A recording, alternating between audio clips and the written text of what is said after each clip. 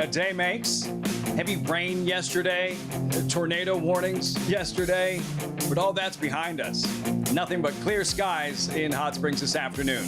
Great news for the incoming crowd. More than 60,000 expected for the biggest day of the year at Oaklawn Park.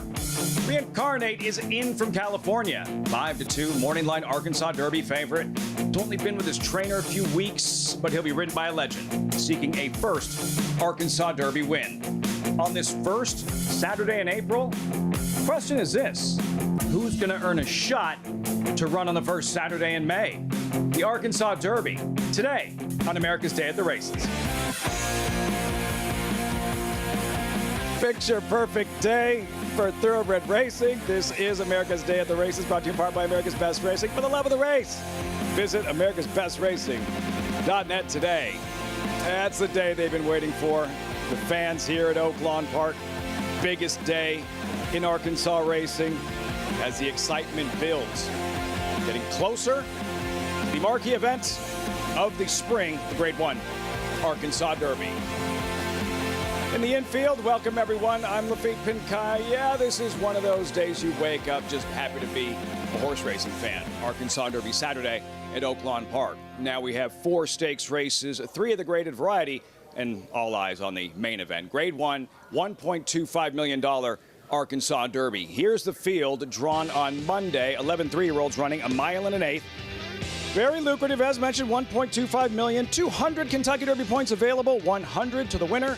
Take a look at the favorite, number 8, Reincarnate, 5-2 on the morning line as I welcome in a Hall of Fame jockey, a 2-time Arkansas Derby winning jockey. Gary, I wanted to start with the riders, like in the jocks from here today. Like, how exciting is it for them to show up to Oaklawn knowing they're going to ride in a race like an Arkansas Derby and eventually maybe a chance to ride in a Kentucky Derby? Well, this is the road to the Kentucky Derby, and you wake up in the morning, you're excited about it. Maybe you've ridden in a Kentucky Derby before, maybe you haven't, but you've got to run 1, 2, 3, earn enough points to get into that Kentucky Derby, so it's an exciting time for all these jocks. John Velasquez, he's ridden in multiple Kentucky Derbies. You never get tired of winning Kentucky Derbies, so he's thinking about that today as well. He's trying for first. He rides Reincarnate, who is the 5-2 morning line favorite in from California. Now, what went wrong in his last start in the Rebel, where Reincarnate wound up running third? Listen, he got rattled at the start of the race, wrecked by a bunch of horses. He was shuffled back. He'd never faced that type of problem before. He'd never faced a full field before. He overcame a lot in this race. He's bottled up behind horses. In the meantime, Red Rat won. He was in no man's land early on in the race. It looked like he was in deep water. Built up a head of steam, comes flying. You see Reincarnate steady hard right there. I was surprised that he was able to come back and run a strong third in there. So that horse learned a lot. Red Route won. Well, you see how he's finishing here. He can flat out close. Red Route won. Reincarnate, though, he had won his previous races in wire-to-wire fashion. In a loss, what do you think John Velasquez learned about Reincarnate? That he's tough, that he can overcome trouble, and that's a good asset. No matter if it's one of these races, but in the Kentucky Derby, it's notoriously a rough run race. He knows that he can overcome certain things, that he's a trier, and he still gave his all, but he's going to have a cleaner trip today than what he had in the Rebel. Looking forward to this. A couple of Hall of Famers. John Velasquez, he'll be joining Gary Stevens on the set. A little bit later on, I'll be joined by Tim Yakteen, trainer of Reincarnate, later on in the broadcast. Those two not the only stars on hand as we say hello to Maggie Wolfendale, standing by at Steve Asmussen's stable. Maggie. Well, Lafitte, as you mentioned, Steve Asmussen, the one race that has eluded him in a career that has spanned nearly 4 decades, the Kentucky Derby. He's run nearly every race in America, which has catapulted him to the leadingest trainer in North American racing history. But Red Route 1, he's going to try to put him in the Kentucky Derby yet again and capture that elusive win. As we just saw in the Rebel, Red Route 1 is that type of horse that we like to call a come from the clouds closer. They're going to try something a little different, apply a pair of blinkers, not a huge pair, but just something to keep him a little more focused, a little more engaged, and keep contact with the field early. And Steve Asmussen, while the Kentucky Derby, he's a big goose egg. The Arkansas Derby, he's won 4 times in the past, including with 2-time Horse of the Year, Curlin.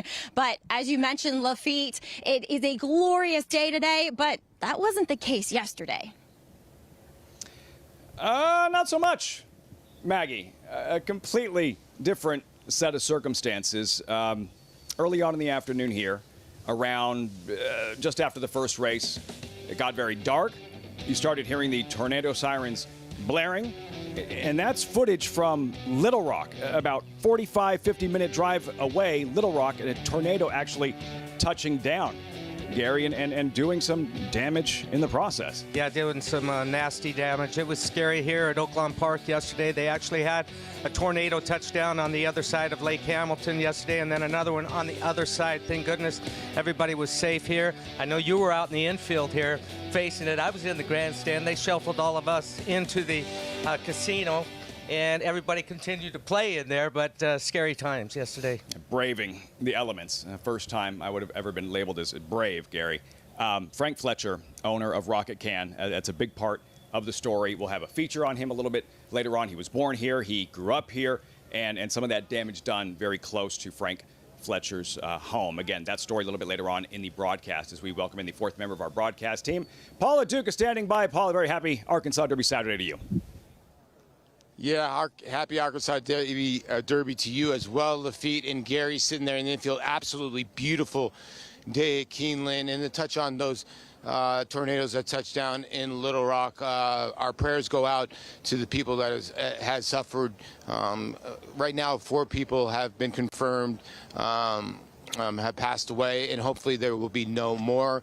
But there's a bright sky here at Oaklawn Park. The national anthem went off, and the crowd went crazy. So Lafitte, they're looking right now to maybe set a handle record today, especially with the post times getting moved up at Aqueduct. I think we're going to have a giant wagering day, and there's also 3 pick 5s on this wagering card today. So plenty of ways to make some money. And just the second race coming up with about 7 minutes to go. So 12 left. Arkansas Derby, the 12th on the Saturday program here. Of course, not the only track that we'll be focusing in on this afternoon as we check in with Acacia Clement. The Big A, Anthony Stabile, standing by, racing from Aqueduct. Acacia, welcome to the show.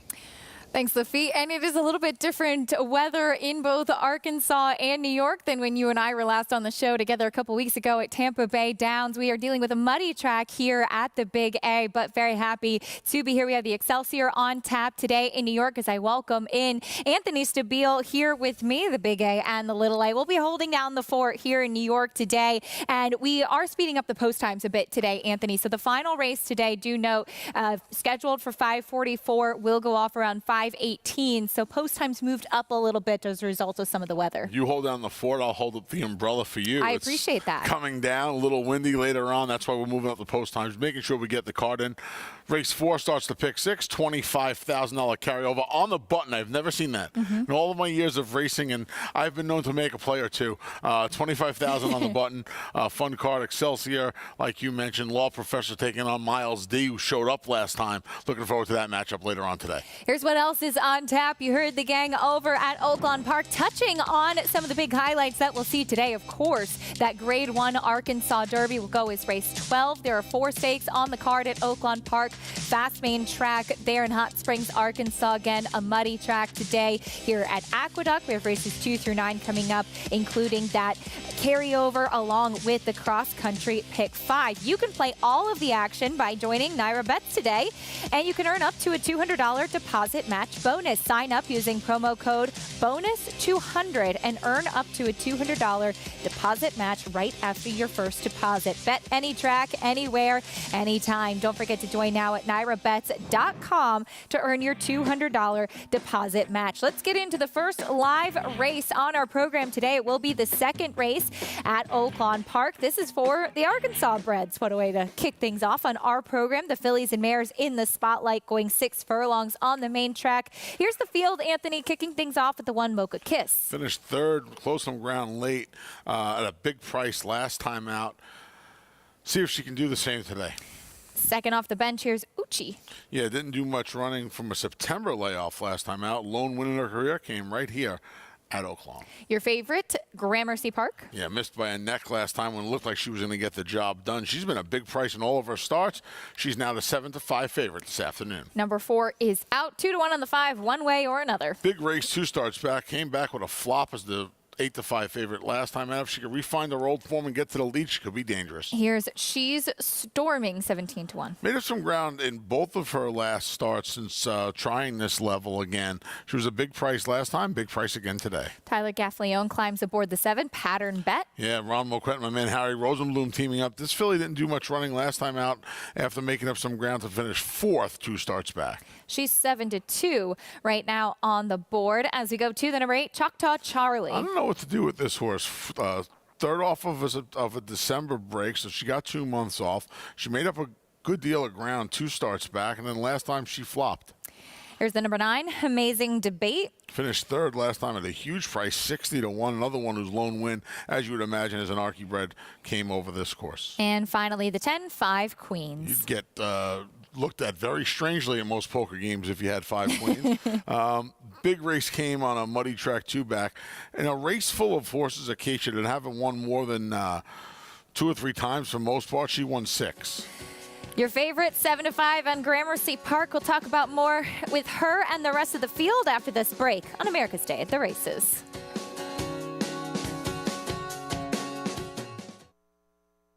This proven son of Giants Causeway has sired 7 millionaires. With over 10% stakes performers, his recent top runners include Tarabi, placed in the Grade 1 Spinaway and Breeders' Cup Juvenile Fillies, Grade 2 winner Plum Ali, plus these standout performers.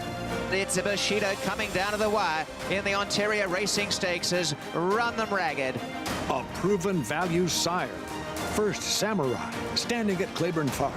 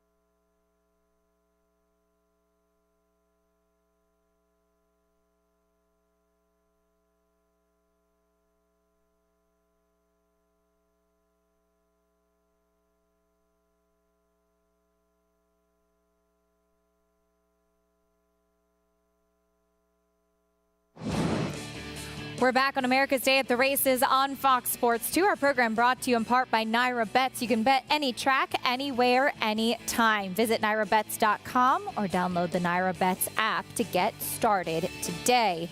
Horses on the track for race 2 at Oaklawn Park. Let's go back to Paula Duca. Hey, Polly, what are you seeing out on track today? Well, so far, when you look at this race, they're betting 3 fillies in here, Acacia. They're betting the 3, the 5, and the 7. And so when you look at the 7 Pattern Bet and the 3 in here, Gramercy Park, right now I would say Gramercy Park is 6-5. My issue with Gramercy Park is the horse that, kind of is not a great gate horse. She's gotten left 3 out of her 5 starts. Now, she did show speed last time out when she broke a little bit sharper and they just got run down by Mozingo. She showed more speed than the 5 did that day, one way or another.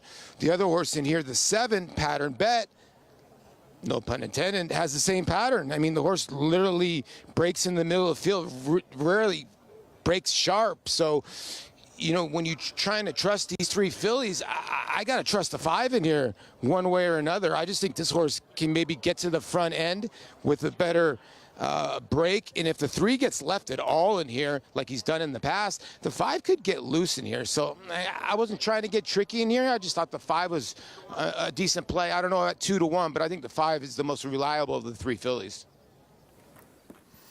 Fair enough, Paul. Thank you. 2-1 on number 5, one way or another. Final thoughts on the second race, Anthony? Yeah, I wanted Pattern Bet the 7. I thought that she had a race inside her that could get the job done in here. I felt like there could be enough speed in here because there didn't seem to be a ton of speed on paper. So I thought 3 or 4 of these would go scramble, and maybe she can come running. First time Gaffleon was attractive as well. We're just getting started on Arkansas Derby Day. Loading into the gate for the second race at Oaklawn Park. Here's track announcer Jim Byers with the call. Fast.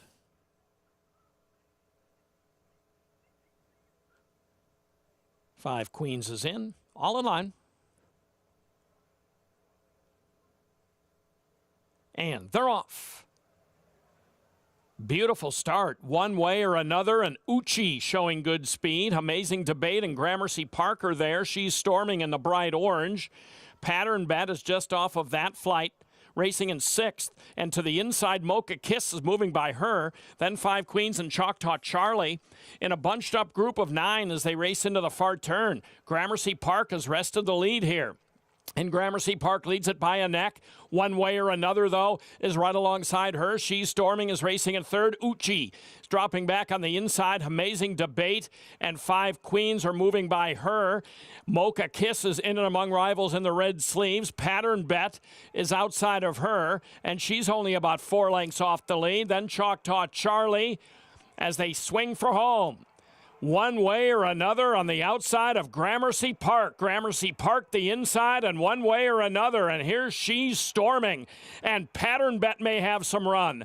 Pattern Bet looking for a clear way through. Gramercy Park the inside. One way or another. Pattern Bet. She's storming on the outside. Gramercy Park. Pattern Bet. She's storming on the outside. Pattern Bet and Gramercy Park. Head and head. Gramercy Park and Pattern Bet. And it was close to She's Storming in 3rd and one way or another 4th. They made it exciting. They made it exciting in race 2 at Oaklawn Park. 4 of them coming down to the wire. Anthony, it looked when all was said and done. The 3 Gramercy Park inside, the 7 Pattern Bet, and the 6 She's Storming near far outside. Maybe the 7 got her nose down first? This goes down to 2 of the more prolific silks at Oaklawn. Short Leaf of John and Anthony. My man Harry Rosenblum's. I think Pattern Bet got there. I think Tyler Gaffleon made all the difference there. I think Pattern Bet got there, but we're going to need the photo finish camera to settle that one, Acacia. We'll keep you posted on the outcome at Oaklawn Park. Turning our attention over to Aqueduct, we have race number 2 coming up next. 6 furlongs on the main track. It's a $25,000 claiming race. Non-winners of 2 in life. Central Pride tries to make it 2 in a row as we welcome in for the first time today, champion jockey Richard Migliori here with us in New York. Hey, Richie.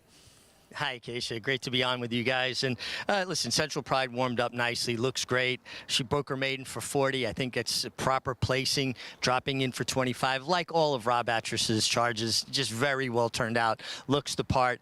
I'm not going to make her my top selection because I'm going to try to beat her with a long or bigger priced horse in the 1 Clash. AJ takes a drop in class, has run well on off-going before, and just from a physical perspective, I love the way this filly's coming into the race. Coat's good, weight's good, looks terrific. Then you get Heeman Harkey, who a few weeks ago offered to give me some tips on riding. Love a jockey with confidence, as misplaced as that confidence might be. That's great. You know, we should give Richie some tips on riding, right? I could give him some tips on rooting. Nobody roots like Anthony. Not riding. You can play against your friends and fellow fans and root your picks home with the Showdown, a free-to-enter handicapping contest that follows the New York racing on our program. Place your picks now and watch your name climb the leaderboard to earn real prizes. Get started at naira.com/showdown. No one has won more races at Aqueduct than Richie Migliori. No, not on horseback. No one's rooted more winners home at Aqueduct than me, though, I can promise you that. It's been going on for about 42 3 years. I guess I started rooting when I was 3. I turned 46 yesterday, so yeah, 43 years. Loading in. Not an inquiry at Oaklawn, I'm sorry. Loading into the gate for the second at Aqueduct. But yes, the photo finish went to the 7 pattern bet, but there is an objection with the 3rd place finisher, the 6. She's storming over an official winner, number 7 pattern bet. That's at Oaklawn. Back here at Aqueduct, they're all in. Chris Griffin has the call for race 2. And they're off, and off very slowly was Got the Gold, broke 4 lengths last. Hard set from the outside is Central Pride, who wants the front, but quicker is Always Charming. It's Always Charming who's up by a half length. Trevor Bardette is in that early mix as well, as Central Pride is tracking to the outside, is now stalking from 2nd. Just off of them is going to be Juggler, who's back to 4th, is followed by Clash AJ, and after the start, Got the Gold is the trailer. Well strung out here with less than 4 furlongs to go. They went 22-1 for that opening quarter mile. At 12-1, it's Always Charming is in hand and is now opening up by 2 lengths. Central Pride is all in the 2nd position, has to make up that ground as Always Charming is trying to get away. Trevor Bardette is also fully extended from 3rd. From the back, Got the Gold is starting to rally as to the outside of Juggler. Clash AJ is the trailer. Always Charming is doing it very nicely at a big number in the center of the stretch, and now Always Charming is just opening up on this field. Always Charming is just sprinting away. Look at this, 6-7 lengths clear with a furlong left to go. Always Charming will not be defeated this afternoon. Always Charming approaching the 16th pole. It's going to be geared down. This is a nice effort here at a price. Always Charming wins it. Central Pride 2nd, then Clash AJ and Juggler in 1 minute 10.76 seconds.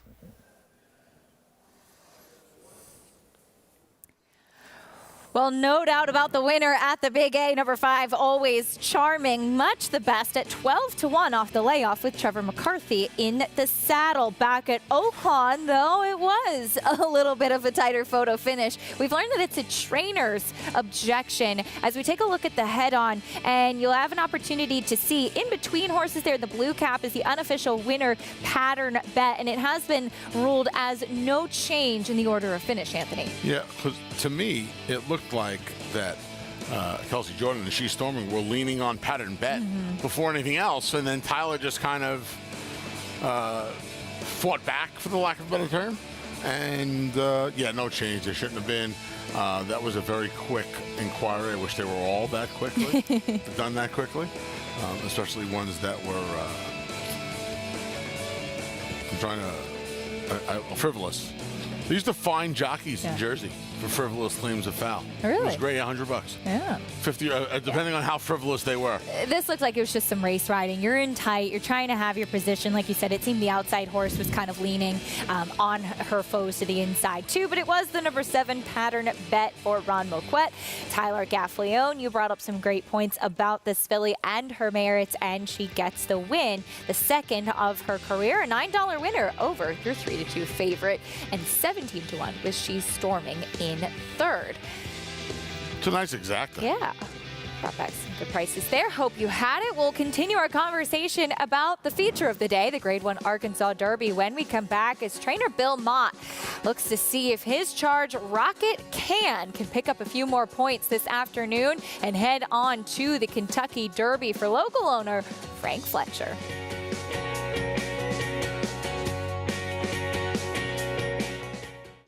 Charlatan now a quarter mile from Arkansas Derby Glory, and he leads by 4 lengths. Basin continues to run in 2nd. Governor Morris is 3rd. Then to the outside, and Anno Door, final furlong. Left-handed whips for Charlatan. And Charlatan is going to run them off their feet and win the Arkansas Derby. We will see you in September, young man. Wins by 6.5. Charlatan, ultra impressive. Experience the adrenaline-pumping, suspense-filled action of the Sport of Kings no matter where you are with Naira Bets. It's fast, easy, and secure. Download the app today and start winning with our lucrative weekly promotions, thrilling handicapping contests, and a one-of-a-kind VIP rewards program. Don't just watch horse racing, be a part of the action with Naira Bets.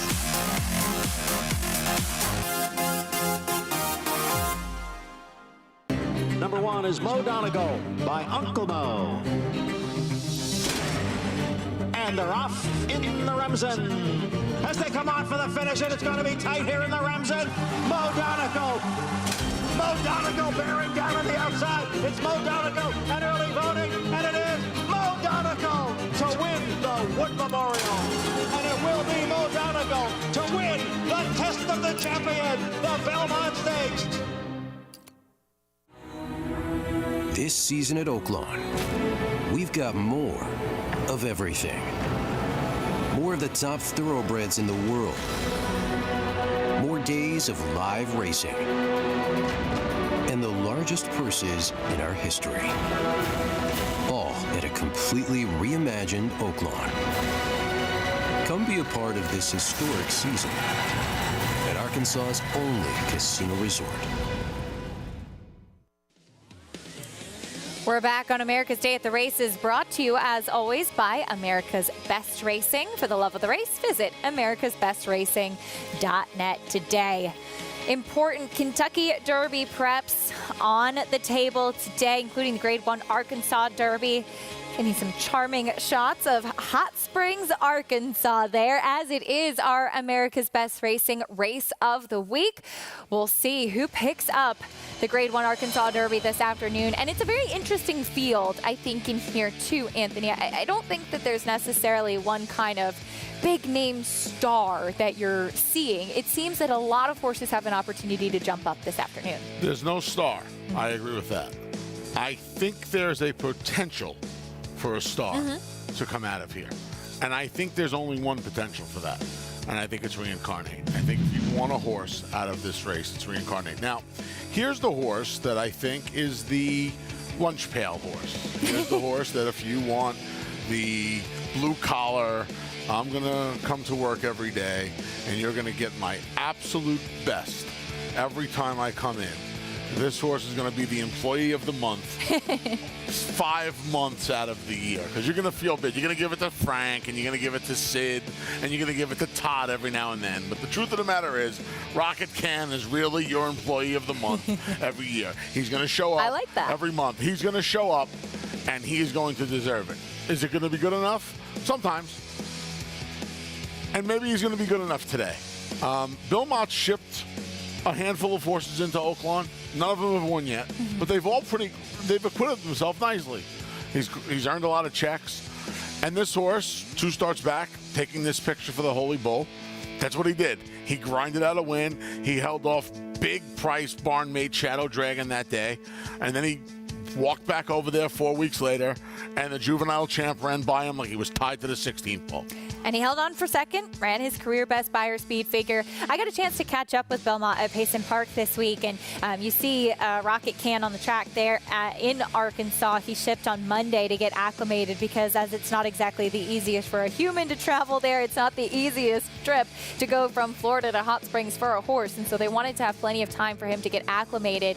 And he said that there were a couple of factors in choosing to ship him for the Arkansas Derby. Number one, he has 40 points already, and he thought it's always better to have a little bit more padding and have a few more points going into the Kentucky Derby, and thinking that this could potentially be the right spot to pick up a few more points. And on top of that, his owner, Frank Fletcher, is an Arkansas native. It would be a thrill for him to have the opportunity to see his horse run in the Arkansas Derby. But Bill also told me that this is a horse that's flourished being down in Florida for the winter. He's gotten a lot more maturity, and he's also done well as he's gotten more distance underneath of him. And that's shown in his past performances. Yes, he'll have to try the mile and an eighth for the first time today, but he said he really thinks that he's a horse that's continuing to progress and mature mentally and physically. That's black and white. Yeah. I mean, his 2 sprint races, the distance races are exponentially better. And don't get me wrong.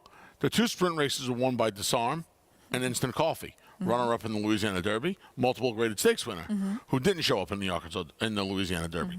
So, and again, I'm not going to hold a defeat at the hands of the juvenile champion, the Breeders' Cup champion, the Kentucky Derby favorite, the Florida Derby favorite. I mean, if you told me to pick the Derby, right, if they were running the Kentucky Derby today, I'd be making a big bet on Forte. So, yeah, nothing against him, and this is the best spot for him. Frank Fletcher wants to watch him run in his own backyard. You didn't want to run into Tapper Trice the way he ran. I don't think you want to run into Forte again. You had enough of Forte. Next time you see Forte, you want to see him in Louisville. You don't want to see him in Hallandale again. So, I mean, this spot makes perfect sense for him today. Forte, of course, the favorite in the Florida Derby today at Gulfstream Park. Rocket Can opting to go to Arkansas instead. There he is with 40 points on the board. Here's a look at how the Kentucky Derby points do stand as of now. 2 fills we'll get a chance to see run today. He's at the top of the leaderboard, too, with 123 points after that very impressive performance last time out. And again, those in yellow are the ones running today. So we'll have quite a few and have an opportunity to potentially see a little bit of a change in the way that board is stacked up. Yeah, I mean, it'll change considerably in the next couple of weeks. 100 points, 40 to second-place finishers. So, yeah, it'll be curious to see what happens. I think Forte will be that leader, 190 after today. And then we'll see how it shakes out after that. But this Arkansas Derby is probably the most interesting Derby prep we're going to have this year because, like you said, there's no marquee name in there. And you have 3 or 4 of them, I think, that have chances to win if I'm wrong about Reincarnate. But like every good handicapper, I don't think I am. We'll see how it plays out today. Reincarnate with John Velasquez in the saddle, 5-2 on the morning line. And so much can change between now and the moment when they walk into the starting gate and the first Saturday in May in the Kentucky Derby. And today is a big step in that direction. More on the Grade 1 Arkansas Derby when we come back. We continue with all of our live racing action from Hot Springs, Arkansas and Aqueduct. Spun to run. In the Breeders' Cup Dirt Mile, he defeated a loaded field that included multiple Grade 1 winners Omaha Beach and Improbable. His brilliant speed figures were among the fastest of any 3-year-old at a mile or more. And he hails from the legendary Danzig sire line. Multiple graded stakes winner, millionaire, Breeders' Cup champion, Spun to run, standing at Gageway.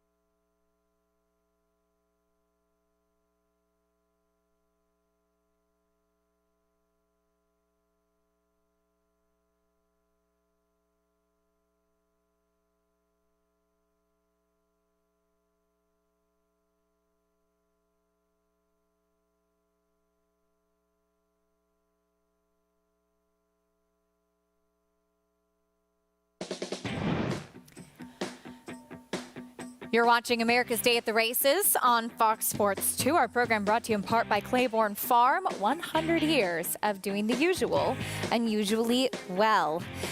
In race 2 at Aqueduct, it was a horse that hasn't run in quite a while. Last start was June of 2022, but it didn't seem to matter. No ring rust on Always Charming Anthony, who was much the best under Trevor McCarthy.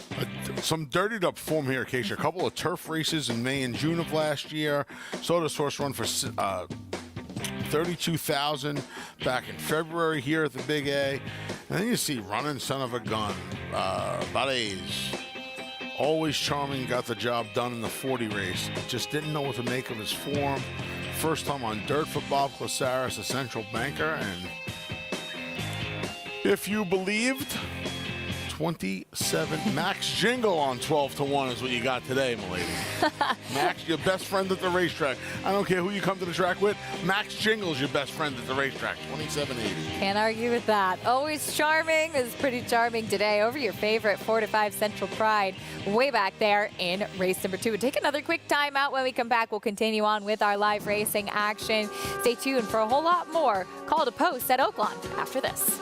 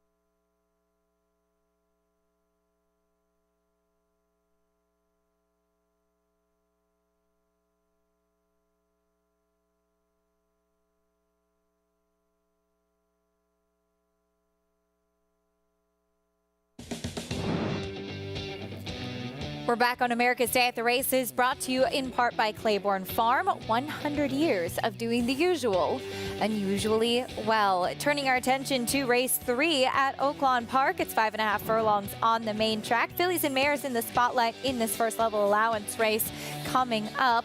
As you see, the favorite is all the way to the outside, the number 8, Hyper Sport. Gabe Saya is going to be in the saddle, a horse that has 6 seconds to her 11 wins. More on her in a moment. Kicking things off with Je suis rapide. Ships in from Charlestown around the 2 turns back to the 1 turn, 5.5 for an awful lot of money here today. We'll see what the ship in from the bull ring does for this daughter of Mr. Z. French for I Am Fast. Let's see if it plays today. Here's Violent Point, too. Violent Point showed some speed. See how she deals with I Am Fast to her inside. She's pretty fast herself, though, was the second choice. Sylvia, the 3. Sylvia finished second, similar race last time out, kind of rounding it back into form after a little break from the Mahoning Valley circuit. Here's Osiria, first time with Riley Mott. Yeah, first time Riley. Blinkers come off. She tried the turf in her last 4 lone dirt start. She took some money, but she got beat a pole. Number 5, Ribbons in Her Hair. First time Lasix, broke the Maiden at Delaware, tried a similar company against Key of Life, and twice as sweet at Keeneland back in October. Blinkers off, Thunder's Rock and Roll. Yeah, she broke her Maiden first time out at Canterbury without blinkers. I don't know why the blinkers went on, but they smartly come off this afternoon. She's a nice price at 9-1. Here's Rollin' Chrome, the 7. Yeah, 21 starts, so she is the second most seasoned filly in this affair. First time for Sean Davis.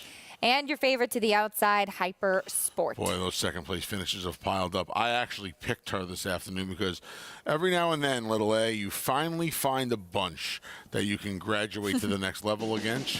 I believe she has done that this afternoon. She's just been running strong by her speed figures. As mentioned, though, she has 1 win out of her 11 starts and 6 seconds. Here's her most recent second back in March when she was beaten just a neck as the favorite behind Gunning. And yeah, I mean, it's tough. There have been 3 seconds in a row, but maybe she's just a bit better than what she faces today. Yeah, you know, all of those second place finishes have come at this level. And they've come here at Oaklawn. 5 of them have anyway. 1 second came in her debut behind Graded Stakes Winner Society at Keeneland. It's remarkable the consistency she's shown. In fact, the only 2 times she's been out of the try at Oaklawn, she ran against this filly named Secret Oath. I think you may have heard of her. Yeah. I don't. My throat's a little off, so I don't want to sing "It's Now or Never" because I'd be off key. But I kind of feel like today's, especially with the season starting to wrap there, because she's one of these fillies where they get her started with a little jump start at Keeneland, but then it's mostly Oaklawn on her card. I kind of feel like if she don't get the job done today, maybe they could squeak one more in. Here's the look at the jockey standings at Oaklawn Park. The number 2, Violent Point, who's on your screen, will be ridden by Christian Torres. He was aboard for her most recent win, and he is pretty comfortably atop the jockey standings with 75 wins. He will be riding airtime in the Arkansas Derby today for Robertino Diodoro, and he has definitely found his home at Oaklawn Park. Kid could ride, man. That kid could ride. He's only been riding a handful of seasons, too, but he can horseback. I remember seeing him when he started at Gulfstream as an apprentice and was passed over for a nod at leading apprentice jockey, I thought, which was not fair, but he's continued on and he's making a name for himself as a journeyman, that's for sure. Back over at Aqueduct, New York breds in the spotlight for race number 3, $25,000 claiming race, and they're going 6 furlongs on the main track. Let's check in the paddock with Richie. Yeah, thanks, Acacia. And I agree with you guys about Christian Torres. Looks like he's been riding a lot longer than the few seasons he has. A lot of poise, a lot of confidence. The 5-horse Gandy Dancer coming off a very game victory in the slop here at Aqueduct. We've got a muddy seal track and a good hard seal on this track. They're running over the top of the ground. When a horse comes off a hard-fought victory like that, I look for some regression in their coat, their weight. I don't see it. This horse carries great weight. Obviously a horse that's enthusiastic in the feed tub. He was hosed off. Several of these horses breaking out fairly warm, especially now that the sun has popped out. But Gandy Dancer checking all the boxes. Foolish Ghost, 10-time winning son of Mineshaft, also looks terrific. Gets a much better scenario this time. Speed from the outside. Last time he was caught on the inside, and that's a difficult place for a speed type to be in. And Quick Return makes a lot of sense here off the claim for Linda Rice. Just really looks good and carrying good weight. Richie, thank you. Quick Return, your tepid favorite at 3-1. He has been very popular over the last year or so at the claim box. It seems like he's been in the barn of half the backside here in New York or Kentucky. He's been around. Yeah, he just goes, he does like I do. He just goes like looking for different meals at different houses. He just bounces around. He's well traveled. Back at Oaklawn Park, horses on the track for this 3rd race, 7-5 favorite. Again, Hyper Sport looking to break through. Paulie, does she get over the seconditis today? Well, it's kind of tricky, isn't it, Acacia? Because when you look at the PPs of this race, it looks like it's going to be dominated by probably 2 horses, and both of those 2 horses have the similar, I guess, styles. You know, the 2 in here is going to rush to the front end. And when you look at Hypersport, she's the kind of, you know, mare at this point, like, does she really want to pass? You know, you mentioned a lot of seconds, and then you look at some other horses in here that has 7 wins, and she's only got 1. But I'm kind of in agreement with the Big A that, you know, if she doesn't win today, I think today is her day. She's a nice little tracking trip. My worry is if the 2 gets in front of her, and then Gabriel Saez decides, okay, let's turn this into a 2-horse race and not engage, will the 2 just out-finish her in here? And that could be, you know, a big question mark considering you got a lot of second-place finishes So the other part about this is if they do hook up, I thought the price play in here was Contenders Rock and Roll. This horse got dead left last time, took some money off the layoff, and then rushed up. Now takes the blinkers off. This horse has got some speed, and I'm wondering where he's going to sit, or she's going to sit in this race. She might sit a golden spot. I think she's the long shot play in here. But to me, if the 2 and the 8 don't kill each other on the front end, I don't see how one of those two don't win. They do look to be the toughest in this spot. Paul, thank you. As you see post-parade happening on the right side of your screen at Aqueduct, and horses on the track moving towards the starting gate for the third race at Oaklawn Park. Anthony, do you agree with Paul that it is between Violent Point, the 2, and the number 8 Hypersport in here? I don't really like Violent Point in here today. I think Violent Point's going to find some company on the front end. I would imagine Osaria. The blinker experiment did not work last time. I think this horse has plenty of speed. I know it's turf speed, but I think this horse has some speed. I would imagine with the freshening and those blinkers coming off, this horse is going to be a little keen coming out of the starting gate today. And you see that work tab, especially the last two, 59-3, 47 out of the gate. I would imagine she's going to show some speed. I could even say the same for Thunder's Rock and Roll, who's been pretty fast. I think there's some pace on here. I think the horse you want in here is Sylvia, who has been competitive in 2 of her 3 starts. She's the horse. She's a square price, Acacia, at 6-1. She's actually the 3rd choice at 6-1. I would play a little 8-3 here. Number 3, Sylvia, with Ricardo Santana Jr. in the saddle once again. Generous price at 6-1. Your favorite 4-5 on Hypersport to the outside as they load in for race 3 at Oaklawn Park. Jim Byer standing by with the call. Osiria.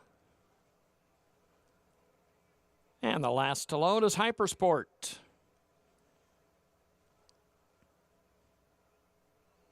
They're in the gate. And they're off. Je suis rapide. Slow away from there. Violent Point. Quick away from there. She heads toward the lead, then Thunder's Rock and Roll, Ribbons in her hair in the early mix, Roland Chrome the far outside, and Osiria in the green is racing a tight 5th. 1 length then, and Hypersport sits outside. She's racing in 6th, and then it's 2.5 back to Sylvia, and a 5-length break to Je suis rapide as they round the turn. The leader is Violent Point, and she's showing that customary good speed. Thunder's Rock and Roll alongside in 2nd, Roland Chrome. 3 deep in 3rd. Hypersport is going to be 4 wide into the stretch. She's racing in 4th. Ribbons in her hair needs a way through. Osiria's hugging the inside. Sylvia up on the far outside as they line up across the track. Here comes Hypersport. Farther out is Sylvia. Down toward the inside, Violent Point still there. Then Roland Chrome and Thunder's Rock and Roll as they come to the finish. Hypersport with the lead. No longer a bridesmaid. She wins this one tight for 2nd there. Sylvia or Violent Point. Then came Roland Chrome.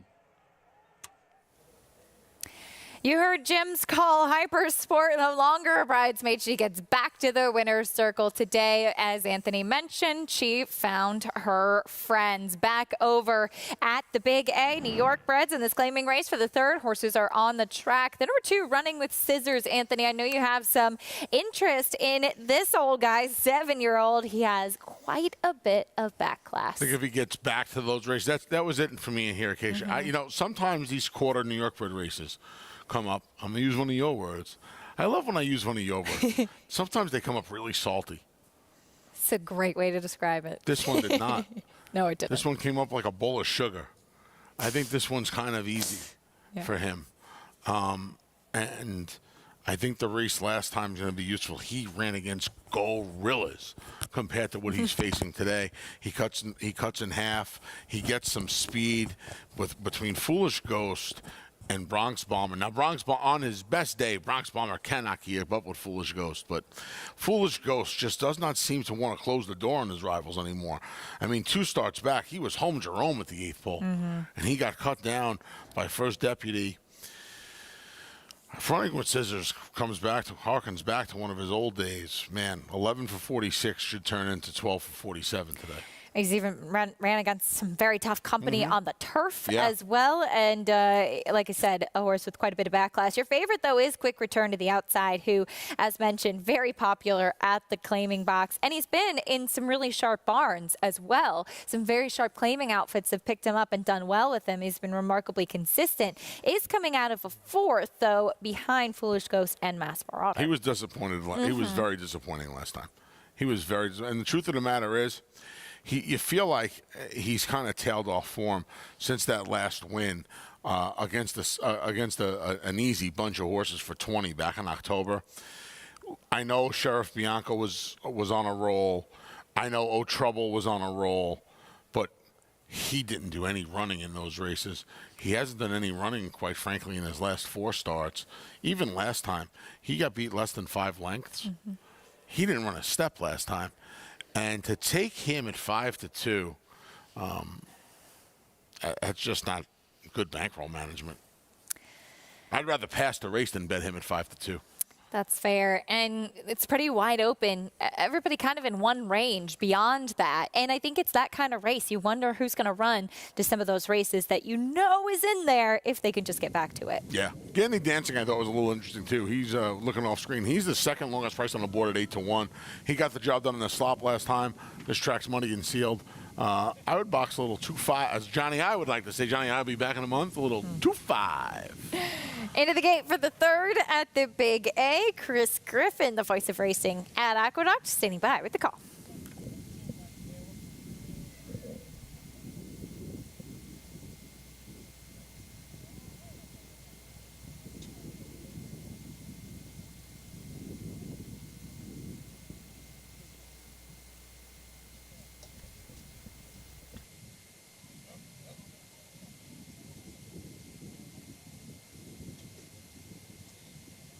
Last to load is Quick Return. Goes in. All set.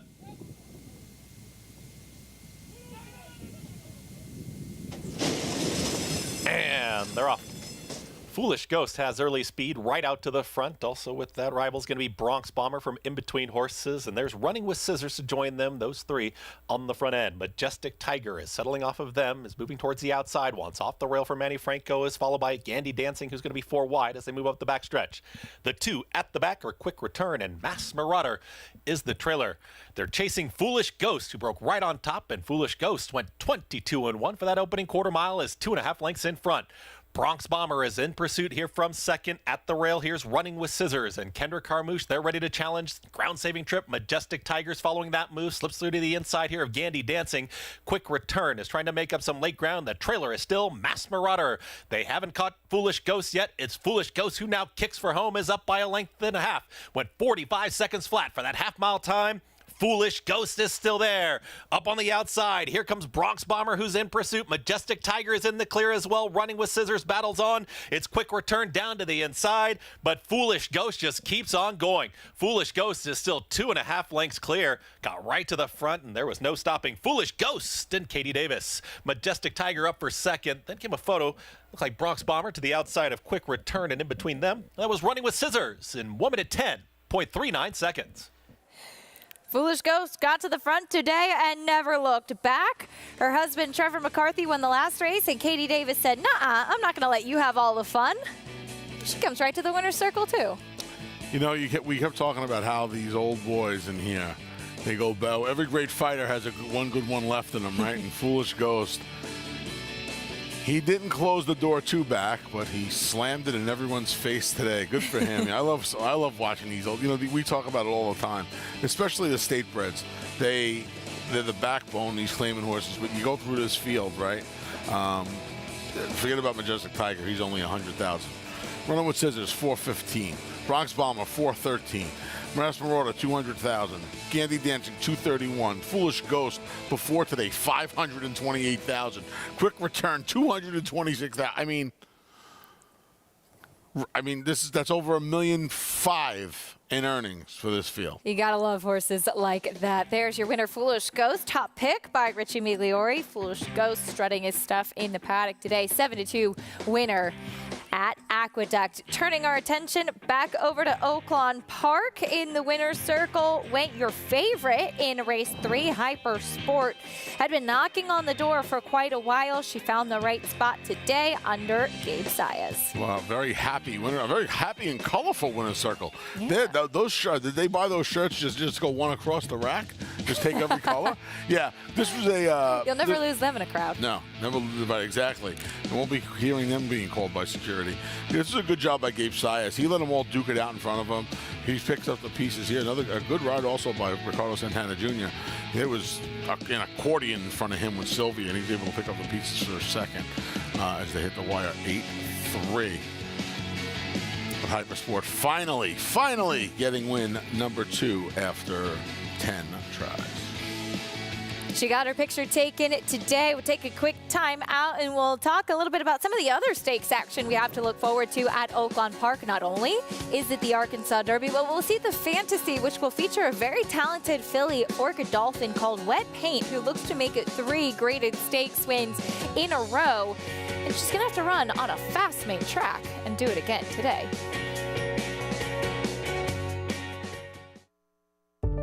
Whatever you use to predict future stallion success, breathe slowly and gaze at the desert's first great championship race. Curlin won it. So did Street Cry, Arrogate, and now, in a time even faster than Arrogate's, Mystic Guide. The cold hard fact is, after this, he was rated the best horse in the world. Mystic Guide. New to Darley. The Cross Country Pick 5 combines the best racing from New York with top races from around the country in one bet. Find it in your track menu and play this weekend. Races and free PPs posted at NYRA.com/crosscountry. RaceLens is the most in-depth product in horse racing with unique features found nowhere else. True odds, predictive analysis, and pace projection. RaceLens. It will change the way you follow horse racing and take your game to the next level. These are the trainers and teachers, the cooks, carpenters, and clockers, grooms and gardeners. These are the hard-working people who show up every day to keep horse racing running across the state. Good-paying jobs that support New York families, along with the thousands of local businesses that depend on Belmont Park. Modernizing Belmont Park would generate $1 billion in economic activity and protect and create thousands of jobs. Albany, create New York jobs. Modernize Belmont Park. Racetrack Television Network brings you every race, from every track, on every screen, every day. With monthly packages starting as low as $5, RTN gives you great value and access to more live HD streaming and race replays than anyone. Visit RTN.tv today to sign up and watch on almost any device, including Roku and Amazon Fire. RTN has packages that start at $5 per month.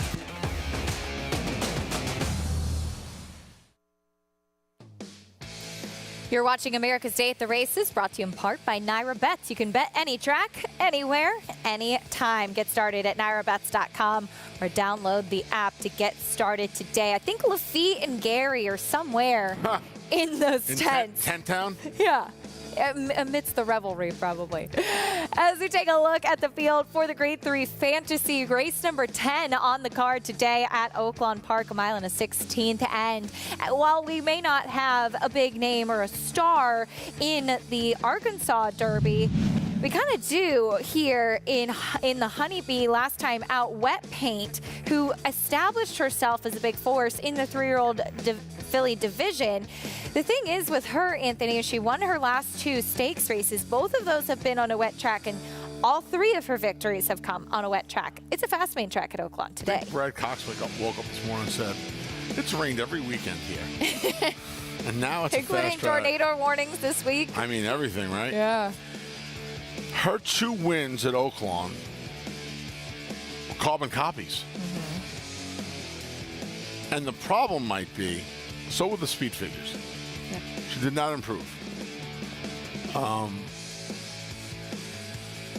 Those figures could very well be enough to get the job done today. But they came on wet tracks. And now let's see what happens when it's on dry ground. It sounds ridiculous to say, oh, who knows if she's going to handle dry ground? Because more often than not, you say, she needs to handle a wet track. But it's a question. She's actually never even raced on it before. Nope. Synthetic turf and then three wet track work. 3 wet track races. Now, you would imagine she's going to be fine on it. She trains over it. The work tab is impeccable on a fast track. But she still has to race over it. And more often than not, horses that run over wet tracks, more horses dislike wet tracks than horses like wet tracks. Horses handle it better than others. Every now and then you'll find a horse that loves a wet track. But more often than not, it's horses dislike wet tracks than horses that love wet tracks. So maybe she just handles it better than some. Maybe she'll move up on a fast track. Who knows? That could be a scary thought, too, if she has that in her. Down to the rail, there's a little bit of an up-and-comer, and that is the number 1, She's Looking Lucky, who we saw finishing second in an allowance last time out. This is that finish where she did face winners for the first time. However, when she broke her maiden at the fairgrounds 2 back, she ran a bigger Beyer speed figure than anything Wet Paint has ever run. She did, and the figure last time out when she was second to Punch Bowl was only a point slower than the 2 wins in the Honeybee and the Martha Washington. So we'll see how she rebounds from Matt Scherer and Christian Torres, the aforementioned leading rider down at Oaklawn Park as we speak. She figures to be forward from the rail draw, I would imagine, and she has that fast track experience that Wet Paint does not have. So, and it's positive. The only thing I worry about with her is that win at the fairgrounds was an off the turf race, and I don't know if there was any moisture in there that day. So, we'll see what she can do. I'll tell you what I thought. I thought Grand Love was very interesting today in the fantasy. We have the blog over at NairaBets.com, the race of the week. That's the race of the week because we have Beat the Big A for the 3-year-old races. I'm going to make a bet on Grand Love today. Tyler Gaffleone climbing aboard. I thought she was interesting. She rated last time. She finished 3rd in the Honeybee. I'm trying Grand Love today. 3rd behind Wet Paint last time out. Wet Paint trained by Brad Cox, who could have himself a pretty big day at Oaklawn Park today, including in the next race coming up, the maiden special weight in the 4th. There's a look at his charge, Miracle Worker, who was beaten just a neck when she finished 3rd on debut at Oaklawn. We'll try to get to the winner's circle today.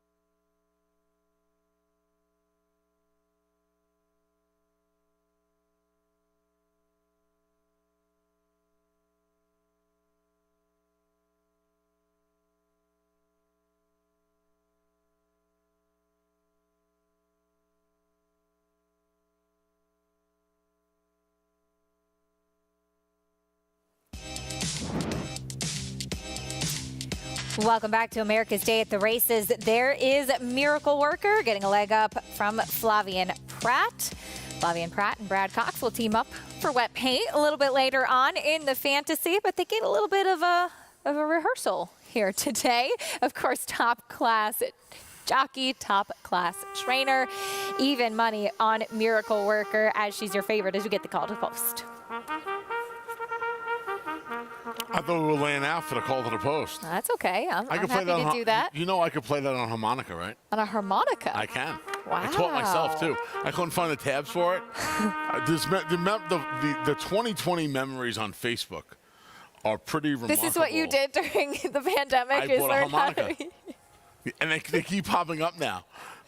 Mary had a little lamb. Michael rolled the boat ashore. Hot cross buns? Kumbaya. Hot cross buns. That's a classic. Taught myself the call to the post. And, of course, on what would have been Kentucky Derby Day, we had our own virtual derby over at Horse Racing Radio Network. Yeah. I played my old Kentucky home. On the harmonica? Yep. Wow. Do you think you can whip it out for New York, New York for the Belmont? I could try and learn New York, New York. I can do Stand By. I could do the first 2 verses of Stand By Me. Great song. And You Are My Sunshine. You're a multi-talented man, Anthony Stabile. I try. The crowd swelling at Oaklawn Park. Nice to see the sun shining there. We'll see how that does play for wet paint a little bit later on. But Miracle Worker, her stablemate, debuted on a fast main track, ran very, very well. Here's the rest of the field, though, kicking things off with a first-time starter who's a little bit rambunctious for Steve Asmussen, Zambezi. Daughter of Candy Ride. He's given his son Keith all those nights coming home late from school, all from partying and everything. He gives him this little rambunctious daughter of Candy Ride to go, son of Candy Ride to handle this afternoon. Blinkers go on. The number 3, Runaway Jack. Yeah, this horse's last 2 Buyer figs on wet tracks have been pretty good. All second-place finishes to start the career. Here's the number 4, PR Call Me Maybe, cutting back and back to the dirt. Yeah, I don't know. Call me maybe. Maybe figure something else out for this one. Speaking of the devil is a new gelding. Blinkers, gelding, Lasix, barn, Layoff. Layoff, new racetrack. Favorite in both starts. First-time starter, Federal Judge is next. These Army mules, man. I've been impressed with these Army Yeah. mules. Too bad he couldn't stay on the track longer. A nice little work tab. Rudy Mercedes had a fantastic meet down at Oaklawn. Your favorite, Miracle Worker, 4 to 5. He just missed last time out in his debut. You know, he didn't have the cleanest of trips, but he hung just a smidge last time. That's fair. We'll see if he improves second time out. And here's a horse that's had many chances already, Cyclone. Could it be lucky start 18 for the son of Point of Entry? He's only run 1 time on the turf. Maybe he'll get back to the green stuff one of these days. 3 to 5 on Miracle Worker. As you mentioned, this horse did have a little bit of trouble last time out. And we'll take a look at the race. This was back on February 18th. It was a fast main track that day at Oaklawn Park. Joel Rosario in the saddle that day. Flavien Prat will climb aboard today. And what do you see here? I mean, this is a horse that just looked like he was waiting for room, not able to kind of get through and maybe make that late run as he might have liked. Yeah, and maybe I'm being critical of him. He's through now, right? And you can say, oh, it was bottled up and everything. He's through. Go get there, son. That's a little hang for me. The winner, sorry. Nautical Star. The winner, Nautical Star, closing on the outside. More on this maiden special weight from Oaklawn in a moment, but back at Aqueduct, Richie Migliori's been giving out winners. Well, let's check in the paddock for race number 4. Guys, the biggest winner is the way this day has turned out. It's beautiful, glorious sunshine, nice breeze. I mean, I'm so fortunate I'm outside. It's beautiful out today here at the Big A. Talking horses, the 2, Blake B. His recent form leaves a lot to be desired. You have to go back 5 starts ago. If he could find that race, he'd certainly be a contender. I will say from a physical perspective, he could not look any better. His coat is hydrated, resplendent. He looks focused, great energy level. And every once in a while, he jumps up with a big effort. If the way he looks correlates to how he's going to run, I think he may find one of his better efforts today. The 3, Lafitte's Fleet, to me, probably the most consistent horse in the race. Looks terrific. First time off the claim, Bruce Levine off of Rob Atras, but he looks tremendous, carrying good weight in a very logical kind of spot, and I like the fact that he's as consistent as he is. He's also a horse that's been extremely popular at the claim box, and that usually speaks to that there's an attraction from horses to a certain kind of horse, and certainly a horse that tries as hard and consistently as Lafitte's Fleet. And then the 6-horse Gentleman Joe also making a nice impression. And I know it's not jockey racing, it's horse racing, but Jaime Torres, to me, is an apprentice you better keep an eye on. This kid hand rides like an absolute older rider, as strong a finisher, great rhythm. His agent is Angel Cordero Jr., and he's tutored by that Hall of Famer. And this kid can flat out ride. Not like you get 7 pounds with a rider. That, to me, is making a difference. It's beautiful here. Maggie, how is it at Oaklawn? Oh, Richie, I'm going to rub it in your face. I think we've got the edge in the weather department today, although it does look beautiful at Aqueduct, and I cannot agree with you more with Jaime Torres. What an apprentice with a future, kind of like you, Mig, a taller guy that really folds up on a horse very nicely. But we have a nice-looking group of maiden special weight horses assembled for this 4th race here at Oaklawn, and we'll start with some, fringe players, if you will, and one coming back off a layoff that gets a serious makeover for West Point Thoroughbreds and Steve Asmussen. That is, speaking of the devil, he took a lot of money in both of his career starts as a 2-year-old, and I watched his replays, and he's a horse that breaks okay, and then it's like he can't quite get his footing. He couldn't quite keep pace in those 2 Kentucky races, so I love the gelding.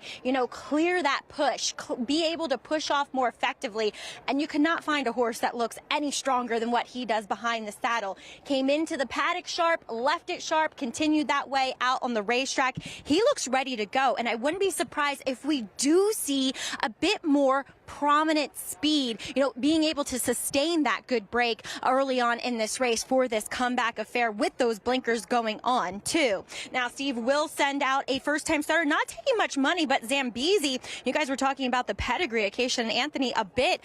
This one, the Dam have to better Lucky. There's been an okay dirt sprinter, and I just like the way he's put together. Yeah, maybe he needs a race for experience, for fitness levels, but talk about a good mover. As he was a little rambunctious when he got with the pony, but look at him now. I mean, he just looks sensational out there on the racetrack. Maybe a firster that could outrun his odds. But there's a first-time starter by Army Mule, federal judge, and I was talking actually with my husband. I said, why did they pay $200,000 as an early yearling for an Army Mule that stands for 12.5 out of a New York-bred mediocre turf sprinter? I see why now, because he is good looking. He is beautifully balanced, has the size, has the scope, impeccably prepared here by Rudolph Brissett. Ricardo Santana took him away from the pony. He was uber professional out on the racetrack. I think he's a firster that could make some noise here, Acacia. The son of Army Mule catching Maggie's eye. Maggie, thank you. Federal judge 7-1 with Ricardo Santana in the saddle. As you mentioned too, Anthony, the progeny of Army Mule, they can run and they can be pretty precocious too.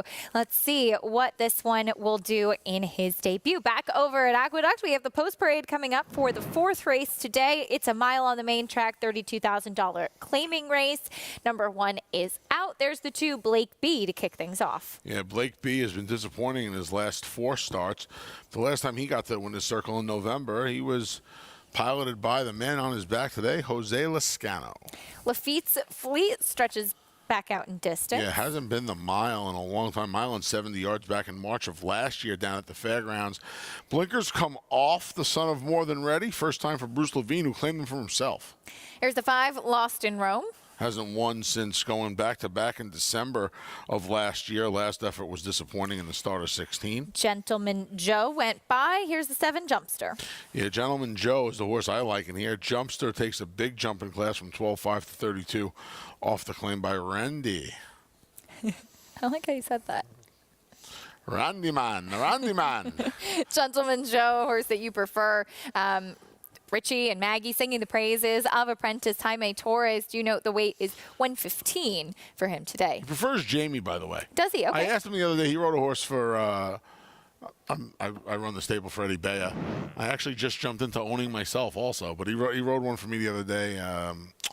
Rode Mount Travers the other day, and I asked him because I know a bunch of like, you prefer Jamie or Jaime? He's like, it's Jaime, but I prefer Jamie. Okay, and then he said it doesn't matter. I said, no. It does matter. Yeah. What do you prefer? He's like, I prefer to be called Jamie. So he's Jamie.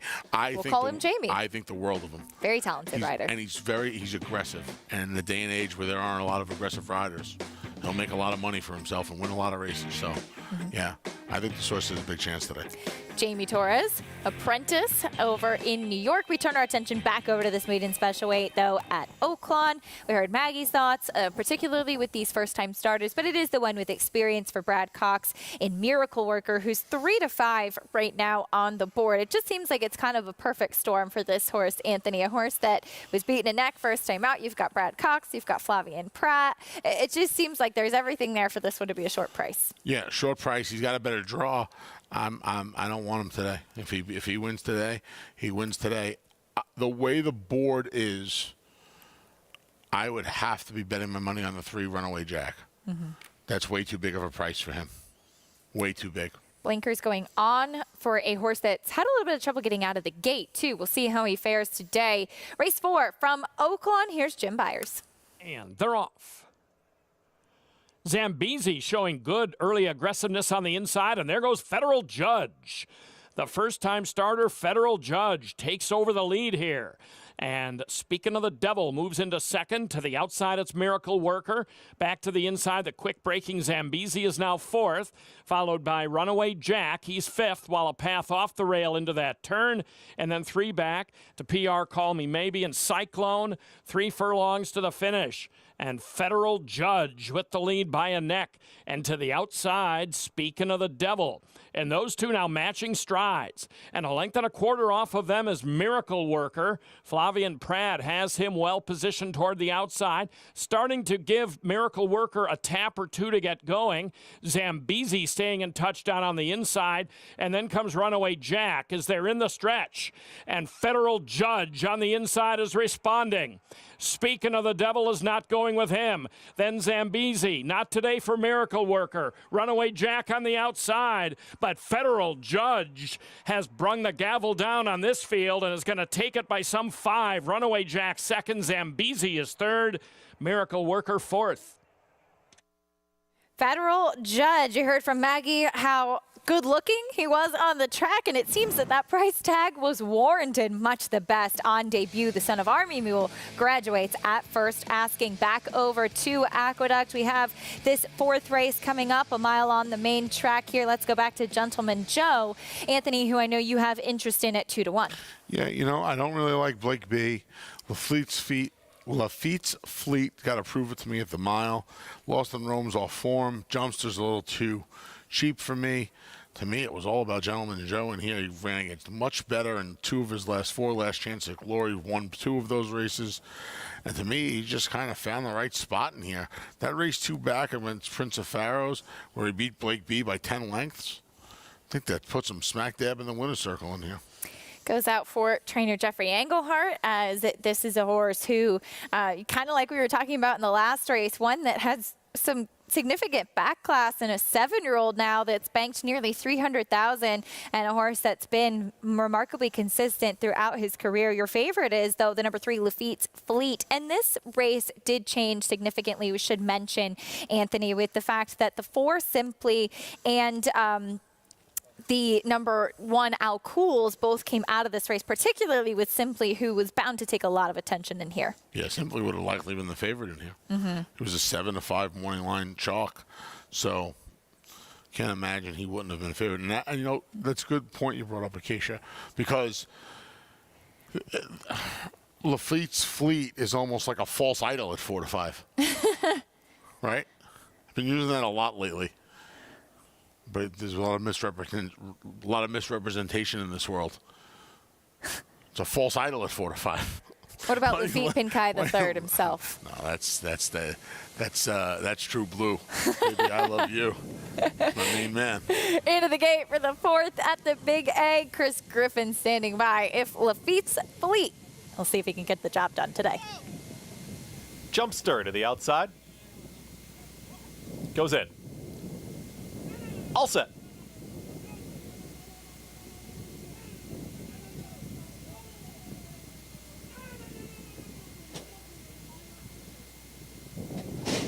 And they're off. very slow start at the back of the field is Lost in Rome as 3 lengths the trailer. Speed to the inside from Blake B is in the early mix, is right there with Lafitte's Fleet, who's now drifting out well out into the center of the racetrack, and that's going to drift Gentleman Joe and also Jumpster as they get set to come out of the chute. As these runners start to slow things down, that allows Lost in Rome to catch up, is now within a length of the lead, and they are tightly bunched here as they come out of the chute and work up the backstretch. It's Blake B who's in front. Blake B has got a length margin here as working through traffic as Lost in Rome is now in the 2 path, is a clear second towards the inside here with Gentleman Joe 3 wide. Just off of them, losing some ground there was Lafitte's Fleet at 4 to 5, is in 4th, in behind these pace setters. And at the back gets Jumpster, but only 2 off the lead. 22 and 3 for that opening quarter mile. Blake B trying to take them all the way. Lost in Rome was off slowly, but Lost in Rome is just cruising up on the outside here, right in that second position, is coming after the leader now. Gentleman Joe is now asked the question, is trying to cut into the margin, and here comes Gentleman Joe, who's rallying on, is a length and a half off the lead. Lafitte's Fleet, Kendra Carmouche, they're launching a rally, but still 4 lengths off the lead. They went 45 seconds flat for that half-mile time. They're approaching a quarter mile left to go. Blake B hasn't given in yet. It's Lost in Rome who's got the lead. Lost in Rome is running a big one, has got a nose in front, now a neck in front. Blake B not done to the inside, and now here comes Jamie Torres, says, let's go, Gentleman Joe, and up on the far outside is Jumpster, and also in the early, here comes Lafitte's Fleet. Lafitte's Fleet starts to launch late, is splitting rivals. Jumpster, Lafitte's Fleet now down to these 2. Jumpster to the outside, Lafitte's Fleet to the inside. Jumpster, Lafitte's Fleet, gotta be a photo. Photo between Jumpster and Lafitte's Fleet. Noses apart here. It's a photo finish to kick off the pick 6 in 1 minute 37.81 seconds. A battle of attrition in the 4th race at the Big A. Photo finish between the number 7 Jumpster and the 3 Lafitte's Fleet. And that's a difference between 4 to 5 and 20 to 1, Anthony. Acacia, I think everybody at some point had the lead in this race. And I think Lafitte's Fleet may have gotten his nose down on the money for Bruce Levine. That was some stretch. All about the bob. I mean, they covered. Yep. Very close. That's a fortunate bob. If you had the number 7 Jumpster at 20 to 1, I am so sorry. That's a tough beat with the 4 to 5 favorite Lafitte's Fleet. He did, in fact, just get his nose down in time. Yeah, perfectly timed bob for the 4 to 5 chalk. The prohibitive favorite, false idol favorite over the longest shot on the board. I have lost my mind. I'm going to adopt that. I like that. I know. There was a lot going on here, though. We could see in this stretch the number 2, Blake B, was starting to lug out a little bit, even on the turn. It looked like your top selection, number 6, Gentleman Joe, was going to make a run, but he was starting to get leg weary and drifting out in the stretch. And it went in between 2 horses that, at the top of the lane, didn't really seem to be going anywhere in Lafitte's Fleet and Jumpster, and they were the 2 that were still running at the end. They kind of inherited the horses that were backing up and then put on a nice little 16th of a mile battle or so. And at the end, Lafitte's Fleet. Bruce Levine does not claim too many horses, especially for himself. This is all him. Don't see the yellow and the blue for Bruce too often. And Bruce is a guy that's won over 2,200 races, I believe, in his career. Quietly, good man. Real good man. And it paid off right away. Lafitte's Fleet getting back to the winner's circle. Kendra Carmouche in the saddle. The blinkers coming off. The stretch out in distance. He clearly had a plan with this horse, and it worked out. I'm sure some nervous moments for Bruce, too, with that tight photo finish. Jumpster also first off the claim. Ran quite well, stretching back out, too. And these 2 head bobbing down to the wire. Yeah. Bruce, don't forget to pay yourself, Bruce, 10%. Actually, give yourself 13%. Don't worry about it. Back over to Oaklawn Park. We turn our attention to the next race coming up, and it's our first of, before we get to Oaklawn, we're going back into the winner's circle once again. There's Bruce Levine. Nice win for Lafitte's Fleet. Is the hat the lucky ankle? back over at Oaklawn Park. First-time starter, federal judge in race number 4 was ready to roll at first, asking the son of Army Mule much the best on debut. I think we get to be Bruce's age. The hat's not a lucky angle. It's more of a necessity. Yeah, this was a nice effort. You know, I keep saying it when we're on this program, because we seem to see these Army Mules everywhere. They're really, really nice looking horses, Acacia. And this one was no different. Right to the lead under Ricardo Santana Jr. And he improved his position at every point of call. What was the final time? Did we get a final time for this race? I didn't see it. I didn't either. A nice price, too. Really nice price, yeah. Maggie liked what she saw with him over Runaway Jack, and out of the top 3 was your heavy favorite, Miracle Worker. Yeah, He seemed a little suspicious in here. That race looked really phony to me last time. I was fading him at that price. He was way over betting here. Runaway Jack, you know, he's one of those horses now. 4 second-place finishes in his career. 2 different racetracks, fast, good, muddy, blinkers on, blinkers off.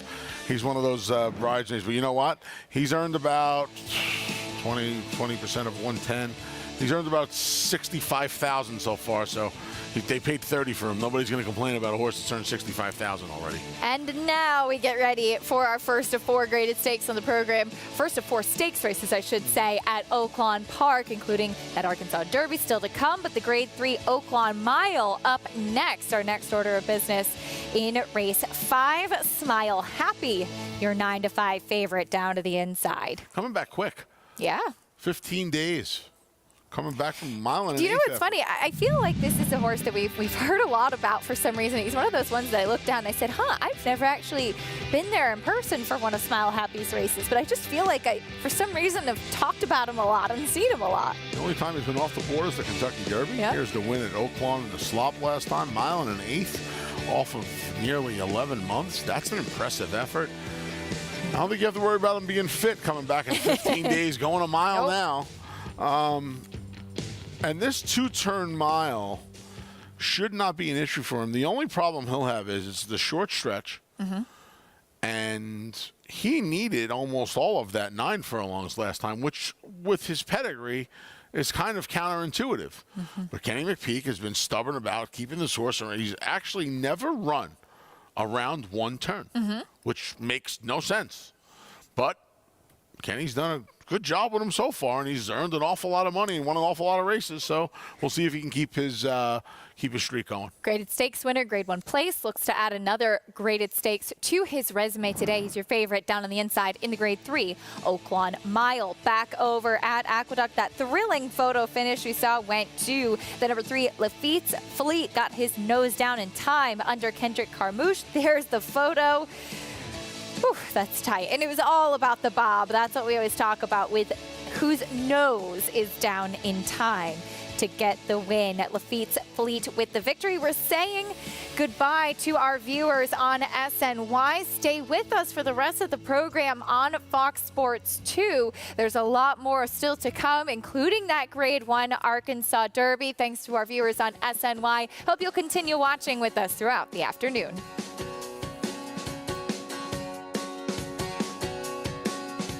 Caraconte has the potential to be a leading turf stallion in America. Caraconte proved with Spenderella that he can produce an international caliber horse that can run all over the world. Spenderella hanging tough with the advantage to win the Appalachian. I've been fortunate enough to train some top fillies and mares. Spenderella is right up there with the best of them. Spenderella turns it into a procession. I think Caraconte is a horse who has tremendous potential.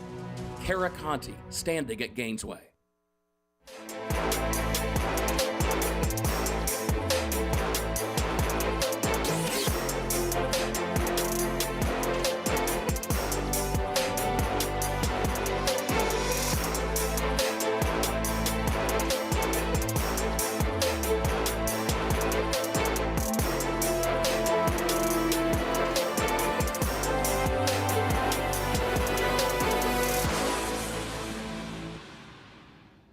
A Grade 1 winner of nearly $2 million, Silver State hails from the sire line of legendary Claiborne stallion Danzig.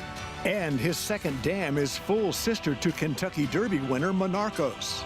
After winning the Oaklawn Handicap, Silver State defeated Knicks Go in the Grade 1 Metropolitan Handicap. Now his first foals have arrived. Grade 1 winner Silver State, standing at Claiborne Farm. Tampa Bay Downs has a rich thoroughbred horse racing history in Florida dating back to 1926. Celebrities such as Babe Ruth, Jack Dempsey, and John Ringling all attended opening day. In 1981, Hall of Fame jockey Julie Crone won her first career race here, and in 2007, we saw Street Sense win the Tampa Bay Derby and go on later that year to win the Kentucky Derby. Featuring full fields, great turf racing, and a 15% takeout on our Pick 5. Tampa Bay Downs is live racing every Wednesday, Friday, Saturday, and Sunday.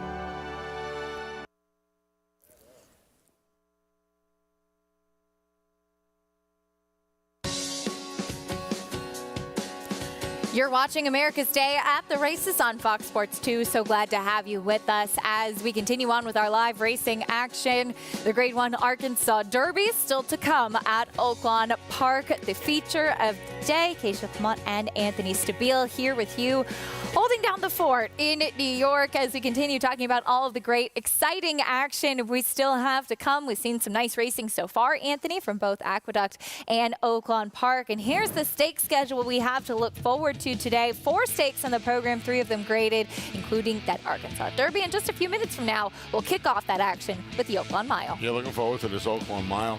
Smile Happy's in here. A horse that I've always been a fan of. I wouldn't say he's a pet. The pet moniker is saved for certain horses, but I've always been a Caddo River fan. Caddo River's going to try and make it back-to-back for the coach. He Wayne Lucas today, so looking forward to seeing him. He gets Ricardo Santana Jr. back in the saddle. Be curious to see how he does, and should be a fun stakes menu this afternoon down at Oaklawn Park. Something for everybody, so to speak. Of course, the Arkansas Derby and the fantasy highlights to look forward to. The Oaklawn Mile coming up next in race number 5. You mentioned Smile Happy. The center front happy down to the inside is your favorite, a horse that's a graded stakes winner. And he is the favorite, but take a look at a couple of graduates here from the OBS sales in the graded stakes today. There are 2 in the Oaklawn Mile, 2 in the fantasy, and 1 with 2 Eagles River in the Arkansas Derby. $220,000 purchase 2 Eagles River was. It just wrapped up the March 2-year-old in training sale and April 2-year-old in training sale coming up in a few weeks, the end of the month. Yeah. Looking forward to it. Yeah. I purchased one that was an RNA out of the OBS sale. Well done. Yes, looking forward to it. We're very excited. That's where the dream really starts, too. Please, I'm in love. Go see her every morning. She comes right to the front of the stall. It's pretty remarkable.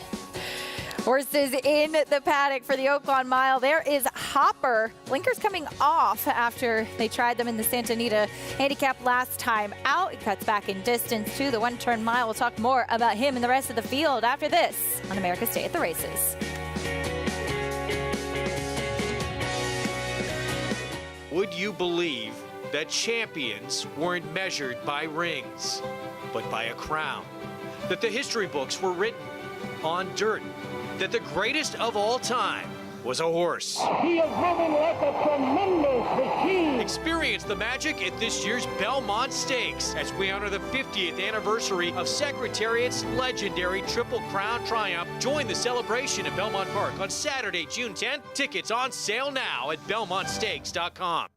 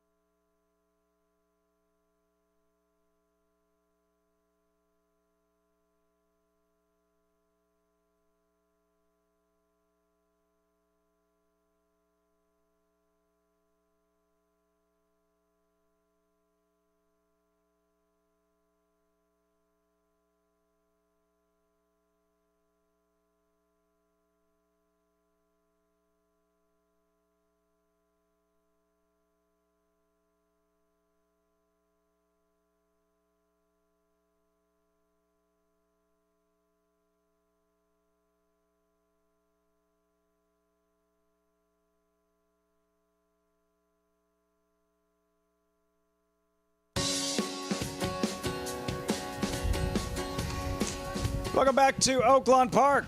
America's Day at the Races on Fox Sports 2 Arkansas Derby undercard. Biggest day of the year at Oaklawn Park alongside the Hall of Famer Gary Stevens. I'm Lafitte Pinkai, and all set for the stakes activity. We have 4 stakes races this afternoon. The next is the first, Gary, the Oaklawn Mile. There are many different types of mile dirt races in North America, like a one-turn mile at Belmont Park. We now have that Wilson Chute at Saratoga so they can run mile races. Little different, Gary, here at Oaklawn. Like, how so? Well, the finish line here for the mile race is actually at the 16th pole. So you're racing a full 16th of a mile shorter than the mile and 16th races, and it changes the strategy a little bit. What does a jockey have to do different? Like, what do you have to do in order to adjust? And you'll see here the difference, a 16th of a mile between the finish line for this race and the traditional finish line. Yeah, well, what happens is you have to move a little bit earlier if you've got a horse willing to do it. A lot of times, though, if you've got a lethargic horse and you try and make that early move, they refuse, and you lose that ground coming off of the turn. But it's very important to have your momentum coming off of that turn at the 5/16 pole, have them wound up, but you actually start riding a 16th of a mile earlier than you normally would in a mile and 16th race. It's a little bit like mile and 16th races at Gulfstream Park. So if you see a jockey encouraging their horse early than expected, like as a viewer, like, don't panic, that's the strategy going in. That's right, and they always announce here at Oaklawn Park when they are racing from the to the first finish line, which is the 16th pole, they announce it to the fans so they don't get confused. Have you ever misjudged a finish line and not known where the actual finish line I won the was? Ashland. I won the Ashland at Keeneland, and it was actually to the first finish line. It was for Wayne Lucas, and I went out to the second finish line, and I told the stewards, I said, listen, Wayne told me to go out an extra 16th of a mile, so I got off the hook. I didn't get fined, but they will fine you if you ride to the second finish line, or if it's a mile and 16th race and you stand up at that first finish line, you're going to get a big fine for that, too. Acacia and Anthony, in the end, as long as you win. Like, as long as you win, it's all good. Like my husband always says, Lafitte, winning fixes everything. It is. That's the name of our game. It's WrestleMania weekend. to quote former Minnesota Governor and WWE superstar Jesse the Body Ventura, win if you can, lose if you must. I don't remember the end of it. Was there more of it? I'm getting old. Win if you can, lose if you must. I don't remember the rest of it. Horses getting ready for our first greatest stake of the afternoon at Oaklawn Park, the Oaklawn Mile, going that mile distance. It is a 2-turn mile, as Lafitte and Gary were discussing, which makes it a little bit more of an interesting conversation because it's kind of what you see, for instance, at Keeneland with the Breeders' Cup Dirt Mile, a 2-turn mile, where you see some horses that may turn back in distance, but it doesn't impact them as significantly of how a 1-turn mile might be run. A horse like Hopper, who's turning back from a 1.25 miles to the mile today, still gets to run the 2 turns. It's a little different at Oaklawn because it's the short stretch. Exactly. The late, great Terry Wallace would say, the short stretch of the mile run, because they have that first finish line now, and they would start the race at the wire and then go to the first finish line. 1.16 miles configuration. Santa Anita, even though that was a 1.25 mile race, Santa Anita is an actual 1 mile oval. So it's once around. These races where they have to change the configuration of the racetrack's a little different. So it's a little different at Oaklawn and it's a little different at Keeneland as well. 1.16 mile races at Keeneland are also first finish line. So this is the horse I like. I've learned you have a little bit of a soft spot for him. I do. Wayne Lucas has 2 in here, Cattle River and Atoka, big long shot. That's the way to you keep him surrounded. Cattle River will be in front. He didn't break, and this was missed in the short comment in the DRF. It was also missed by by the time we picked up this replay. Joel Rosario had managed to meander his way to the front end and keep him encouraged to get to the wire. This was a fantastic Joel Rosario ride because he kind of popped the cork at just the right time on the far turn and was able to hold off Frosted Grace, who came back to win. This was a classic Joel Rosario ride. Joel not there today. Joel's at Gulfstream Park today, so Ricardo Santana Jr. Now, you'd ordinarily would say, well, Joel gave him such a great ride. not to worry. Ricardo Santana Jr. teamed up to win 3 in a row with this horse back in March, May, and June of last year. So. And this was a horse that even right from the beginning, there were some high hopes with him. A horse that used to go right out to the front. I mean, second in the 2021 Arkansas Derby. And then he kind of changed his running style and showed that he had another dimension to him, that he could be kind of in that stalking, tactical speed type of position. And that has really served him well to have a little bit more versatility, I think. Yeah, and depending on how he breaks today, and he's started to have some, there was an issue last time. Depending on how he breaks today, there's not a lot of speed in here, Acacia. It's him or Hopper. The blinkers are coming back off Hopper. I would imagine and he's drawn inside of Hopper. Neither of them are drawn particularly inside 5 and 7 in the 7-horse field, respectively. I would imagine Ricardo's going to break running and take the fight to Hopper. But if something like what happened last time happens, he now knows and has the confidence in him, and he won from off the pace. Ricardo never won with this horse on the front end. In fact, the one time he put him on the lead was in the Stephen Foster, and he folded up at around the 3/8 pole. There is Hopper, 8-5 now as your favorite. He's touting himself out on the track there. This is going to be a fun rendition of the Grade 3 Oaklawn Mile. Let's meet the field, kicking things off with the consistent 2-to-1 second choice, Smile Happy. Yeah, he'd love to see them hit up front, put on a little pace for him, come back. Again, 15, 16 days, whatever it is. It's a quick turnaround. We'll see if he can get the job done off of that second off the 10.5-month break. Here's Necker Island. He stretched out in distance last time. Yeah, to no avail. These mile 7/8 races, they're more to his liking. Hero status, first time in the Diodoro barn. Yeah, first time Diodoro and Christian Torres, who have had a sensational Oaklawn Park meeting. This horse, his only try against Stakes Company, not very good last time. This trainer-jockey duo, 29% together. We move on to the number 4, Silver Prospector. No, the horse, these middle distances, mile on a 16th, right up his alley. He could use a little pace on as well for Steve Asmussen. Santana Jr. gets replaced by Gaffalione.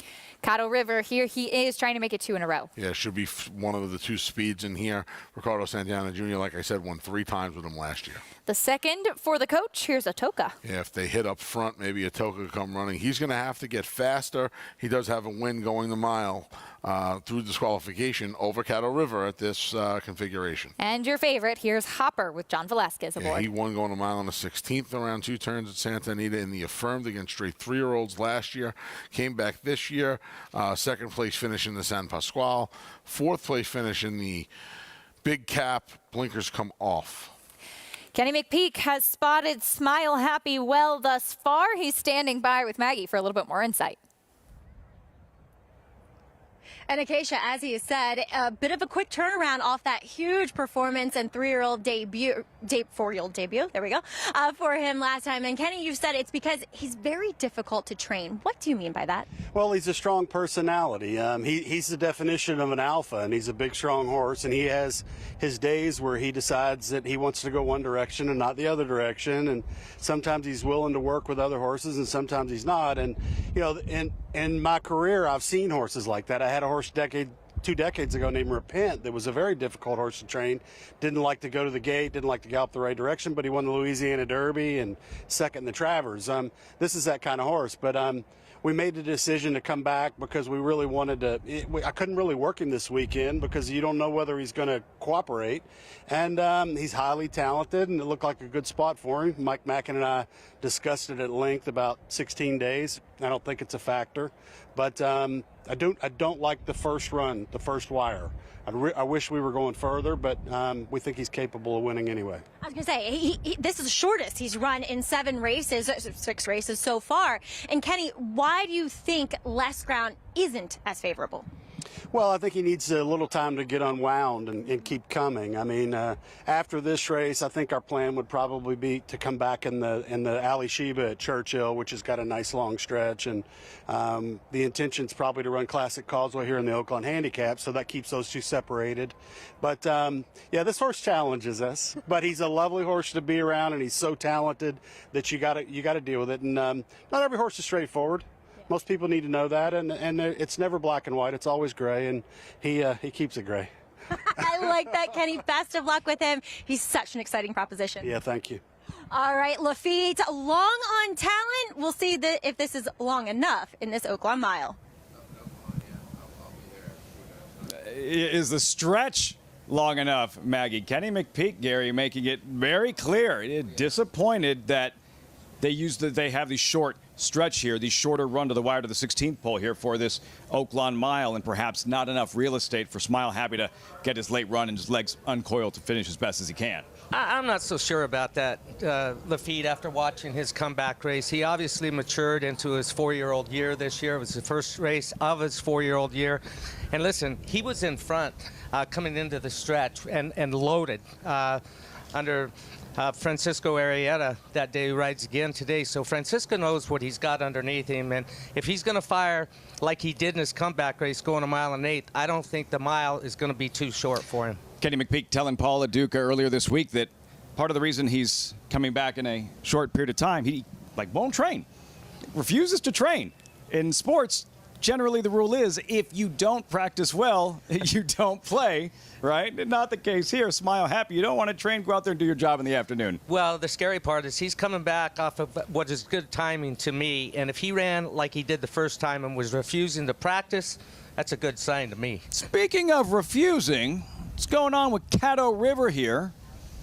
For trainer Dwayne Lucas, you see those short leaf, loblolly colors, so familiar, so many winners over the years here at Oaklawn Park. John Ed Anthony and Caddo River, who used to be just a tearaway front runner, had to be in front in order to be effective.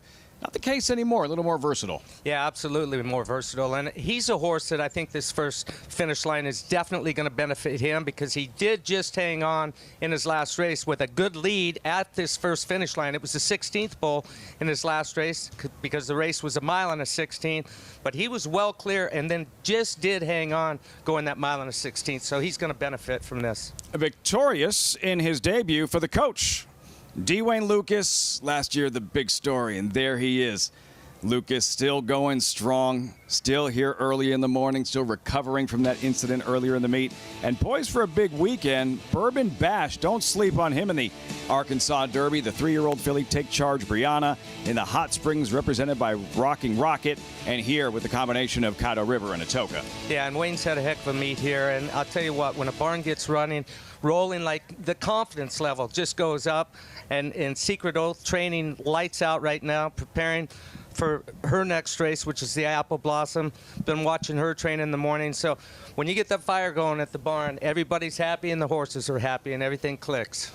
Secret Oath last year, 3rd in the Arkansas Derby before capturing the Kentucky Oaks. So much success over the years with the 3-year-old fillies. Dwayne Lucas here, Caddo River continues to warm up for this Oaklawn Mile, and we're going to be staying right here for the first of 4 stakes races, the Oaklawn Mile.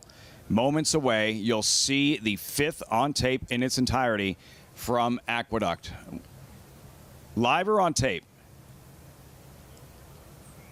You'll see the 5th at Aqueduct in its entirety as they have reached the starting gate for this 5th race at Aqueduct. We're going to stay here for the Oaklawn Mile as we have reached post time and check in with Paul LaDuca. Thanks, Lafitte. I just want to show everybody in the public, good shot here by my camera guy. You can see the early finish pole and then the other finish pole. They actually light that up to yellow so the jockeys will know. When it goes to the other finish line, that will go back to white and this will go to yellow. So Oaklawn basically tries to tell the jockeys or let them know that there is a neon sign and you're going to the first finish line here. Now, let's get to this race. Smile Happy, the one. I'm going to leave that up to Maggie. Listen, he was a little washed out a little bit, but this is the kind of horse that he is. Kenny explained it to me, explained it to Mags, that the horse is just a kind of horse that just gives him a little bit of trouble. But when the races start, Mags, he runs. But I'm really interested to get your notes of what you thought of Hopper, because I thought he looked tremendous on the racetrack. Oh, Paulie, I am right there with you. Hopper really took me when I first laid eyes on him. He's such a good-looking horse. And as his trainer, Bob Baffert, has said, now he's third off that layoff, and a horse that he's kind of had to run into fitness. And he looks uber fit here today. And the blinkers coming off. He seems like a horse that when he's on the bridle, he's running. And with those blinkers on, it probably encourages him to just be a little bit more headstrong than they want him to be. They're coming off today, and I think what they would like to see is a little bit of pace, maybe for him just to stalk off of, but he makes an excellent impression on the racetrack. Another horse I'm very interested in is number 3, Hero Status. Robertino Diodoro said that this horse shipped into him from Mark Glack just a few days before that last race in the Grade 3 Razorback, in which it takes horses a little bit of acclimation to this track, and I thought he ran a little bit better than it looked. He looked phenomenal on the racetrack, and I think he could move forward with that race under his belt, Lafitte. At 12-1, Maggie, Hero Status quick leaving the gate, as is Hopper. Towards the outside for the two-time Triple Crown winning trainer Bob Baffert. Hopper 7-5, all set. Post time for the Oaklawn Mile. Here's Jim Beyer. They're in the gate. And they're off. Caddo River is heading toward the lead. Hero Status on the inside, and there goes a Toka. Hopper is going to sit off of that leading trio. Hopper positioned toward the outside is 4th into that first turn. Then comes Necker Island, and Smile Happy on the inside is next to the rail and next to last. And the bright gray silver Prospector trails the field. It's a Toka. Mikael Michel with the lead as they turn onto the backstretch, leading it by a length and a half. Hopper sits outside of Hero Status. Hopper into second by a head. Hero Status to the inside third. Then comes Caddo River in 4th. Necker Island is in between runners up the backstretch. And Smile Happy is inside. He's 6 lengths from the lead in the solid black. And up on the outside, Silver Prospector is trailing the field. They're past the half-mile marker. Finish line the 16th pole. And a Toka is taking them along here into the far turn, and Hopper is sitting a prominent second, followed to the inside by Hero Status. He's being asked to keep up. Caddo River from between horses in the second flight in the yellow and brown. Silver Prospector within range on the outside. Then Necker Island. Smile Happy is in between runners with a lot to get around. As they come to the top of the stretch, a Toka drops back. Up on the outside, here comes Caddo River to the top of the short stretch. And Hopper to the inside. Hopper and Caddo River battling to the wire in the Oaklawn Mile, and Hopper and John Velasquez get the upper hand late, and it's going to be Hopper winning the Oaklawn Mile by a length and a half. Over Caddo River, Smile Happy emerged late for third. The Bob Baffert, Wayne Lucas exacta in the Oaklawn Mile as the favorite delivers. Hopper and Johnny Velasquez, a date with Reincarnate in the Arkansas Derby, strikes here with Hopper at 7-5. Yeah, and so impressive here, inching away at the finish of this race, and big run right there from Caddo River. Caddo River wrestling the lead at the top of the stretch. Hopper towards the inside. John Velasquez going to work. Caddo River, Ricardo Santana, but in the end, just too much Hopper, and Gary, and that being his 3rd lifetime win, the first time he has won without dictating, controlling things up front. Yeah, absolutely. There was a reasonable pace up front. It went to 7/8 and 124, 3/4 and 110 and 4. So right setup for him, well ridden by Hall of Famer John Velasquez. And ran well in the Santa Anita Handicap out west. Like, he was in the mix.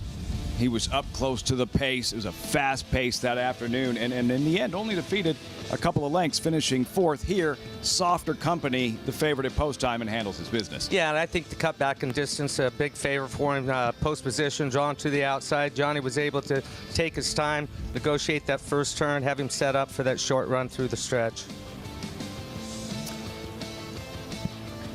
Hopper and John Velasquez. And a little like with Reincarnate, who has done all of his damage when he's controlled things up front. Reincarnate, the 5-2 morning line favorite in the Rebel Stakes. And Velasquez hoping that he gets out of the blocks cleaner this afternoon. But much like Hopper here, on paper, Reincarnate, maybe not the fastest getting onto the blocks. Maybe he'll have to win for the first time without being in front today. You know, when I went back and watched the start of that race, he actually didn't break that bad. He got hit from both sides, left side, right side coming away from there. It looked like a pinball in a pinball machine, actually, and that's what forced him to lose his position. But for him to overcome and get all the kickback that he got on that particular day and then run into the trouble that he got through the stretch, it showed me a lot of heart and willingness. I learned a lot about Reincarnate, that willingness to fight that we saw when he was faced with adversity. A third-place finish in the Rebel, 5-2 morning line favorite with Johnny V, trying to win a first Arkansas Derby later this evening right here. Meanwhile, back in New York, Aqueduct Race 5. You'll see it on tape. Fifth race moments ago from the Big A. And they're off. Breaking well in between horses, there is Pete and Billy with early speed right to the outside. Here comes Blue Plate Special to apply pressure, and at the rail, that's Freud Me In. It's Freud Me In who's ready to challenge this leader, Pete and Billy, and they're about to be head and head as they move up the backstretch. Just off of them, that's Blue Plate Special, who's 3 wide. Settling in nicely there is Z Dancer for Jackie Davis. Now moves towards the outside with Bourbon Chase. They are very strung out here. Towards the back end of the field is Caldo Candy, and the trailer, Fluorescent Bay. Freud Me In at 5-1 is now a half length in front. Pete and Billy is trying to come back to the outside. They went 22 seconds flat for that opening quarter mile. Blue Plate Special is under a drive, is out in the center of the racetrack. Here comes the run from Bourbon Chase is following Z Dancer. They're still 4th and 5th. From the back, Caldo Candy is starting to move closer, but Freud Me In has got the lead. It's Freud Me In still with a half-length margin. Pete and Billy with every shot to run by up alongside. They're well out here into the center of the racetrack, and Freud Me In now kicks for home. It's Freud Me In who's up by a full length. Pete and Billy is in full pursuit in the center of the racetrack. Is coming right after this leader now. Freud Me In and Pete and Billy, they still go at it for a final furlong. Now Pete and Billy puts a nose in front. Freud Me In tries to come back. Caldo Candy from way out of it is rallying on late, but it's going to be too late to catch Pete and Billy. Pete and Billy gets the score. It's Pete and Billy over Freud Me In, then Caldo Candy and Bourbon Chase in 1 minute 17.26 seconds.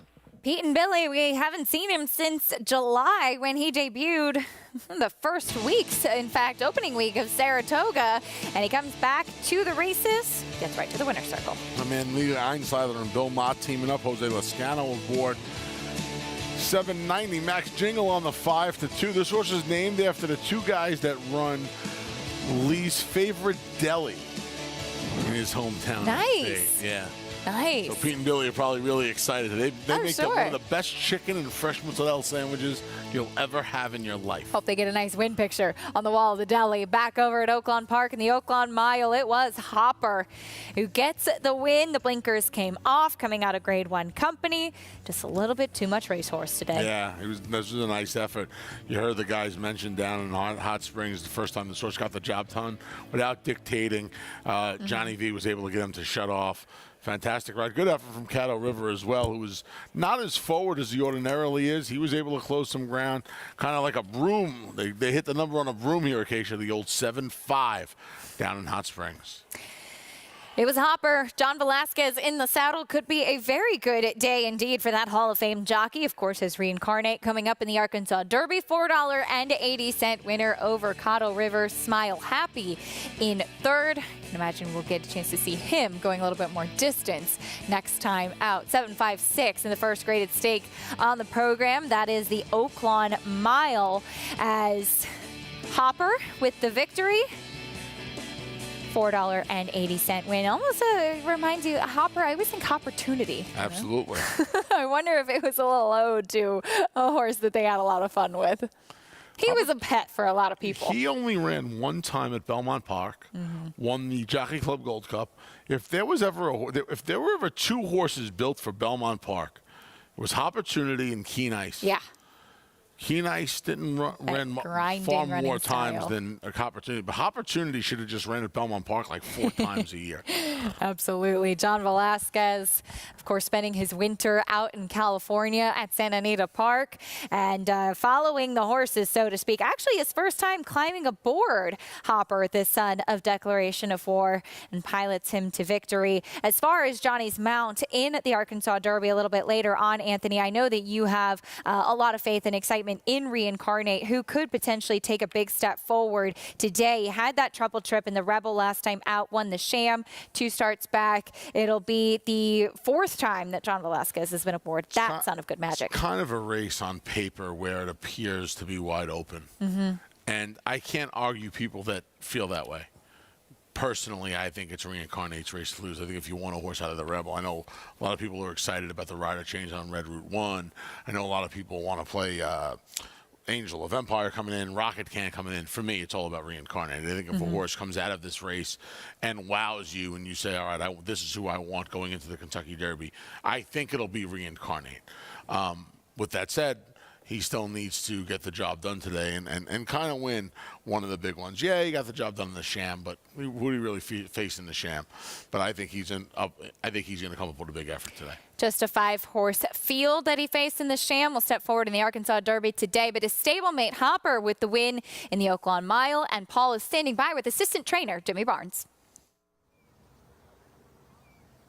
Yeah, I am with assistant trainer Jimmy Barnes, but Jimmy, I call you half the trainer because you lead him out here all the time anyway for Bob. Well, what made you choose this spot? Well, this was in Bob's plans all along. He wanted to shorten them up, and it looked like this should be the spot we should come to.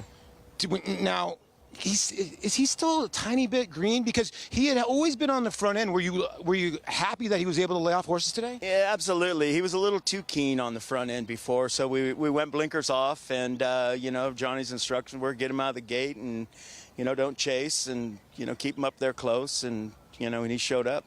I hate asking this question, and we got to wait till the horse cools out and comes back. Where do you think the next step would be, Jimmy? Oh, that's going to be up to Bob and SF Racing and Donato Lanny to where they want to choose to run him back. But as long as he comes back in good shape, that's the main thing.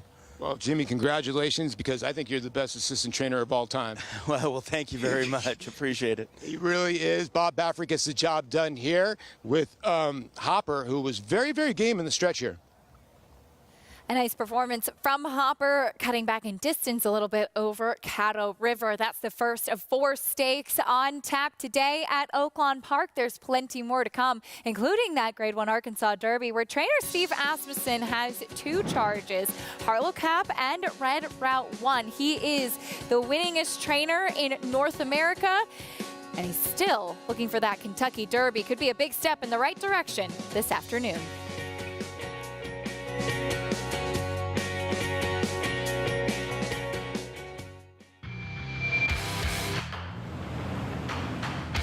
It's Rock Your World in command. Medina Spirit making no progress.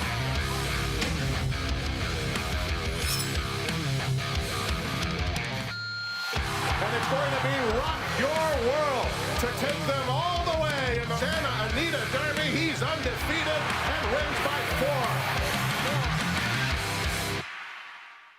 Experience the adrenaline-pumping, suspense-filled action of the Sport of Kings no matter where you are with Naira Bets. It's fast, easy, and secure. Download the app today and start winning with our lucrative weekly promotions, thrilling handicapping contests, and a one-of-a-kind VIP rewards program. Don't just watch horse racing, be a part of the action with Naira Bets.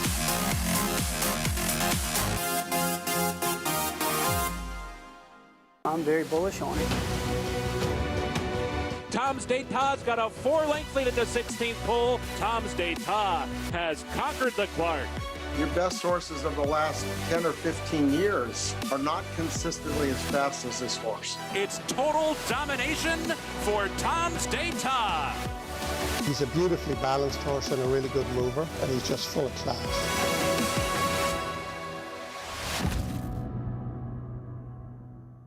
Racetrack Television Network brings you every race, from every track, on every screen, every day. With monthly packages starting as low as $5, RTN gives you great value and access to more live HD streaming and race replays than anyone. Visit RTN.tv today to sign up and watch on almost any device, including Roku and Amazon Fire. RTN has packages that start at $5 per month.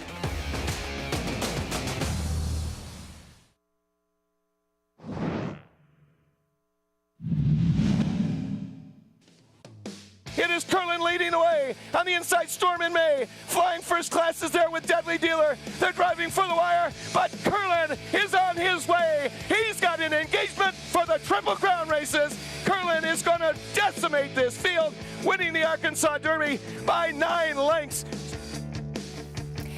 Future two-time Horse of the Year, Curlin, also an Arkansas Derby winner. That was in 2007, one of 4 Arkansas Derby wins that trainer Steve Asmussen can boast. And you see the picture with his parents as Superstock, who took the race in 2021. A very special win for the Asmussen family. Yeah, house horse. All them. Well, home horse, I should say. House horse would be the Sellers, who have won the races. Yeah. Well. Yeah. Steve does a unique job, a wonderful job. I mean, puts him on the van himself, drives all over the place. I've done radio interviews with him. You hear the van rattling around. He's as old school as it gets, and that's a race that's near and dear to his heart, looking for win number 5 in the Arkansas Derby today. He has 2 chances in the race today with Harlow Cap, only the second start in his barn, and Red Route 1. Tyler Gaffleone climbing aboard that one, who's 3-1. And he is on the outside. Blinkers going on that horse for the first time. And Steve Asmussen's won more races than anyone in North America, so he knows what he's doing. But let's check in with Steve and get his take on how that horse is coming into this race. I think that there's a lot of factors into it as far as the pace of both races. It was beneficial for him to settle and make a run. Obviously, Arabian Night in the Southwest ran the competition off their feet, and he was able to pick up the pieces. And then coming back in the Rebel, another solid performance from him, but we have added blinkers on him since. Thought that when they lined out down the backside in the Rebel, he let them get a little too much distance for him to have success. I think that now we're wanting him to have a little more success instead of just being satisfied with him picking up the pieces. We may get something different and it be a fast track and see what he can do under those circumstances, because both the Southwest and the Rebel were basically run on water. Tyler rode him in the Kentucky Jockey Club, and he had quite a bit of traffic in that race. The gun runners and Tyler have had good success last year. He is somebody who, I think the level of success that he has had in recent years at Churchill, it makes it very obvious why he's the choice for Red Route 1 in his last prep before the Derby. I think a lot of jockeys have had success with the progeny of Gunrunner, as they all seem to be running on the racetrack. Of course, Gunrunner trained by Steve Asmussen for the Winchells. Red Route 1, a homebred for them, as well as he will try, as Steve mentioned, to kind of break through and win one of those big ones instead of being close. Yeah, at some point you'd like to see these horses win one of these. Now, what he's been doing is piling up the checks, and that's great, and making up all this ground and passing all these horses. At some point, you'd like to take your picture before getting to Louisville. Not going to complain if he takes his picture in Louisville, but you'd like to win one of these before getting to that first Saturday in May, and maybe today's the day. Last year, it seemed like Steve Asmussen had one of his best chances to win the Kentucky Derby with Epicenter, who probably ran the best race in the Kentucky Derby to finish second behind an 80-1 upset in Rich Strike. Yes, he did. But we didn't get paid. No, we'll see if Steve Asmussen can get his Kentucky Derby this year, taking a big step forward. Everybody's having a great time at Oaklawn Park on Arkansas Derby Day. Good magic in a good-looking performance. Cruises home in the Haskell Invitational. And it's a vintage performance by Vino in the Breeders' Cup Classic. Nest, much the best. Elite Power on the far outside, and Elite Power gets up to win the sprint. On the outside, it's Valentine coming to the wire. Who's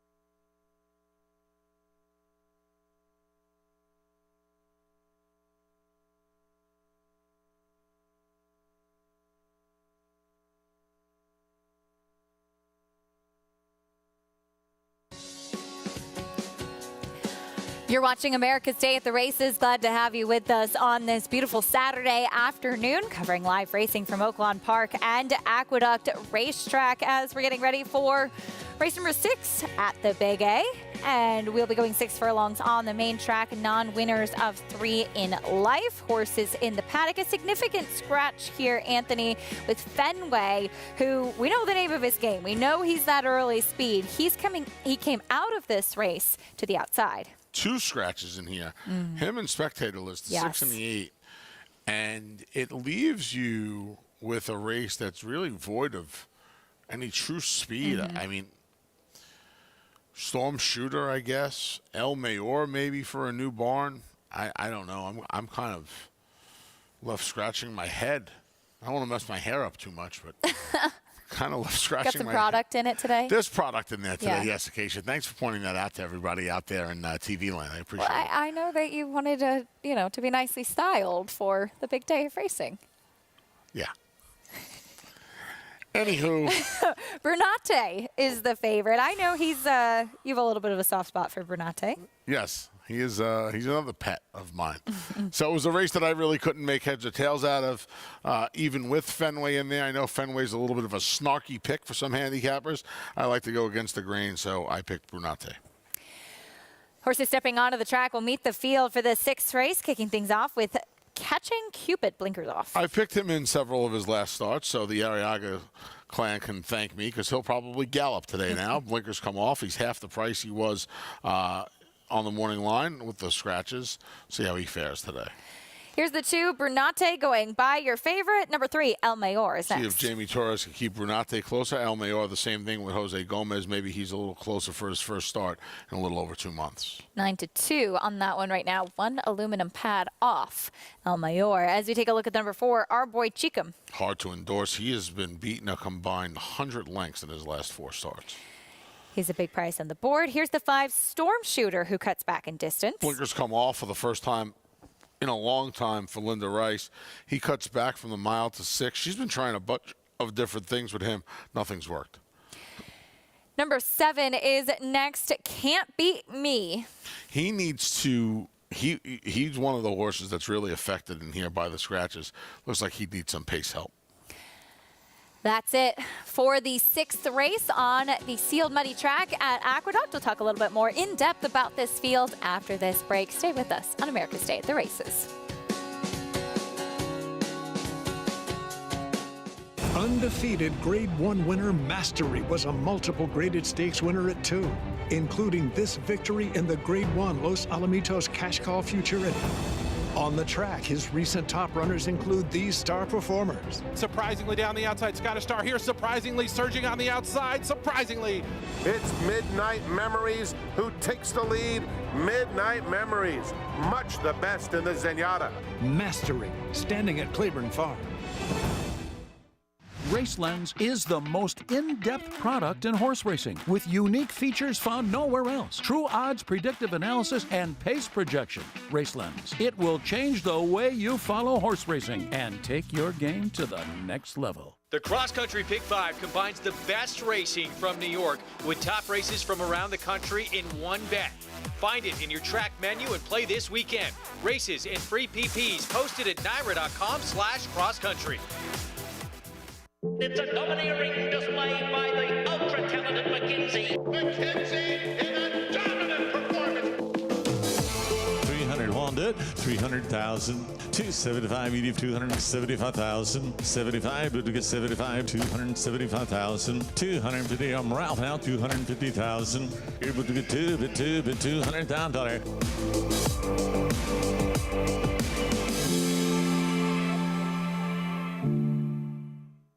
There's a big, bold, beautiful world waiting to be explored by you and your friends, of course. But not just any friends, the best of friends. The kind of friends who let you do you. Because in this world, it's positive vibes only.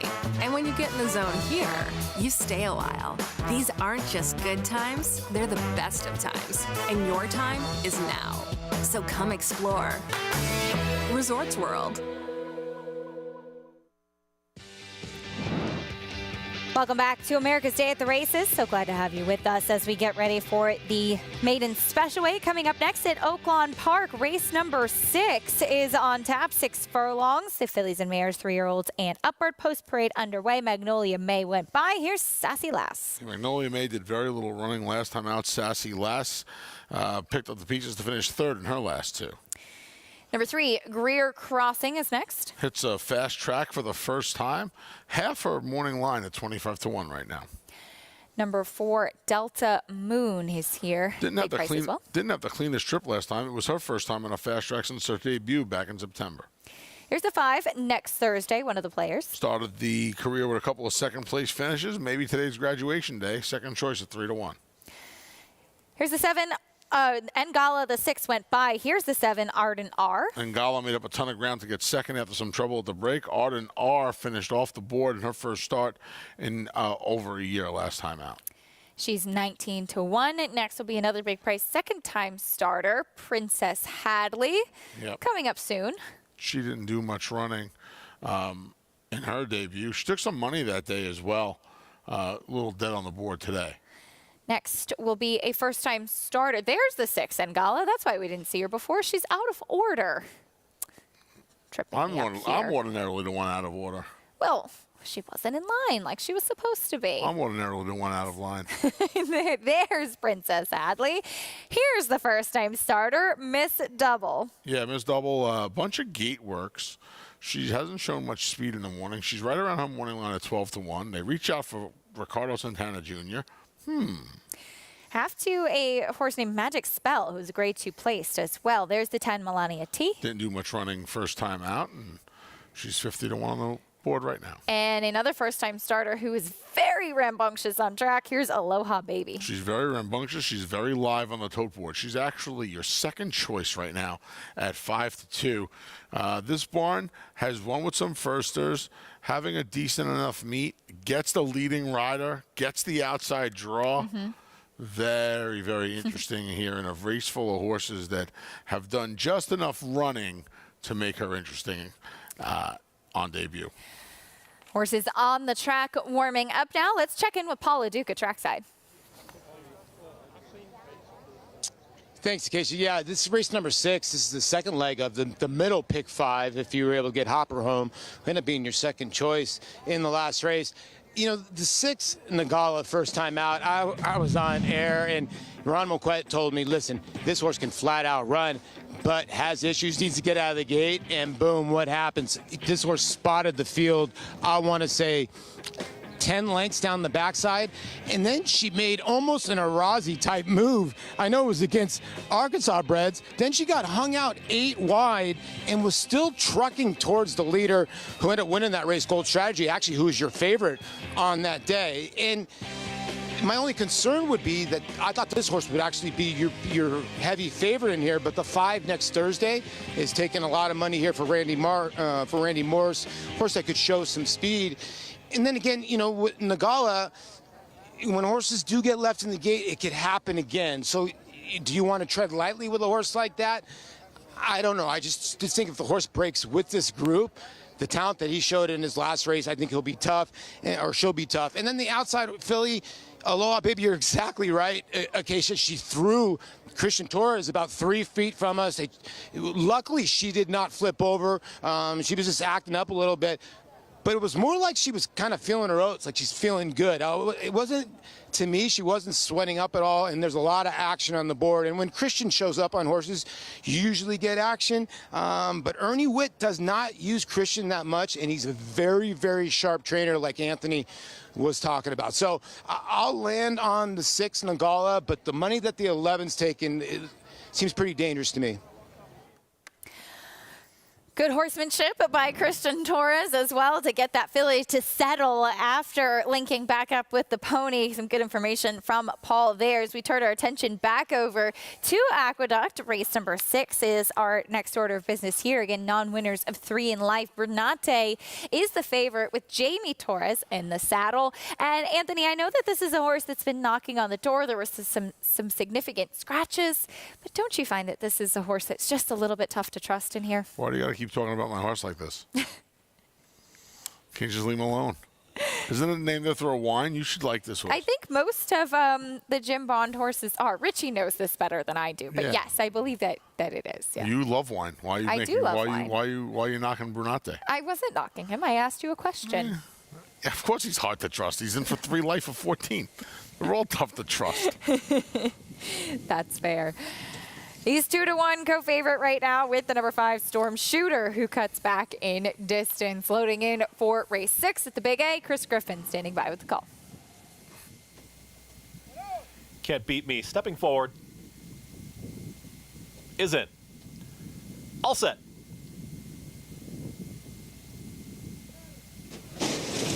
And they're off. Storm Shooter breaks well from the outside and quickly up by a length. Down towards the inside is Brunate, and they really tap on the brakes here. It's Storm Shooter who got to the front, tries to slow things down, and it's going to stack up the field. The worst of it was catching Cupid, got shuffled back to 4th, but here comes El Mayor, who now emerges, is going to stalk from 2nd. Our boy Cheekham is comfortable in 3rd. Up on the far outside is Can't Beat Me, who's going to be wide as they move into the far turn. Second to last is now Brunate, and the trailer after the trouble is Catching Cupid. They speed into the far turn, 23.20 for that opening quarter mile. Storm Shooter's trying to take them all the way. El Mayor is ready to challenge, and El Mayor has now put ahead in front. Tight hold here on El Mayor, who challenges Storm Shooter, who's not out of it yet, tries to come back to the inside. Can't Beat Me has been a touch wide, but is coming after the leader now, is within a length and a half of the lead. They approach a quarter mile left to go. El Mayor is about to get the cue to kick for home. Here's El Mayor ready to challenge Storm Shooter. Can't Beat Me is making up some ground up on the far outside as they approach the 8th pole. Still not going away. Down towards the inside is Storm Shooter. In between horses there is El Mayor and Can't Beat Me. El Mayor maybe with a nose in front. Can't Beat Me in the final stages. Can't Beat Me. El Mayor. Can't Beat Me. El Mayor. Photo. Another tight photo here in race number 6. It's between El Mayor and Can't Beat Me. Storm Shooter finished 3rd. Was it El Mayor? And was it 1,000 career wins for Kelly Breen? We'll find out. Kelly Breen been close on that milestone. El Mayor, the 3 in the green silks in between horses, but flying late on the outside is the number 7, Can't Beat Me. Ramiro Mirage has been in a couple tight photos today. He won this one, clearly. I think so. This was won by a head. This is... Yeah, there you go. Sorry, Kelly. Not yet, buddy. Can't Beat Me. Ramiro Mirage. Is that back-to-back days wins from Ramiro? No, I don't believe so. He was in the photo earlier in race number 4 with Jumpster Right. Yeah, he almost at 20-1 when he just missed by a head, but got up in time here today with Can't Beat Me. Back over to Oaklawn Park. Maidens, the Arkansas Breds in this 6th race coming up 9-5 now in the number 6 Ngala. I thought that Paul brought up a very interesting point about this filly, Anthony, that she didn't break well first time out. She was very far back and she came running. Sometimes these types of races from first-time starters can be really deceptive with how they tend to move forward in their second starts. Yes, you can get fooled a little bit, right? And I think you need to worry about. See, I don't know how. I don't think she broke badly. I think it happened after the break. I think they ran like 20, 30 yards, and then She seemed to just kind of get completely out-footed. Right. Yeah. She broke okay, and then she kind of just got squeezed and shuffled. That's not a bad break. That's just some bad racing luck. Yeah. She can win. She can absolutely win, but she's going to be a short price off of a tough trip. And we used to have a segment here called Trips and Traps. She could be both. She could very well be both. And I'd much rather try a horse right to her inside of next Thursday, who has more positional speed. Well, she has more positional speed than her, because like you said, she just didn't seem to break. And if you're not fast out of the gate, you leave yourself, you're susceptible to those things happening. So I'd rather have next Thursday Martin Garcia.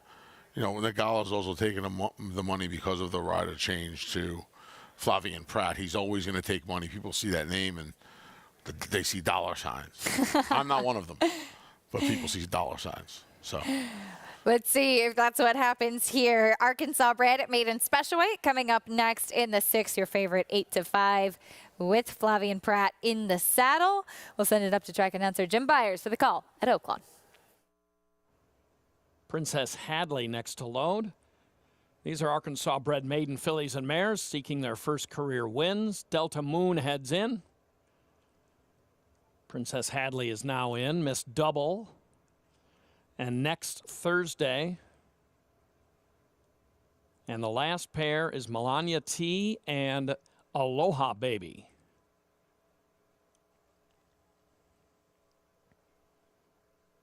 Aloha Baby moving forward. 11 of them in the gate. And they're off. Rearing was Magnolia May, and she was out slowly. Shuffled back was Greer Crossing. And Gala, who was a huge closer last time, gets a good start today. There goes Sassy Lass, gaining up the inside. Princess Hadley is racing in 3rd. Melania T sits outside of them in 4th. And then it's a half length to Delta Moon, who's riding the rails in 5th. Aloha Baby, that first-time starter, stacked up on the outside, 4 or 5 wide. In between horses is next Thursday, and she's only about 2 lengths off the lead and moving toward contention if she can get room. Then it's Arden, Arkansas, Magnolia May, a very wide Miss Double, and trailing the field is Greer Crossing as they move to the head of the stretch.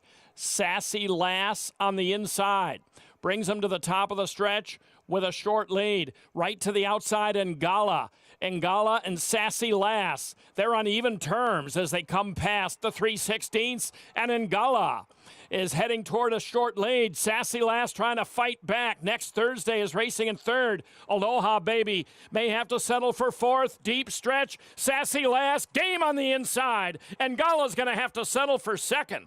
Sassy Lass, Chelsea Bailey wins it, stepping clear a length and a half to Ngala next Thursday. And Aloha Baby was 4th. Well, Ngala broke much better today, but it was the number 2, Sassy Lass, in her 4th career start, who gets the win. Yeah, nice job by Chelsea Bailey. You know, I'm wondering, Acacia, if this inside isn't good. I think you may want to be inside at Oaklawn Park today. We see these re-rallies coming along the rail. Chelsea Bailey did just that with this Sassy Lass here. It looked like Ngala was going to make it 2 on the day for Ronnie Moquette.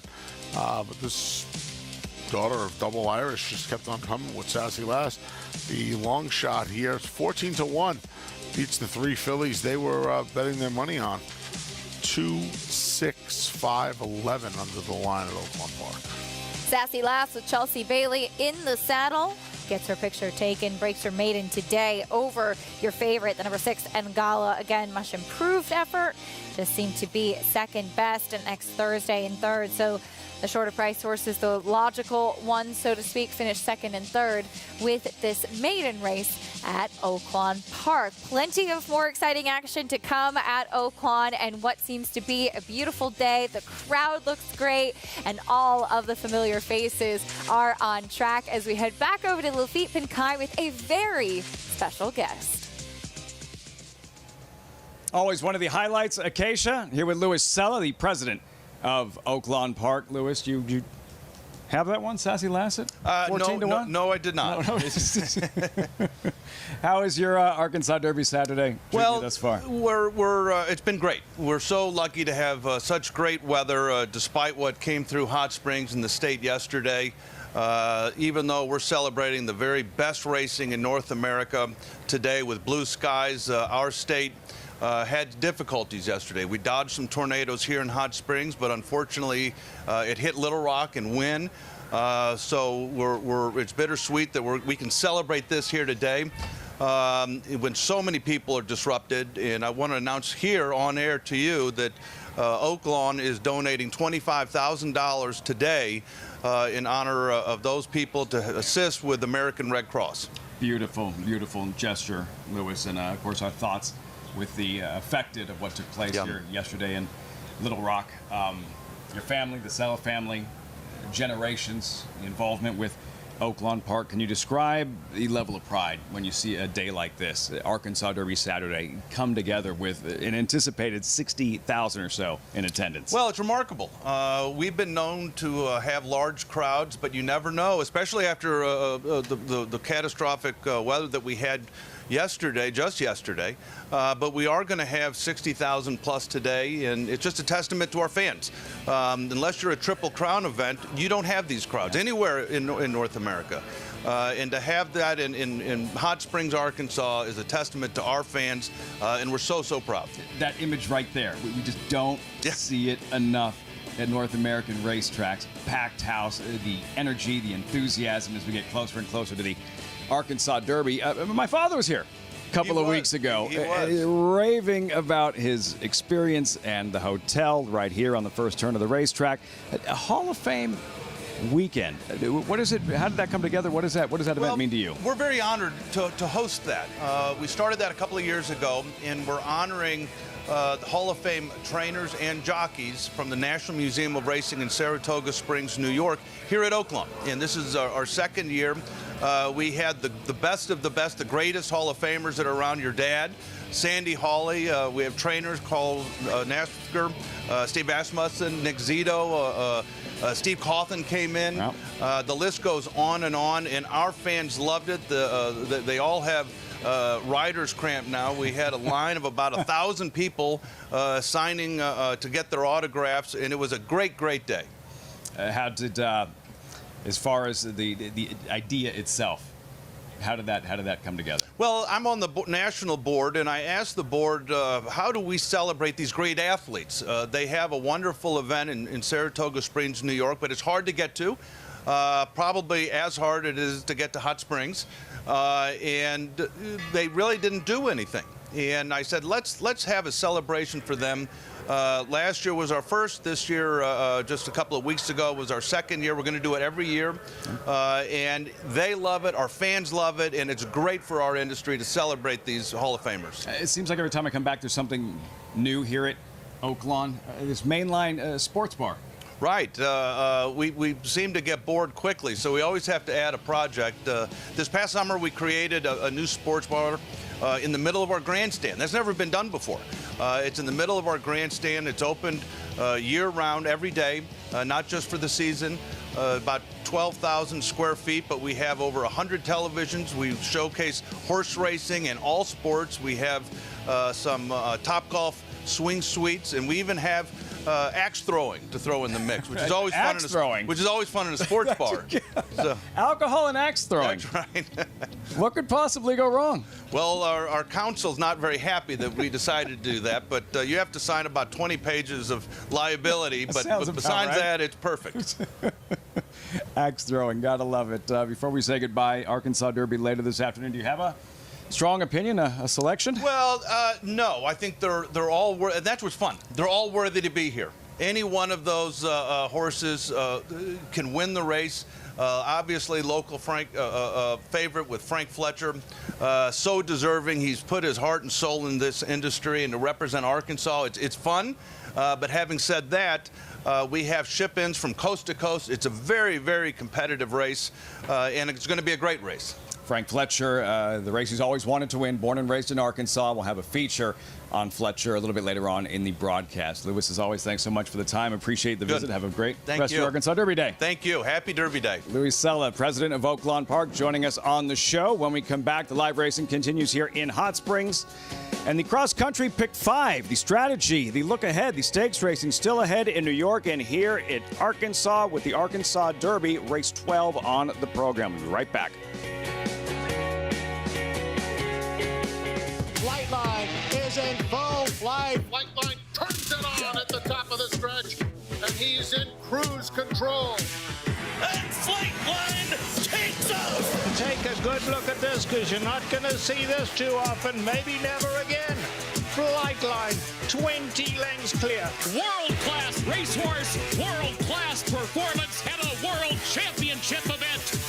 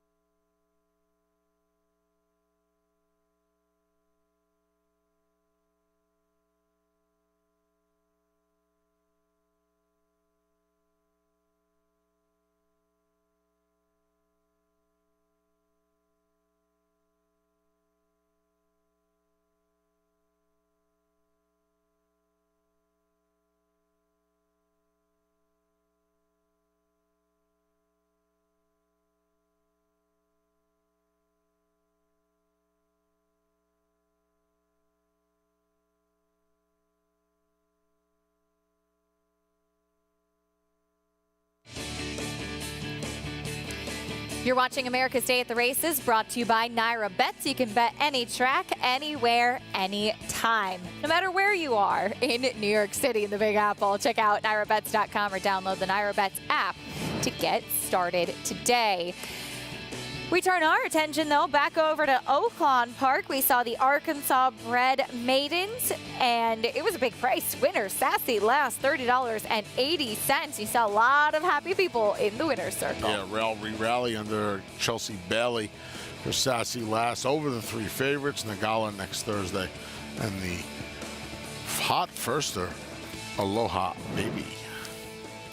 Back over at Aqueduct, we had another photo finished, and this time Romero Mirage got his horse's nose down first. Can't beat me, flying on the outside, $8.70 winner over a hard-trying El Mayor. Yeah, a little more formful result here as the 3-to-1 shot beats El Mayor, who was game, and Storm Shooter, who set the pace. Well, one of the bets that I think is incredibly fun is when we do these cross-country pick 5 sequences. You have a lot of action in a short amount of time, covers a couple of tracks. Oaklawn and Aqueduct in the spotlight today. 4 stakes in the sequence, including the Arkansas Derby. It kicks off with the 7th at Aqueduct, a 50-cent minimum wager. What do you got for us, Anthony? Hello, I have a ticket for you, Acacia.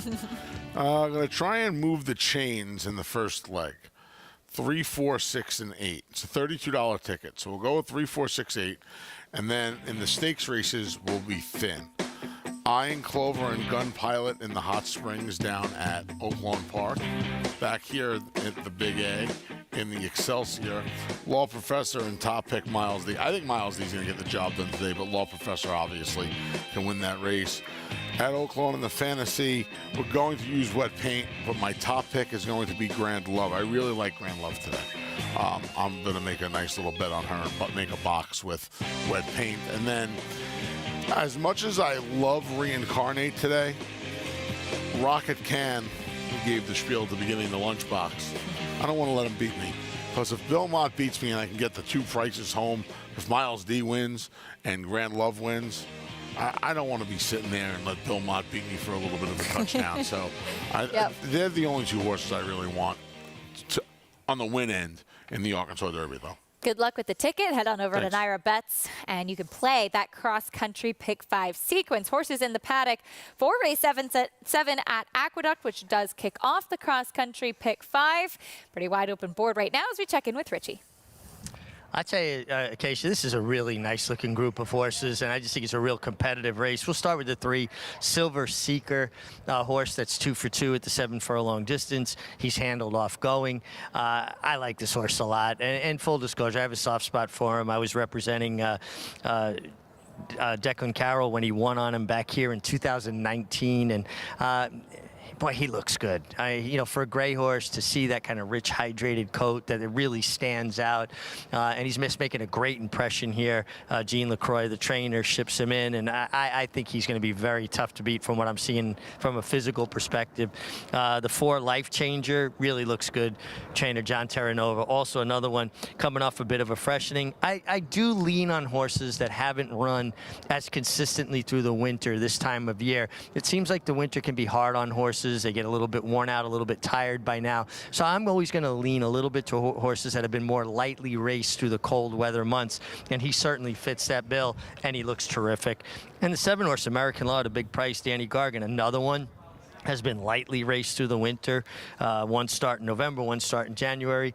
Could not look any fitter, could not look any more wound up. He looks like he's just ready to, like a spring ready to be released. And I like when I see horses like that. He's all horse, he's all there, he's pent up, but not boiling over, just at that simmering point, if you will. But the standout check mark here in the paddock, at least, and we'll watch him warm up, is the 3, Silver Seeker. And he's 4-1 right now. Richie, thank you. The New York bred Silver Seeker, son of Central Banker, lightly raced for a 7-year-old, though. 2 more on him in a moment as we head over to the number 4, Life Changer, who's your tepid favorite right now at 3-1. We'll take a look at his race from 2 back. This is November 26th, Anthony, when he was second by Justin Neck. And he's a horse that often takes a lot of attention at the windows. Doesn't always seal the deal. Well, he's a hard horse to take at a short price, isn't he? He really is. I mean, even when he gets the job done, 6-5, 5-2. He can certainly win here, but I wouldn't want him as the favorite in what I think is a wide open race. I'm using 4 horses here to kick off the cross country pick 5, and he's one of them, but I don't know about him at 3-1.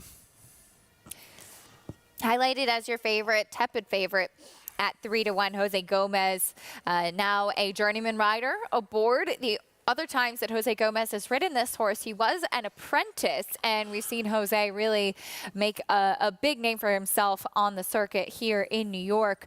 More on that horse in a moment. Horse is stepping on the track for this 7th race. A nice bunch, as Richie was alluding to, meeting the field, kicking off with Kaz's Beach. A good second behind today's Flavor, who's won a bunch of races in a row. He's going to be one of the favorites in the Carter next week.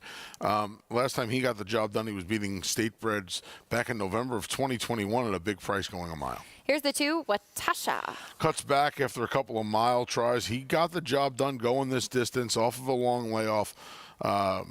See if he can get back to that 7/8 race. Silver Seeker caught Richie's eye in the paddock. Always better when he has a second start off a layoff. That's the case today. Life Changer, your favorite. 5 seconds and 3/3 from 14 starts to go along with those 3 wins. He's your favorite. I don't know if he's a trustworthy one. Number 5, Handsome Cat is next. Yeah, he got the job done at Penn National back in November. That was his first win in an awfully long time. Next will be the number 6, Jake Rocks. He had a little bit of the reputation of a horse that didn't win many races, and then he won 3 in a row. That should have been 4 in a row. He did not have a good trip last time. He did. They missed some trouble in the short comment. I think he should have got the job done last time. I think he gets a good setup in here. He's in good form right now, that's for sure. Here's American Law. Finally broke his maiden last time out. Took him a long time to get out of the maiden ranks. I'm not sure what kind of a setup he gets in here. First time against winners. This is a salty group. Money Supply up next for a start since January 14th. I think the cutback in distance is going to help this horse. He's a square price today. I wouldn't mind getting him home to kick off this cross country. Very square price for Chad Brown and Manny Franco. Here is Ryan's Cat's blinkers back on. Another horse that hasn't won in an awfully long time. That experiment without the blinkers didn't work. Gustavo Rodriguez puts him right back on today. And the number 10, Hold the Salsa. Yeah, it goes out for similar connections with the passing of, not the passing, I'm sorry, with Richard Lugovich not training him anymore. I don't know what to do with this horse. They've tried a million different things with this horse. He's a huge price at 42-1. He's one of these horses that every now and then he comes up with a race where you say, where did that one come from? Multiple New York bred stakes winner back in the day, too. Yeah. As we turn our attention back over to Oaklawn Park, race 7. They are coming up next, to about 10 minutes away. Taking a look at the field, the number 6 is your favorite, Straight No Chaser, a horse that was grade 3 placed last time out. This is a nice allowance race, 6 furlongs on the main track. Competitive group here. Straight No Chaser at 8-5, and then to the outside, Garhole, a horse who has quite a bit of speed. The Arkansas bred going to take him on. Yeah, Garhole's a fan favorite down at Oaklawn Park. We'll see what he can do this afternoon in a lucrative allowance optional claimer. Yes, Buck a and a nice quarter on purse of $125,000. That'd be a pretty nice payday for sure. Meeting the field, the one is out. Here's the 2, Sir Wellington. First start in 7 months, back to the main track. He's 1 for 3 at Oaklawn Park. He is a big price on the board. First start since September. Second off the layoff is the number 3, Chip Off the Old Block. Got the job done at Will Rogers Downs. Helped keep my sanity during the COVID lockdown. Here's the number 4, Osborne. Ronnie Moquette looking for his second win on the card. This horse got the job done 2 starts back. Ran well behind Chasing Time in the slop last time. Consistent horse as well. Here's Much Better, first start since August. Keith for Dad. Steve Asmussen in here. Might need one. He usually does off the layoff. Straight No Chaser, your favorite, has faced some pretty tough horses recently. And he's one on dirt, he's one on turf. He's got some speed. We'll see what Johnny V can do climbing the board for Dan Blacker for the first time. The other Ron Moquette runner, here's Ruggs. Yeah, this horse hasn't done much running in his last 2 starts. Maybe he needed the first start off the layoff last time. And number 8, Garhole, the Arkansas bred. Plenty of speed on the far outside. He's winless against open company. See if he could change that today. 6 wins from 10 starts. He's 2-1 on the outside. We'll take a look at his most recent victory, which was in the No Double Breeders on March 4th, picking up yet another rendition of this race and another Arkansas Bred Stakes victory. He's got a lot of speed. He's run some fast races. The question is the open company in the class that he does face today. And when he gets to the front, he's gotten to the front in 2 of his last 3. Fast track just blows these horses away. Problem in here is Acacia. He's got to deal with Straight No Chaser. So. By the way, this is where the name comes from. Garhole Bar at the Marion Hotel in Little Rock, Arkansas. 1960. That's a cool photo. Well, now we know where that name comes from. That's awesome. I wonder if Straight No Chaser is, well, it's Margarita Friday. Straight No Chaser and the Garhole Exacta. There you go. Have you ever seen the a cappella group Straight No Chaser? I have not. It formed in at Indiana University about 25 years ago. Saw them numerous times with an ex-girlfriend. Wow. They're fantastic. Pretty cool. Really good. They had a rendition of 12 Days of Christmas that went viral, and they. That's why it sounds That's familiar. them. Yeah. They are sensational. I haven't seen them in a bunch of years now, but they are sensational. Pretty cool. Really good. I think there's 4 original members left, but they were great. Harmonica, a cappella groups. It's a very musical I love Pitch today. Perfect. Taka Awesome. Yeah. Back over in the 7th at Aqueduct, a competitive group here. Richie going with the number 3, Silver Seeker. Anthony with the number 6, Jake Rocks. Can old Jake Rocks get back to the winner's circle today? I'd like to see it. He's been on a good run for a horse that had that. He had that reputation of just being an underachiever. He rattled off 3 in a row, and you know it was funny. Things seemed to be going good for good old Jake. And then he found that trouble going to the far. He was about a 16th of a mile from the far turn, and he just found that trouble inside, and then he got going again. And he just ran out of real estate. You know, you feel like if he was outside that day, he may have even after the trouble, he may have even gotten the job done. And Royal Trist didn't have a straw in his path, and he got the job done. Maybe he gets the job done again today. Race 7 from the Big A nice group here. In this allowance race for 3-year-olds and up, we're going 7 furlongs. Chris Griffin has the call. Goes in. All set. And they're off. Silver Seeker breaks well from in between horses, and Silver Seeker right out to the front. Also right there is going to be Life Changer, who's to the inside here of Jake Rocks, who's in the early mix. That's the leading trio.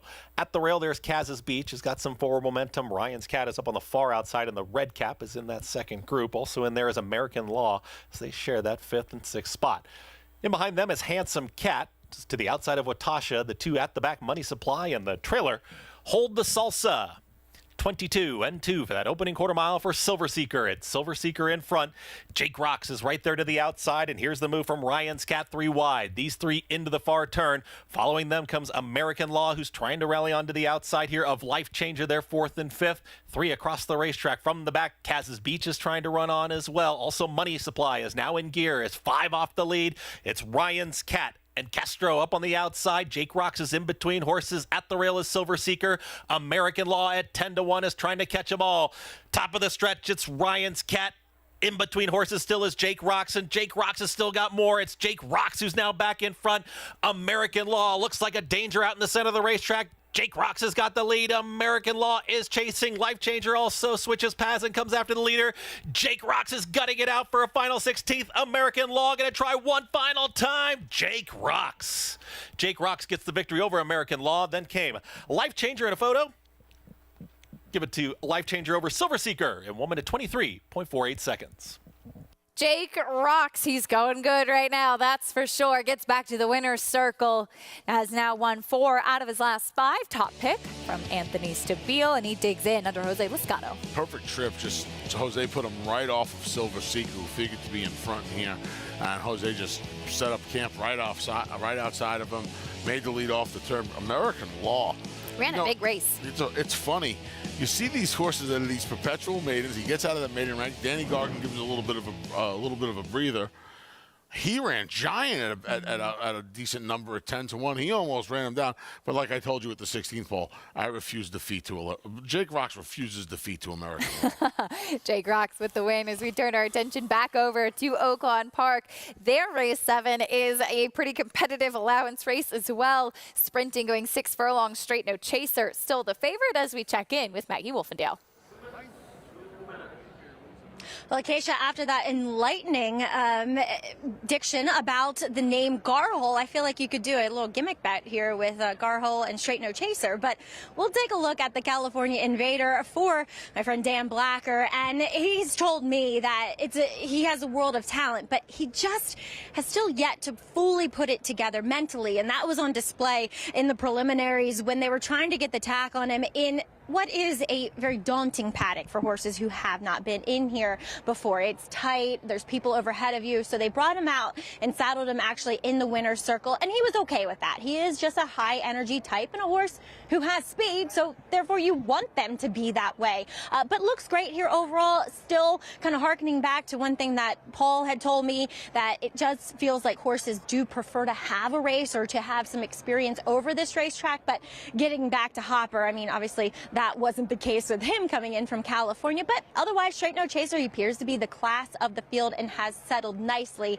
in the warm-ups. Moving on to one of 2 Ron Moquette horses, and I gotta be honest, Osborne makes a ton of sense on paper, but I did not like him so far in the prelims. I preferred his stablemate, Ruggs, who on the surface of things doesn't look to be good enough. But if you want one that's a bit of a price that I think really benefited from that start off the layoff back on March 17th, he just kind of looked like he needed that run. I think he moves forward here. He's a big, robust horse that looks as though he needs to race into fitness, made a great impression on me overall as a long shot. And then on the outside, the Arky bred, number 8, Garhole. And watching his replays, I've actually never seen him in the flesh. He always looks to get a little bit hot, a little bit washy. Now, today, not the case so far. He's been actually really relaxed. He looks healthy. He is a horse that wears earplugs, much like Straight No Chaser. But I love the warm-up that Ricardo Santana has given him. But, Acacia, there's no denying the fact that this guy seems up against it when he's facing horses that don't have an ARK next to their names. He's looking for his friends, Maggie. Garhole, she brings up such a good point. Anthony, that is the big question with Garhole today. And I thought it was interesting what Maggie said about how relaxed he looks. He is the type of horse that we've come to expect to see him forwardly placed. When he tried Open Company 2 starts back, he ran a disappointing 4th. That was behind Gunite, though, who ran a huge effort that day. He's got a Louisiana bred, he's got an Indiana bred, he's got a Florida bred, he's got some Kentucky breds. We got no Arky breds. I know. Where are his buddies? This is the United Nations of race 7. He's lonely. He's got to wave the Arky flag today. He could win. He's going to have to try and shake loose from Straight No Chaser. And I don't think Johnny's going to give up his position here. Johnny Velasquez, that is. Mm-hmm. Sorry. There's only one Johnny on the racetrack at this point in career. And this horse, he's run against Taba and other stakes types out in California. I would imagine Johnny's just going to say, come and catch me, boys. I got California speed. I'm bringing California speed to Hot Springs. That horse is quick. He's fast, and he's fast out of the gate. Yes. No, it's a different kind of speed. No offense to Garhole. Let's see how it shakes out. Loading in for the 7th, here's Jim Byers.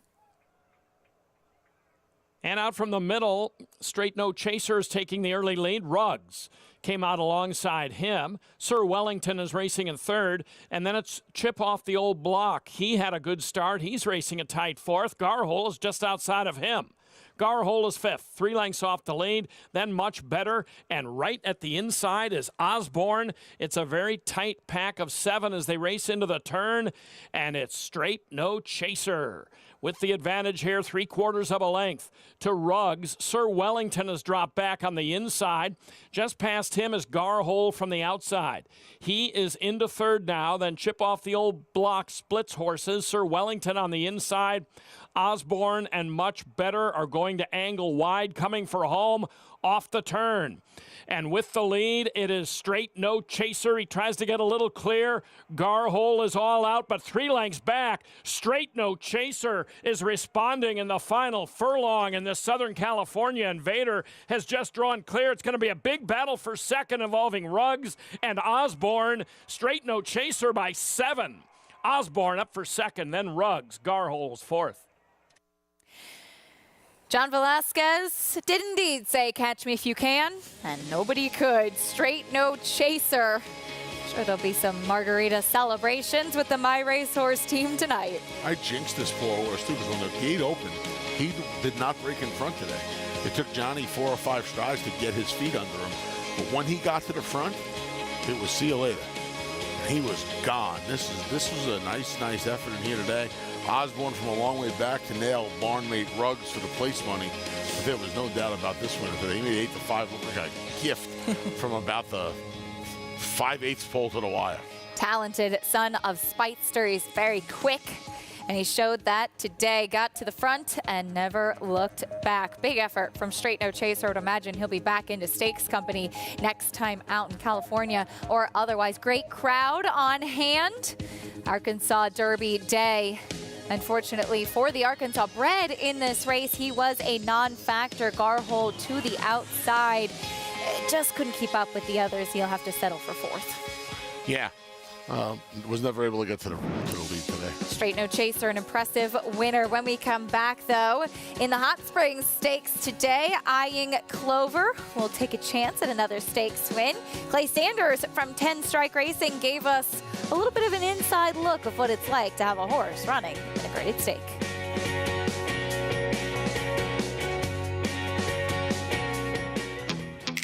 Yes, there's family. If we say La Troyenne, you'll get the picture. And of course, form. G1 this. A breathtaking run. G1 that. Dig down deep to win it. But take a long, steady look, and the word that most likely springs to mind is fantastic.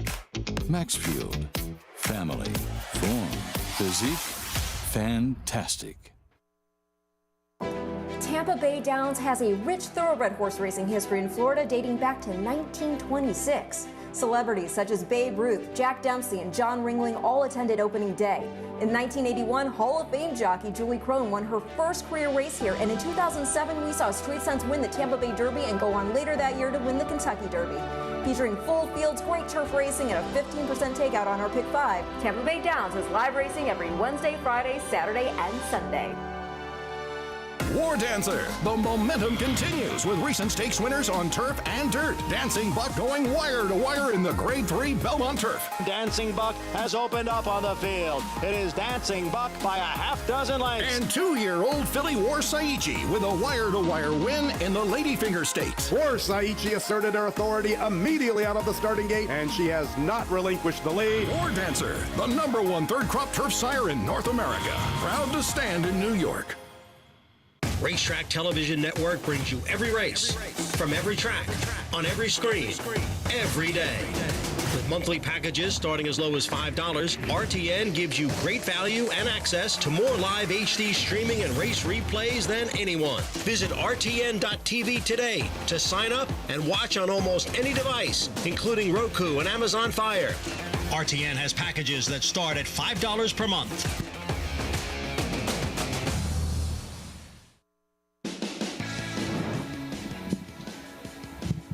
You're watching America's Day at the Races on Fox Sports 2, as always brought to you in part by Claiborne Farm. 100 years doing the usual, unusually well. Straight No Chaser. Unusually fast, Gary Stevens, for trainer Dan Blacker. A second California Invader to win this afternoon, both ridden by the Hall of Famer John Velasquez. Yeah, Johnny having an outstanding day right now. And Straight No Chaser, he puts on an exhibition here right now, just lengthening his stride. Pretty mover right here, swapped over in that right lead, just extends that lead and destroys this group. By daylight, My Racehorse Stable, something to celebrate on this Arkansas Derby undercard. Look at him pull away, a sprinter finding a second gear. Johnny V looking for competition in the rear view, nobody coming. And of course, He rides the favorite in the Arkansas Derby, Reincarnate. 540 straight no chaser over Osborne and Ruggs. 6, 4, 7, 109 flat in the 7th of 13. At Oaklawn Park, up next, back to the stakes racing.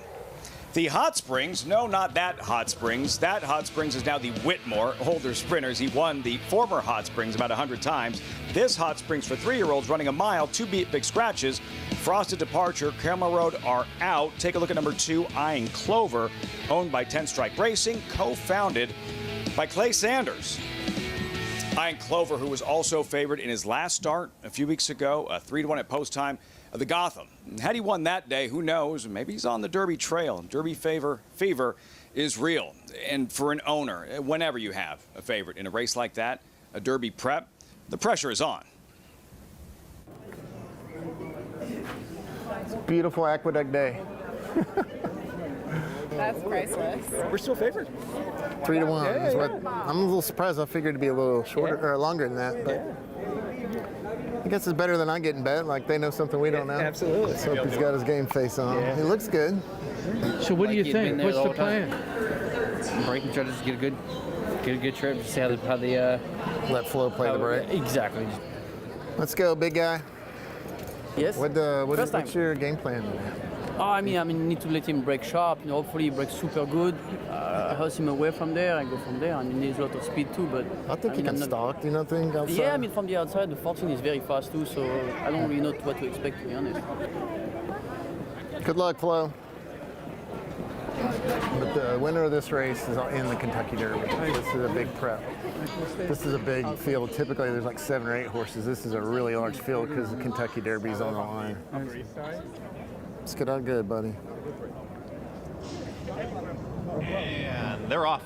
They get set to come out of the chute. Some drama early, but up on the outside, here's Recruiter, who's now ahead in front. Down towards the inside is Carmel Road, who's going to challenge for that early lead. I Ain't Clover is taken back now, is in the 3rd position in between horses. They've got less than a half mile to go, and they went fast. Come on, Flo. Start asking him. Start asking him. Up on the outside, it's I Ain't Clover, who's ready to challenge. Come on, I Ain't Clover to the outside of Carmel Road, and from out of it, Ray's Kane has taken the lead. It's Ray's Kane, who's come from the back of the field, has now passed them all. Ray's Kane is well clear.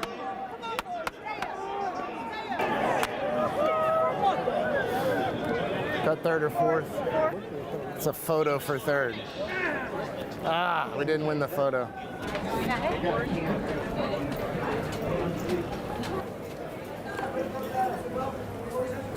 Flo, what'd you think?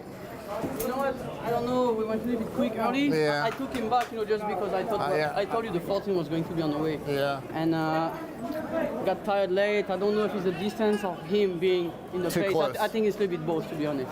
I had a lovely trip. The loose horse kind of like bothered those two in front. Was able to wait, but I'm the one who's making the first run. Right. Yeah. After that, the winner came. I mean, you just went by me so fast.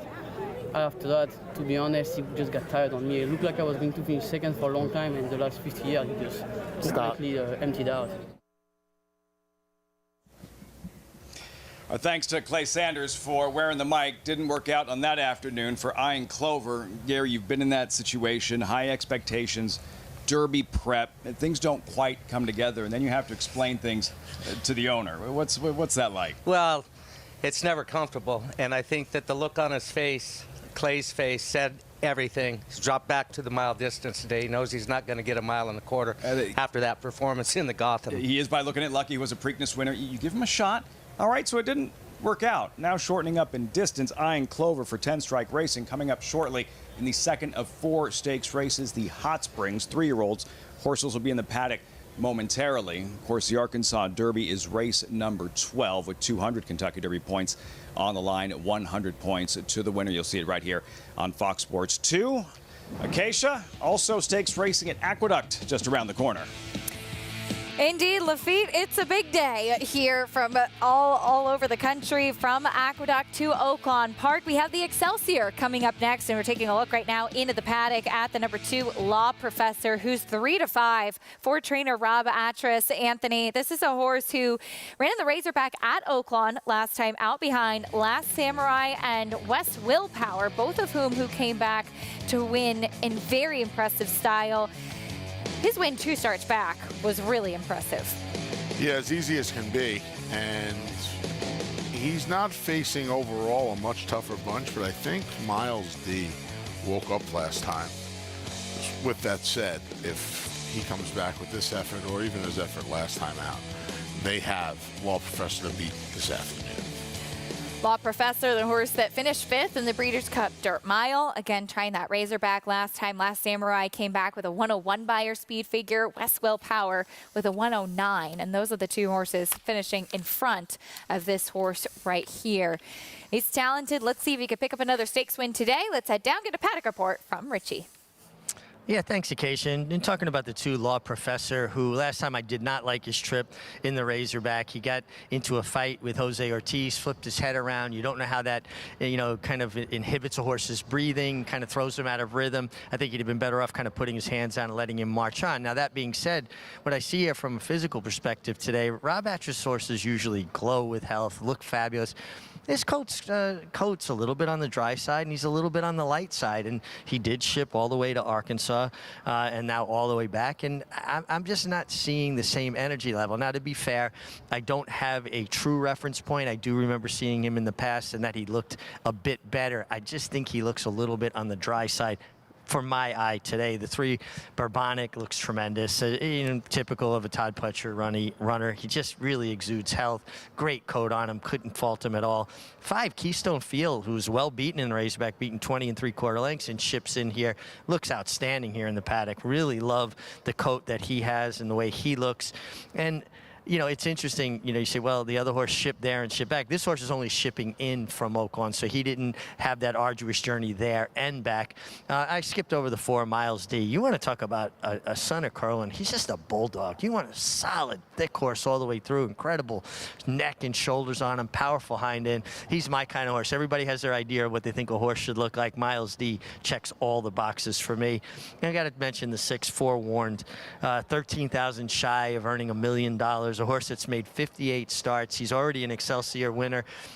And it's a credit to Uriah St. Louis that this horse carries the weight he does. Gosh, he's stocky. He looks like a fullback, and a horse that's raced this consistently and for as long as he has to carry that condition says a lot about the horsemanship behind him.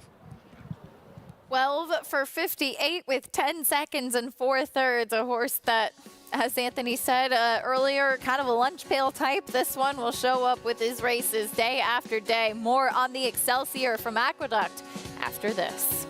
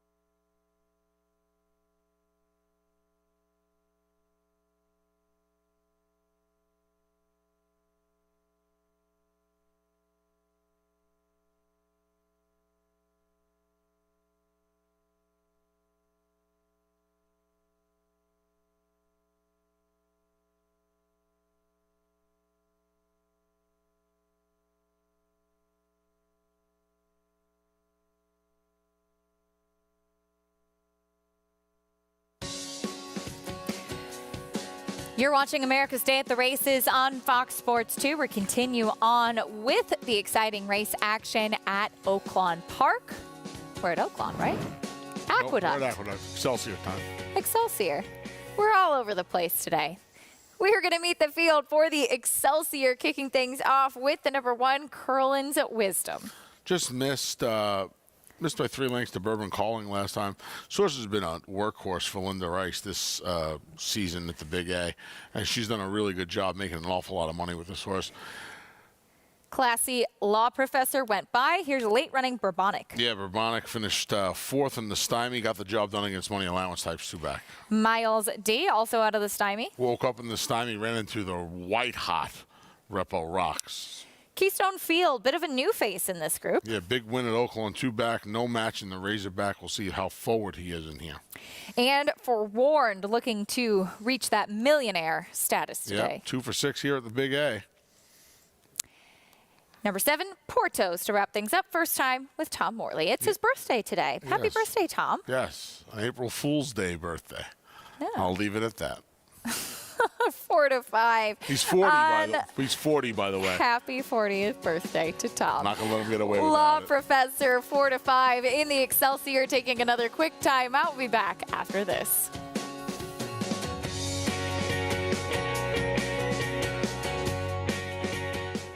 Hello. Yeah, I saw his second first crop leading sire. He's second crop leading sire now.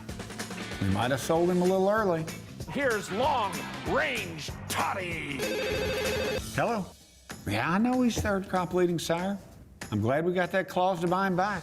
Yeah, I'm gonna try to see what I can do. Kenny, we've got to Take Charge Indy back. Experience the adrenaline-pumping, suspense-filled action of the Sport of Kings no matter where you are with Naira Bets. It's fast, easy, and secure. Download the app today and start winning with our lucrative weekly promotions, thrilling handicapping contests, and a one-of-a-kind VIP rewards program. Don't just watch horse racing, be a part of the action with Naira Bets.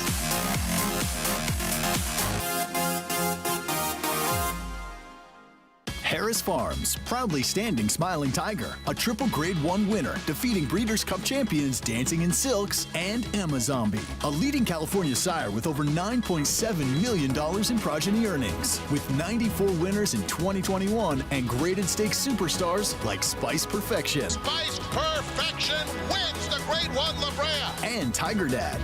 Smiling Tiger, a leading California sire, standing at Harris Farms. It pays to be Cal bred. This season at Oaklawn, we've got more of everything. More of the top thoroughbreds in the world. More days of live racing. And the largest purses in our history. All at a completely reimagined Oaklawn. Come be a part of this historic season at Arkansas's only casino resort.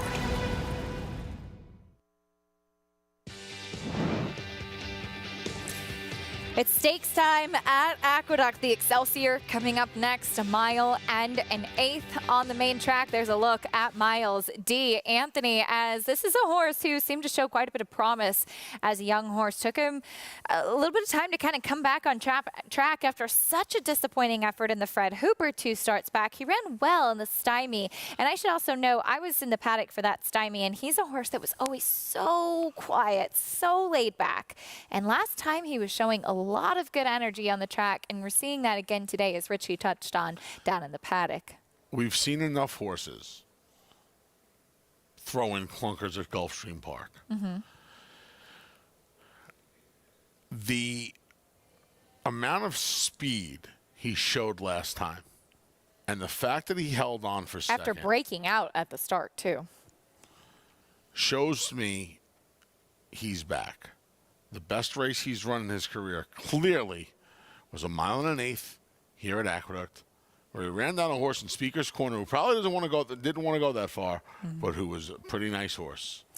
Let's go back to Richie trackside. Guys, I've been watching them warm up. Not a lot of my opinions changed from the paddock. The 4 Miles D, loved him in the paddock, loved his warm up. I'm really just a solid son of Curlin and should be forwardly placed. The 5 Keystone Field, also I liked him in the paddock, continue to like him in the warm up. He'll be my top selection. And, you know, listen, it's a 2-turn race, a mile and a furlong. Starts are so important. You have about 130, 140 yard run to the first turn, and you don't want to be shuffled back. You want to get your position going forward, even if you're on a closing type. You don't want to be jammed back. You want to be able to ease back and find your own trip. I think starts are almost more important going a mile and an eighth than, let's say, going a mile out of the chute here at Aqueduct. We know Bourbonic will be running late, and a horse that has won the mile and an eighth here at Aqueduct. In fact, 2021 winner of the Wood Memorial. As you take a look at where the starting gate is positioned, that's exactly what Richie's talking about, Anthony. Look how short a run it is into the first turn. You don't want to be parked wide there. You either want to drop back or get your position, get into a good spot, a good rhythm before that turn comes up so quickly. No question about it. You need to find your way either to the front or to the rail. And I don't think that'll be a problem for the contenders in here. You saw briefly there horses in the paddock or in the saddling areas. They're out on the turf at Oaklawn Park for the upcoming stake, the Hot Springs, making their way over to get the call for riders up shortly. That was a look at the 4 Cactus. Your favorite at Oaklawn in the Hot Springs is the number 3 Gun Pilot. We're loading in for the Excelsior at Aqueduct. Almost in. Final thoughts, Anthony? I can't believe the difference in price between Law Professor and Miles D. I'm stunned that Law Professor is this short today. 1-2 on Law Professor. Let's see if he picks up another victory in New York. Chris Griffin has the call, the Excelsior.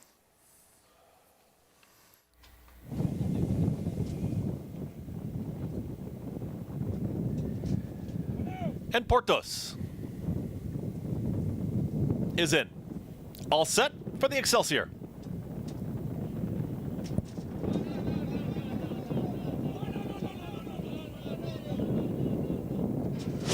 And they're off. Step slow for Portos at the back of the field. Curlin's Wisdom has early speed, and so does Law Professor. It's going to be Law Professor. We'll take him into that first turn. Is joined out wide here by Miles D, and also going to make it 3 wide. That's Keystone Field. These 3 across the racetrack, and now Law Professor. Manny Franco does not want to be up with that pace. Is taken back to third. It is now alone in a stalking position as Keystone Field is the leader. It's Keystone Field. Miles D has got the rail position, and Law Professor is now ranging back up on the outside to secure second. Not the easiest journey in the early quarter for the favorite. Back there in fourth comes Curlin's Wisdom. Far back to the rest, there is Forewarned, the late runner with Bourbonic, and the trailer is Portos. They work up the backstretch. They went 23-1 for that opening quarter mile, and Keystone Field has got the lead. It's Keystone Field who's 2 lengths in front. Law Professor is all alone in second, is chasing this leader as the leader tries to back off the tempo a touch. Miles D starts to progress, is at the rail. Curlin's Wisdom is going with that rival as they have backed off the pace a touch. It's 46-4 for that half-mile time. It's Keystone Field who's got less than a half mile to go, but Law Professor is right there, and here comes Law Professor just ranging up on the outside. Law Professor and Manny Franco now within ahead of the leader. Miles D is back into a clear third position, is now chasing these leaders. Curlin's Wisdom is all in from the back. Portos is trying to rally on with Forewarned, and Bourbonic. Law Professor went 111.69 for 3 quarters, and Law Professor is the target. A quarter mile left to go, and now kicks for home. Keystone Field is back to second. Far back to the rest right now. Law Professor is just opening up here, is now 3-4 widening lengths in front, is approaching the final furlong, is drifting out here in the stretch. Keystone Field continues to chase. Law Professor is well clear. Miles D is third. Law Professor gets it done. Was a short price favorite, and Law Professor Manny Franco, they win the Excelsior. Keystone Field second, Miles D, and Portos up late for fourth. Then 1 minute 50.34 seconds. Law Professor, just too classy, faced some really tough company in his last race, and he gets back to the winner's circle in here today under a confident Manny Franco. Yeah, he sat a trip similar to the one in the Queens County where Manny Franco rode him that day as well. He just proved to be too good for these horses today. Keystone Field, Jose Lezcano aggressive, fought his way to the front, just second best this afternoon. He was really headstrong and pulling on Jose Ortiz last time out as Manny Franco took him off the pace today. He relaxed nicely under Manny's hands. That's the Excelsior. We continue with the stakes action. Over to Oaklawn Park, though, the Hot Springs coming up next, a mile on the main track. Horses leaving the saddling area, stepping onto the main track. 6-5 on the number 3 Gun Pilot, who comes out of the Rebel. Yeah, and these the 5 that are left rocking Rocket, doing a little dance as he comes off the turf course and onto the dirt. We'll meet the field, starting with the number 1 Powerful, the other Steve Asmussen runner. He's a minor stakes winner at Churchill. He cuts back from the sloppy track in the Rebel, where he set the pace to a more suitable distance in this sprint, where he is 2 for 3 sprinting in his career. Here's the number 2, I Ain't Clover. We heard from Clay Sanders when he ran in the Gotham last time out. Blinkers come off. He goes back to a sprint. He's 2 for 2 going 6. I'm sorry, this is a mile. This is a mile. Mm-hmm. Yeah. He'll try the 2-turn mile. We'll see what he does going around these 2 turns today with the blinkers off. Gun Pilot, your favorite?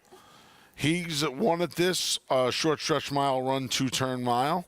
See how he bodes well today. He also comes out of the Rebel. Number 4, Cactus is 2 for 2. Stretches out off a couple of closing sprint wins to the 2-turn mile. I wonder how this horse fares with some more ground. 5 and 6 are out. Here's the 7, Rocking Rocket. He's had mixed results in his career so far, Acacia. I wonder what Raylu Gutierrez, who was here yesterday, he's shown speed.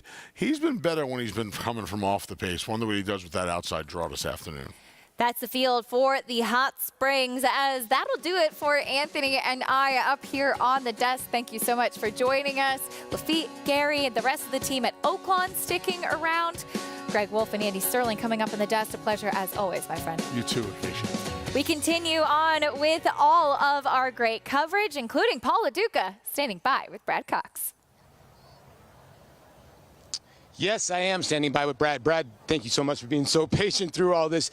3 big chances today. Let's start with the I Ain't Clover. And here you were telling me in the Aqueduct Race. Explain a little bit what was going on there. Well, it was a hot pace, big field. There's a loose horse involved early. Overall, he ran a good race. I think he was probably one of the only horses up close that actually finished. So it was a positive effort. He came out of it in good order. He's had two works back home in Kentucky and shipped down this week. He looks phenomenal, so we'll see how it goes. Where do you think you're going to lay in this race? I don't know. We'll play the break, but I think there might be a horse or 2 in front of us. And listen, this is an opportunity to see if he can handle 2 turns as well. So this is something he's never done, 2 turns. We'll see how it goes. I think the big question of the day is wet paint, right? So, a horse that has absolutely been brilliant over sloppy racetracks. Can he produce the same thing, or can she produce the same thing over a dry racetrack? Well, I'm optimistic she can. I mean, last time in the muddy track, there wasn't really a hot pace that day, and she still finished very, very well. Obviously, fast track today, she works extremely well on a fast track. So, and it looks like there's more pace today than there was last time in the Fantasy. So, listen, you never know till gate comes open. But overall, I expect to run a big race. Is she still a little green? Because she still hasn't switched leads a couple times down the stretch. Right? She switched. She switched back to her left late. But I mean, I think that's when Flavian kind of took a hold of her late. But no, she's pretty polished in regards to how she accepts things mentally. I think you have to be to accomplish what she has, especially in her 2 starts here from coming off the pace. Okay, then the big one a little later, the Arkansas Derby.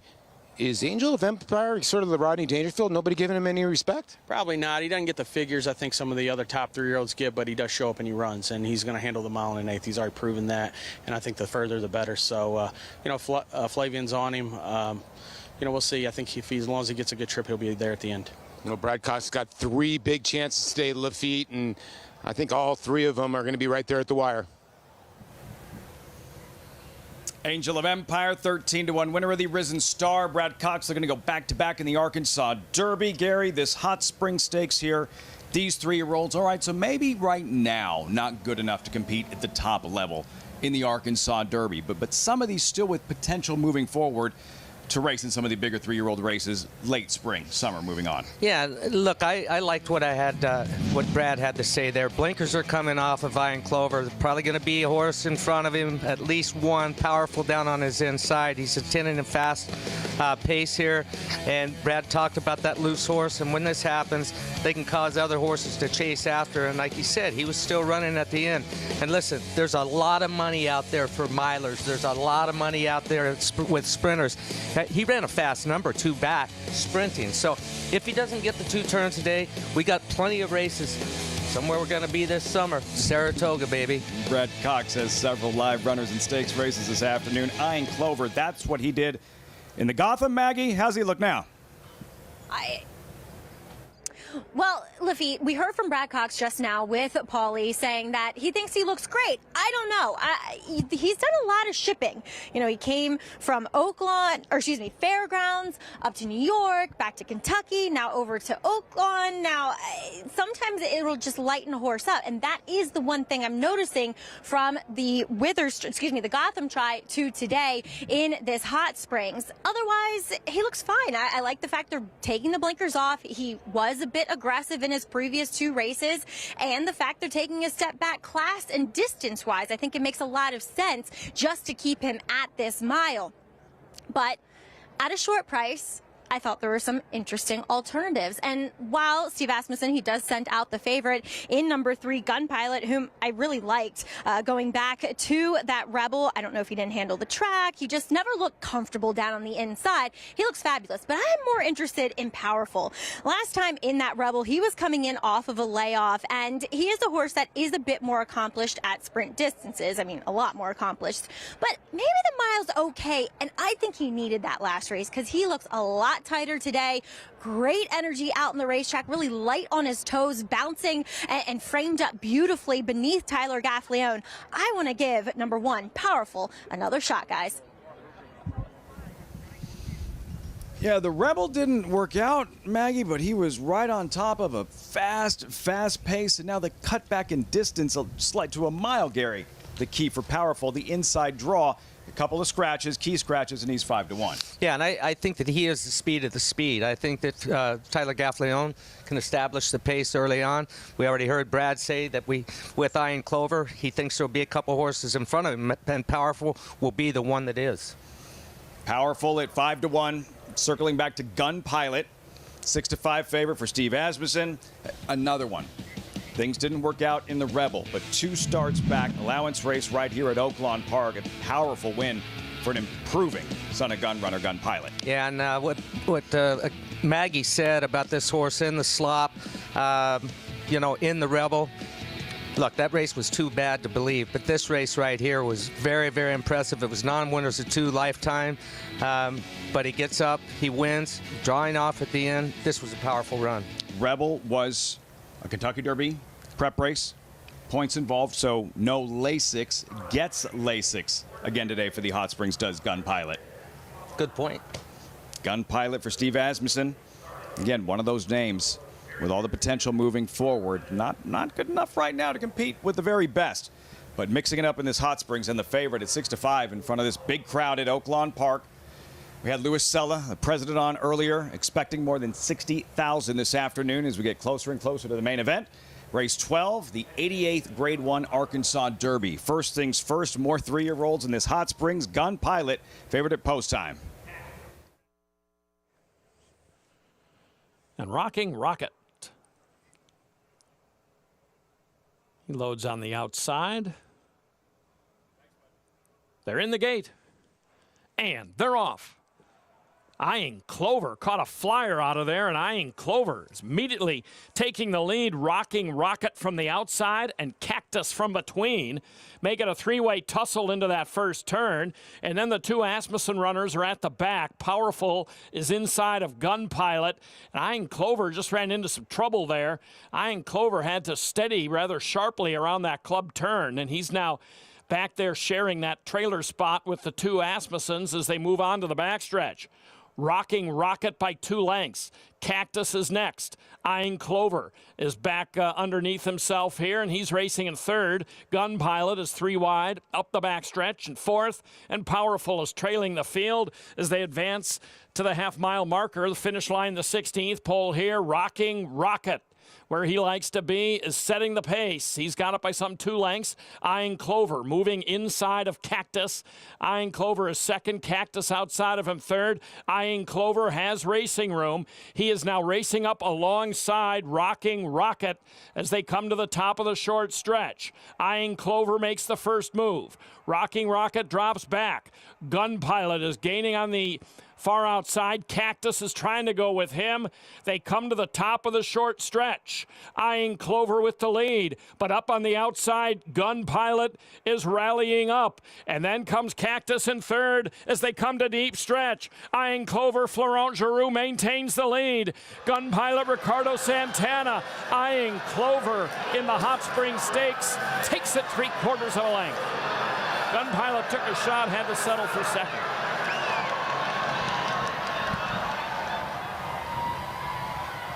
Clay Sanders and everyone at 10 Strike Racing going to be smiling after this one. I Ain't Clover, despite the traffic and trouble early on, able to turn back Gun Pilot and take down this Hot Springs Stakes. Yeah, for him to make the lead, leaving the starting gate, go into the first turn, have to steady as hard as he did. You saw Florent Giroux have to steady midway around that turn, sucks back into fourth place, sits on the fence, makes that move going around the turn. Much, much the best. Loved what I saw from this performance today, but watch how he breaks very alertly here. I think caught everybody a little off guard, and he relaxed so well for Laurent. He allows 4 horse to go, the 7 horse to go, down on the bottom under Relu Gutierrez. Now watch What right happens? here. He gets a little bit tough. He wants Florent's trying to get outside. That 4 horse slows down. He jumps hills. He's got 2 horses to the outside of him. He gets forced back down into the pocket. So all kinds of trouble.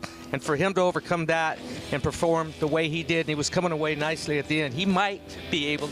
Well, he got the 2 turns today. So we'll see what happens later on. As you were speaking, these horses keep developing. This was very impressive. It's not just the win, it's overcoming the adversity and beating a really good prospect in Gun Pilot.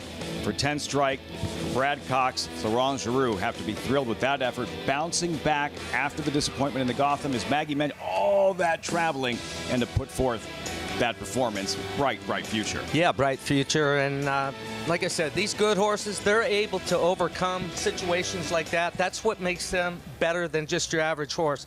We got horses out there that can run, but the mental aspect that he showed, that's a sign of maturing right now.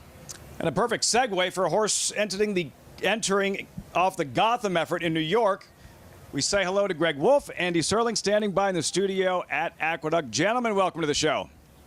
Thank you, guys. Yeah, late start for us, but the action already extremely exciting on this big afternoon. We can't wait for the big one. Arkansas Derby still to come. Road to the Oaks as well. It's going to be a fun afternoon. I agree, and I think it's interesting to talk about I Ain't Clover, just won, who I'm shocked wasn't favored in there, because he ran remarkably well given how fast the pace was in the Gotham and how much it collapsed. And I think that's an important theme when you're talking about the Arkansas Derby today, because you've got a horse like Angel of Empire coming in who took advantage of a fast pace. The horse who said it was Harlow Cap. Will the pace help these horses? Will Reincarnate have more speed in the race? Is Red Route 1 going to get the kind of pace he needs to close into? All of these things are major questions, and pace is always the most important first thing, I think, to talk about in a race. Brad Cox with a win there, and he's got a major contender, of course, coming up in the Arkansas Derby. Angel of Empire, Grade 2 Risen Star winner, who is 9-2 on the morning line. But Reincarnate, that troubled trip that we saw in the Rebel, just broke slow out of the gate. A horse that, when he was with Bob Baffert on the West Coast, was forward and at least stalking at worst. We expect to see a very different race run by him today. Yeah, I don't know if he didn't break that, but he's just sluggish early. And, was it the slop? Is he a different horse that's not going to have the speed he used to have? Had he not been interfered with in the stretch, would he have finished second in that race? They're all questions that you don't have an answer to, but you have to figure a dry track is not going to hurt him today. He's had a good races before his last race. I thought he ran well given the circumstances, and I do agree he's the horse to beat in here. I prefer him, but I do think Harlow Cap, a horse for Steve Asmussen, is also very dangerous. Yeah, that is the other former Bob Baffert runner. Will be start number 2 with Steve Asmussen for Harlow Cap, the son of Justify, Triple Crown winner. What remains? Here it is, presented by Claiborne Farm. Aqueduct Race 9 to close out our card is coming up on this muddy sealed track, and the best yet to come from Oaklawn. Road to the Oaks and the Fantasy ahead, and the Grade 1 Arkansas Derby. Final points race in Hot Springs to punch your ticket to that first Saturday in May coming up. Meanwhile, winner's circle back here in the feature in the Excelsior. And Law Professor back to New York after he went to Hot Springs, wound up a distant third in the Razorback. back where he has been at his best. And it was a Razorback exacta with Keystone Field, who did not run well in the Razorback with a wide trip. He finished a very good second here, but Law Professor, who didn't wire the field like most of us thought he would, he rated kindly as he's done in the past, and he won quite easily. The disappointment in the race was Miles D, who was a very mediocre third. Thought it was odd that he was 7-2 or 4-1. He was very chilly on the board, and the board was right about Miles D. And the winner. Law Professor, 6th win of his career. He returns a very modest $3. Big favorite here, 1-2. Rob Atras, Manny Franco. Team up for the victory for Twin Creeks Racing Stable. We move into the nightcap. $20,000 Maiden claiming 6.5 furlong sprint. And Bold Honor, Super Coach Fred Brass Monkey taking the majority of the money here. Yeah, I thought it was Bold Honor with a little 3 and 9, but we'll see how it plays out. I don't get the inside 2. All right, we'll have more on that coming up. Take a time out here. It was I Ain't Clover, Brad Cox. Blinkers coming off and holding off Gun Pilot in the hot springs. Good to get on the board for this barn. Of course, Angel of Empire for him. Still to come. Wet Paint, maybe the one to beat in the fantasy for this same barn. We'll be back. More America's Day at the Races coming up. Grade 1 winner on both dirt and turf, War of Will became a classic winner with this victory in the Preakness Stakes. He added turf credentials to his resume with a determined victory in the Grade 1 Maker's Mark Mile. Now his first weanlings are commanding attention in the sales ring. Right here, 280,000. 191,000. 165,000. 160,000. Thank you. A dual surface classic winning son of Warfront, War of Will, standing at Claiborne Farm.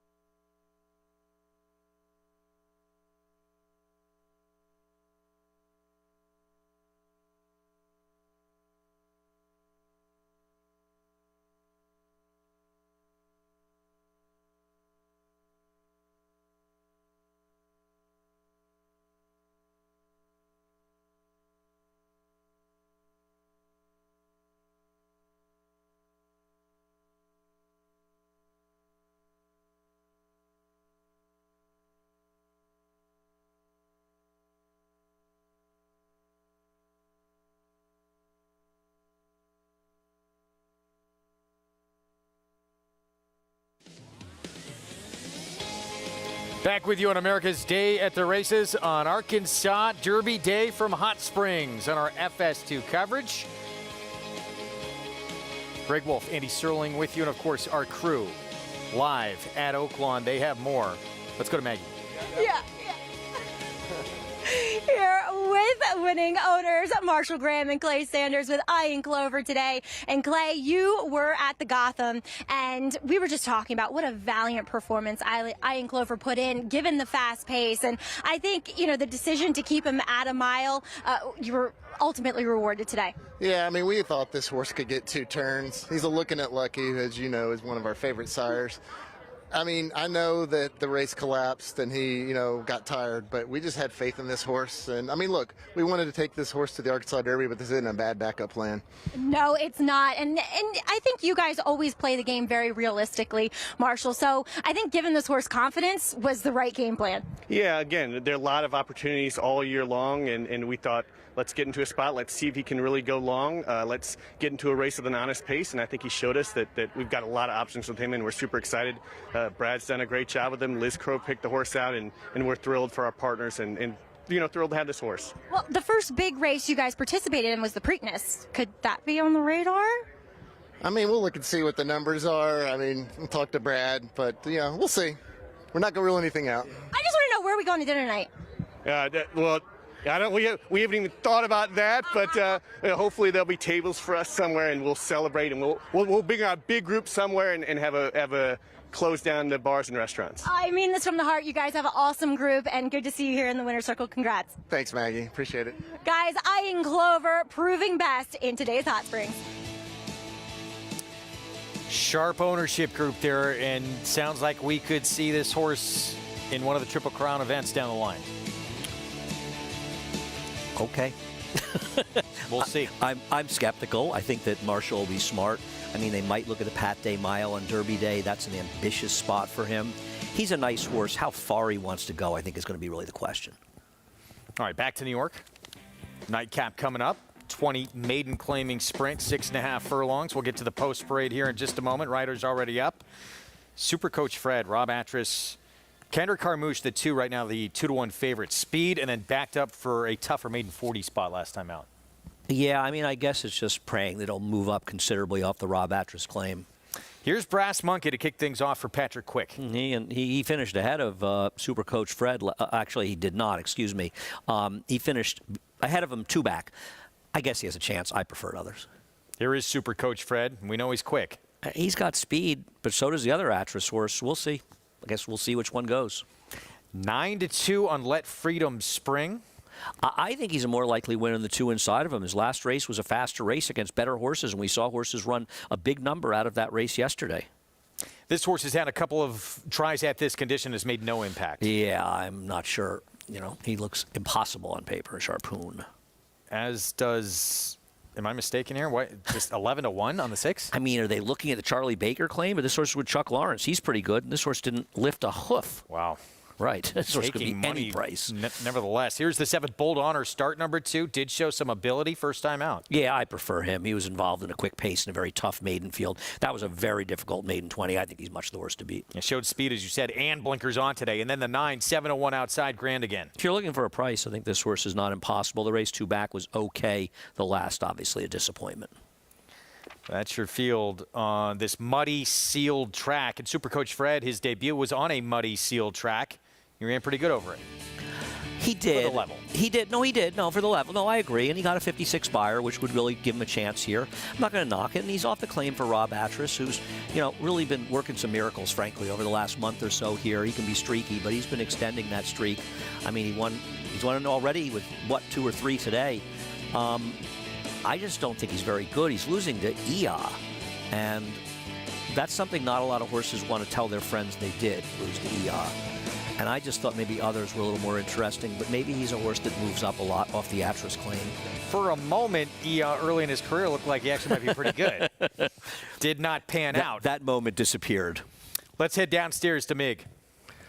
Yeah, guys, an interesting group here to finish out the card at Aqueduct. The 1, Brass Monkey, boy, he was a handful in the paddock. I felt for his groom. He really got dragged all over the paddock. He must be exhausted. Horse was just really on the muscle.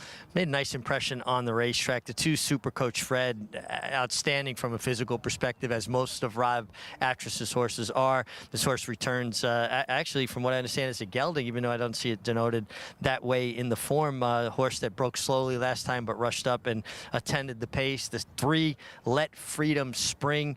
You get Romero Mirage, who's been riding well all day. She's done well with limited chances, winning on long shots. He got beat a nose on a long shot earlier in the day. Kid that has a great attitude and has been riding really well. And another one that just really made a nice impression in the paddock and continue to do so on the racetrack. My top selection will be the 7, Bold Honor, another Rob Atras trainee. He checked all the boxes for me from a physical perspective, and I thought he ran okay first time, going 7 furlongs. Now he has a race under his belt, adds blinkers. Talk about blinkers, the 9 horse, grand again. He has about as a severe extension blinker on the outside as you'll ever see, basically almost limiting his outside vision completely. Now, it's tricky for a rider because then you got to make sure that the eye that isn't inhibited by the blinker cup can see the brake. Horses react to the opening of the doors, not the sound, not a bell. They need to see the brake. The assistant starters will be aware of that and try to keep his head as straight as possible. But he's a horse that I didn't think was without a chance, and he looked good from a physical perspective, but that is about as severe a blinker cup as I have ever seen, guys. All right, Mig, thanks for the info. 9-5 favorite as we get set to load up momentarily here at Super Coach Fred. 9-5, but as we talked about, looks like going to get pace pressure from the 7 Bold Honor. Week from today, final stop of the road to the Kentucky Derby in New York, the Wood Memorial. You'll see live coverage on Big Fox. Can't wait for it. We hope you join us. Of course, we'll be running the Grade 1 car that day as well as other stakes, and it always feels like Wood Memorial is the day that you sort of say, racing's back. We'll be back on the turf. We're scheduled to be back on the turf next Friday. Looks like the weather should be kind to us. So Friday and Saturday have some nice turf races as well. And it feels like you're turning that corner. The weather's getting better. Beautiful day today. Greg Wolf actually made a little trip to the paddock at Aqueduct with me today. We watched a race in the boxes. It was fun. It really was great, wasn't it? Had a good time. Yeah, I appreciate you taking me out there. It was enjoyable. It was a nice way. And it's nice. You know, a lot of times you're in the winter, so it's chilly. So you don't go outside. But as you noted, there's really no better place to sit in the box area and watch the races. It is the most incredible view of racing. I need to spend more time out there. From start to finish, you have just a beautiful view of the race. Right. We were talking about it, and I said, well, the biggest difference is there's no trees. And we do love the way the trees look and everything, but when you're here, the sight lines are clear. Yeah. And as you said, also, no columns in your way either. It is a nice view, and it was a beautiful day, and it's fun. And I hope people that are down here, we want you to watch the show, but if you can come out, take the A train out. Greg and I will be on the train. We'll probably see you on the train. Yeah. Absolutely. And come on out to Aqueduct. That's where we were. Plenty of people ask me for who I like in races coming up on the A train. Oh, yeah. Yeah. So a lot of our real fans take the A train out every day. And if we come a little later, and sometimes you'll come a little bit later, and you come when the fans are coming in for the track. It's nice. No, it's great. No, it's good to get to see everybody. Super Coach Fred, the favorite, stepping in with Kendrick Carmouche. Will he have a pace battle on his hands with a 7 here and with Eric Cancel and Bold Honor? It looks like that could certainly develop. If that does, who does it best set it up for? That's a good question. Maybe it's a very good question. Maybe Let Freedom Sing. That's the 3. I suppose Brass Monkey. I don't know. It's hard to believe the 2 actresses are going to go tooth and nail after each other. You know, it just doesn't seem like a huge likelihood, but I suppose it's possible, right? Anything's possible in this game. Yep. That is a fact. That's why we love it. Here we go. Nightcap from New York on our Saturday card. Let's go upstairs to Chris Griffin.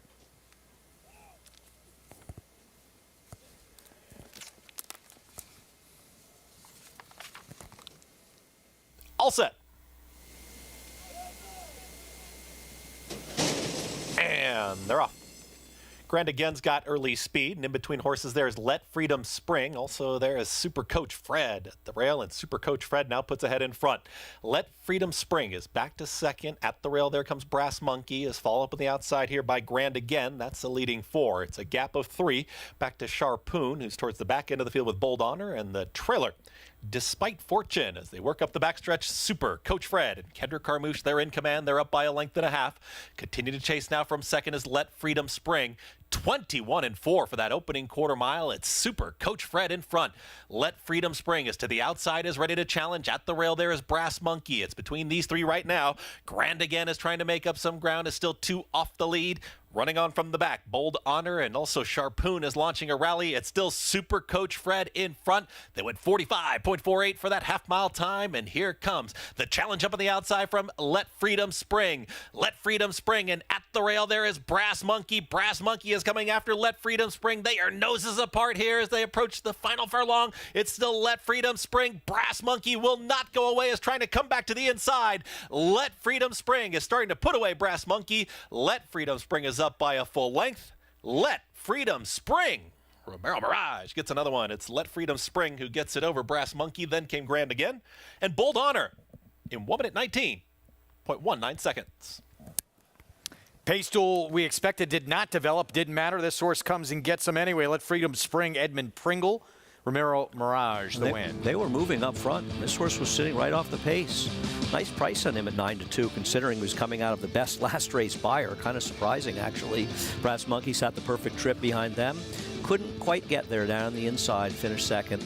Really didn't have much movement in this race, and that was a theme of today's races. We did not see horses making runs for the back. Card in the books in New York. Well, the prices coming up. Time to check in with a couple of Hall of Famers who know each other very, very well. Back at Oaklawn, Gary Stevens with Johnny V, already with a couple of wins on today's card on the desk. Greg, thank you. And John, thanks for taking the time out to come out here in the infield. We're getting you some fresh air, but feel out with oxygen It before. feels nice. It feels nice to be outside. For the $1.2 million Arkansas Derby. Listen, I know you had a nightmare trip in the Rebel from the word go, and I'd like to have you take me through the race. Tell me what you learned through the race and just the kind of trip that you had. One of those nightmare trips that Gary very well, though, those things that you don't plan. And actually, I think he's fast enough to be close to the pace, and he didn't leave the gate very well on the sloppy track. He's never been on the sloppy track as well. So he didn't leave there very well, and then 3 jumps later, I kind of got squeezed out of there as well. Didn't get the position I want to. Going to the first turn, I was like, well, I'm going to have to get him used to, all the dirt and everything. So I keep reminding him, to just keep his mind busy, and hopefully he didn't drop so far back. And he did. He ended up pretty far back by the time we got to the backstretch. And I keep, kind of let him know that he needs to run and going to the backstretch. I thought he was good enough still, even that I keep reminding him that he needs to stay there. He didn't leave the race completely, though. He's give me the feeling that he was still there, though, By the time we came to the quarter pole, I knew that, I need to look for some space to get out of there.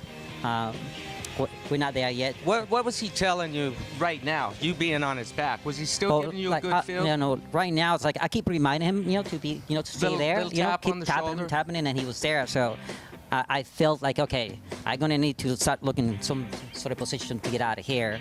And then when we got to the 3A pole, they got a little crowded there, and I said, well, this is one of these racetrack, and one of the races that you're gonna have to, put yourself out of here, though, Yes. He did, and then when he got really close to the horses in front of him, now he got really aggressive. Like, okay, now I can get him out. Once he got, got underneath on me, and I pushed him out right about the quarter pole. And I'm telling you, and when I pull him out, he was there for me. And then the horse on the outside touched him from behind me, kind of got him off balance right there. And then the horse inside and inside keep coming out, and they both of them stopped me, And I haven't been stopped like that in a long time. So I feel so bad for the horse because he was running really well, and then he came back and run really well. So, with a really good effort, I think if he plays well today, get the position that I want to be, and a better track today. So hopefully he can do that today. Did he teach you in the Rebel what kind of desire he has, and that he can be bounced around? Did he grow up, do you reckon? He taught me a lot, man. For a trip that a horse that's always been close and never got any dirt and a track the way it was, and him to come back after all that and then get squeezed in the 8 pole and then still give him more. And then Gallop Out was really good, so I was like, damn. And I said, this horse had everything against him today, and then he still run. So hopefully with that under his belt now, that he learned a lot, and we go from here. Well, John, I hope that you get the trip that you want today, a better trip than what you had in the Rebel, and hopefully we'll see you in the winner's circle. Good luck to you. Thank you. And Greg, Andy, back to you. Gary, thank you. Always fun to catch up with Johnny V. Such a class act. Been such a big part of this game, and then obviously the partnership with Todd Pletcher over the years. He has accomplished so much in this sport. Looking for his first ever Arkansas Derby, though. Yeah, what has that Pletcher guy done for John Velasquez? Look at the horses he's had him on. So what is that, 5th, 6th, 4th, 3rd, a couple of thirds? Seems really unfair. Maybe one day John will get some good mounts for Todd. The interesting thing with John is that, since moving agents and going to Ron Anderson, he's ridden a lot of horses for Bob Baffert, including Authentic, and much, much different in the past, where his bread and butter was always Todd Pletcher. While he still rides for Todd, Todd rides Irad and Louis Saez quite a bit as well now, too. $11.40. Let Freedom Spring. The victory to close out the card here in South Ozone Park. Romero Mirage, Edmund Pringle, Deli and Kimmy Stable, your winning connections as we head back to Oaklawn. Race 9, this starts the late pick 5. It's a maiden special weight mile on the 16th, and Kenny McPeak with an even money favorite in the 5. He also has Quality Chic, who I thought had upside to move forward, just second time on dirt, third start overall. Yeah, and he lost the Wayne Lucas horse that came back and won sprinting in his next start. I thought he had a very good trip last time overall and just really didn't have much horse. Draws outside. They're going a little overboard in Seeking Unity. Keep in mind with Seeking Unity, he's lost 3 straight races, 7-5, 3-2, and 2-1. So he's burned some money at short prices before. He's the one to beat. I thought the 6 Tahoe Run had a big trip last time out and was a very interesting horse as an alternative here. He has that good race 3 back. He's disappointed since then, but one was a sloppy seal track and one was the trip last time. So I thought he was interesting as an alternative. Well, he had a couple of races early on this year that would have made him the favorite or close to it. Yeah, very close to it. It's what has happened. We'll see if he can get back to Wet that track form. and trips, I'm hoping. Here's Night Effect. It's a first-time starter for Riley Mott, Martin Garcia aboard. Almost a year ago, this horse broke a very impressive 10 flat at the OBS sale, but now he hasn't run in a year, and he goes out going long for Riley Mott first time. Fast work, but makes me wonder. Dirt debut for Autoglide, who debuted on grass, and the dam was graded stakes placed. Yeah, it's a dirt pedigree for sure. Now, the dam has produced 2 horses, didn't do much running. Having said that, we'll see. She got one, though, I think that's pretty good. This horse actually made a pretty big move last time out, put the rest of that field away except for the winner. I agree, but still, he's burning money at short prices, and he's short price again. A horse to beat, but... Winner, by the way, is going to be in the Arkansas Derby. Tahoe Run went by, who you're intrigued with. War Rascal, second time out. Well, he would blow this tote board up for sure. He's produced quite a few multiple winners. That was sprinting at Delta, the debut. Route Runner, Steve Asmussen, Tyler Gaffleone, 4-1. Yeah, I thought he wasn't impossible coming out of the Rogue Mood last time, but he just didn't do much running, but maybe second off the layoff he could improve. Here's Manta Rays, had 3 starts sprinting. His figs haven't been bad, but he is moving up from claiming ranks and stretching out. And Quality Chic? I would say Quality Chic. The other Kenny McPeak, 5-1, again, second time on dirt. Beat by a next out winner in Major Blue last start. Kenny has been having a good meet there, and he's been live. I just didn't like the horse's last race and don't like the post. All right, well, let's go back to the favorite. Stablemate of the 10. Let's. Seeking Unity, and take a look at that last performance. He was favored in this race. Again, the horse who beat him, we will see as a big long shot in the Arkansas Derby, Interlock Empire. Yeah, I mean, Interlock Empire ran like a wildebeest that day. I think they're getting a little bit ahead of themselves trying to run the Arkansas Derby, but I guess you only get one chance and you take that shot. Funny track, right? Wait. Which race is this? 2 back? This is 2. Okay, this is 2 back when he finishes second. I was confused at the wet track. I don't think he had an excuse here. I think he should have won this race. I don't think he ran badly. But when you look at a horse that's now been 7-5, 3-2, and 2-1 in 3 straight races, and he keeps losing, and he should have won this race. I mean, he just sort of had it won. These are the kind of horses I live to bet against. I'd be surprised when he wins, but I'm going to bet against him at even money, and I'm going to bet the 6 Tahoe Run. You know who we've not seen today? Let me guess. The man we're about to talk to now. Jonathan Kinchin. JK, good to see you. What do you think? Your pick 5 starts in this race. We have an even money favorite. Your take on Seeking Unity? You know, I think Seeking Unity is the one you want in here. I wish the price was a little bit better, but that's what happens when you play this pari-mutuel game. Everyone else sees what we can see from time to time. Seeking Unity is always run around 2 turns, and the horse is always, outside of the first start, been very competitive. Runs pretty nice speed figures. If you're new to this game, the speed figure, the higher the better, kind of like a quarterback rating in football. And it feels like Seeking Unity, if you look, his last 3 races are actually probably better than anything in here has ever run. The problem you have to digest is the price of the horse, but if you're looking to play multi-race bets like a pick 5 or something like that, I think that you have a better shot of kind of working around the fact that this is a short-priced horse. If I was playing the pick 5, I would single the 5 Seeking Unity. The only other horse that I thought was a little bit interesting was the 8 Route Runner. Route Runner makes a little bit of sense in here. He has shown up and run okay at times, but I just don't necessarily trust this horse to take another step forward. But when you're looking at the prices, 4-1 versus 4-5. I guess if you wanted to try to get cute in here, you could try to get cute with Route Runner. But for me, I'm ice cold with the 5. Public seems to be that way as well. 4-5 on Seeking Unity. Let's get to Maggie for more as we start this pick 5.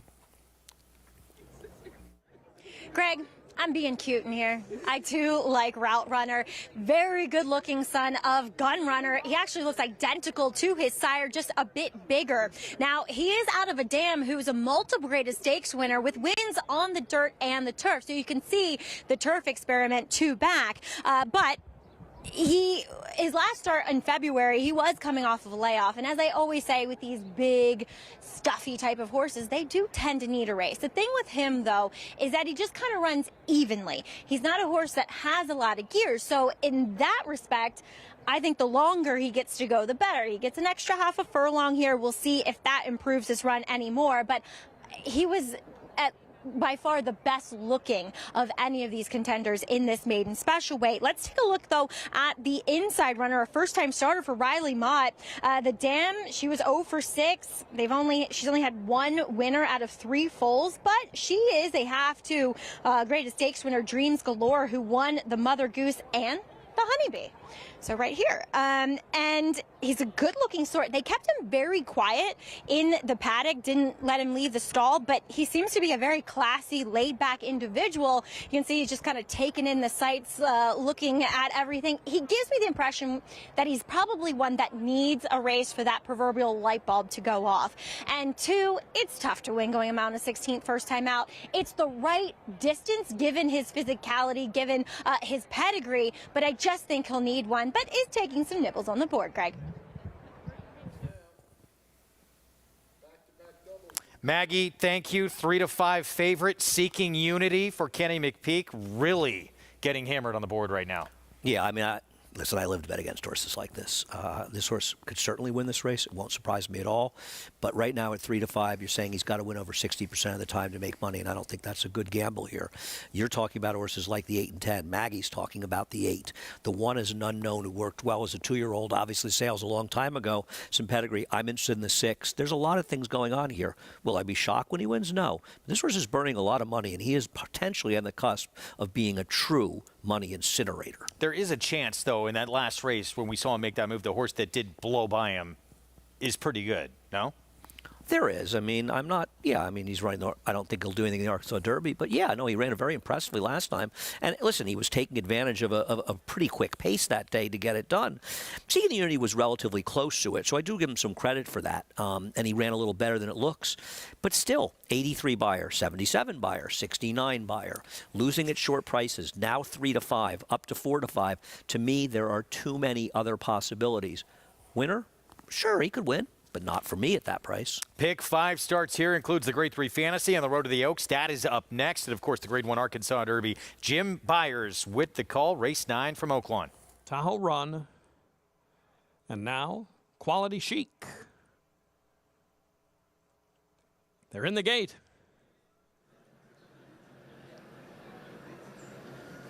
And they're off. Route Runner came out well. So did Auto Glide. Right on the inside, the first-time starter, Night Effect. There goes Seeking Unity in the red. As they race into the clubhouse turn, it's Auto Glide, a narrow lead. Night Effect on the inside, Seeking Unity to the outside is a very prompt third.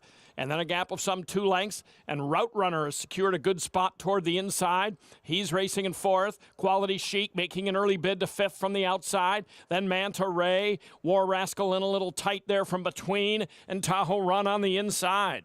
The 8 of them tightly bunched with 5 furlongs to the finish. And it's Night Effect on the inside by a head. Auto Glide is right alongside, length and a half, and Seeking Unity is getting a nice journey up the backstretch. Followed to the outside by Quality Chic and to the inside by Route Runner.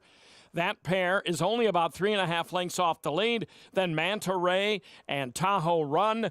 And War Rascal is now trailing the field into the turn. It's Auto Glide taking over the lead here. Auto Glide by a neck. And here is Seeking Unity to the outside. And to the inside, Night Effect. Night Effect isn't done yet. He's battling back, and he's going to stick ahead in front past Auto Glide as they come to the quarter pole. Seeking Unity enters the stretch 3 wide. Now he's trying to stick ahead in front. Quality Chic is moving to contention widest of all. Route Runner in with a chance, along with Tahoe Run. As they move through the stretch into the finish, it's Seeking Unity taking over the lead. Night Effect, an excellent debut. Seeking Unity and Night Effect. It's Seeking Unity at 4-5 by 3 parts of a length over the promising Night Effect, and then 4 to Route Runner and Auto Glide. Seeking Unity, very nice trip today, and finally gets that maiden breaking win after 3 seconds in 4 starts. Yeah, he was extremely fortunate today. He got an absolute dream trip. The one ran extraordinarily well to be second here. He gets the job done. Grats if you had him. There was a little bit of bumping behind him, which involved the 5. Whether it was consequential, I don't know, but a very nice runner. Performance by Riley Mott's first-time star, the 1 in here, who was battling game with the wire, but the favorite gets it done with a perfect trip. Ken McPeak, Flavian Pratt, walking El Thoroughbreds, and 4-5 in the end on Seeking Unity here. Again, 3 seconds in first 4 starts, 3 in a row, in fact, and breaks through today. For a moment, I wasn't sure if he was going to put away Night Effect. He's going to definitely have some opportunities to burn money again.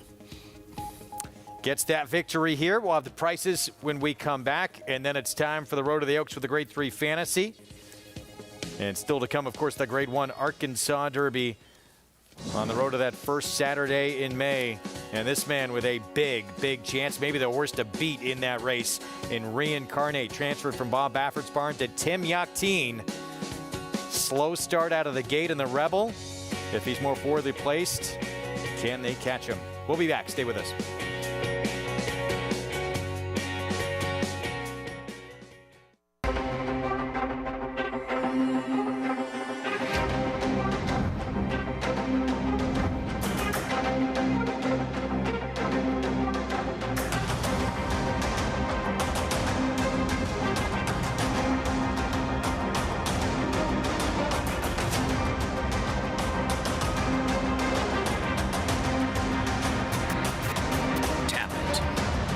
Standing at Gainesway.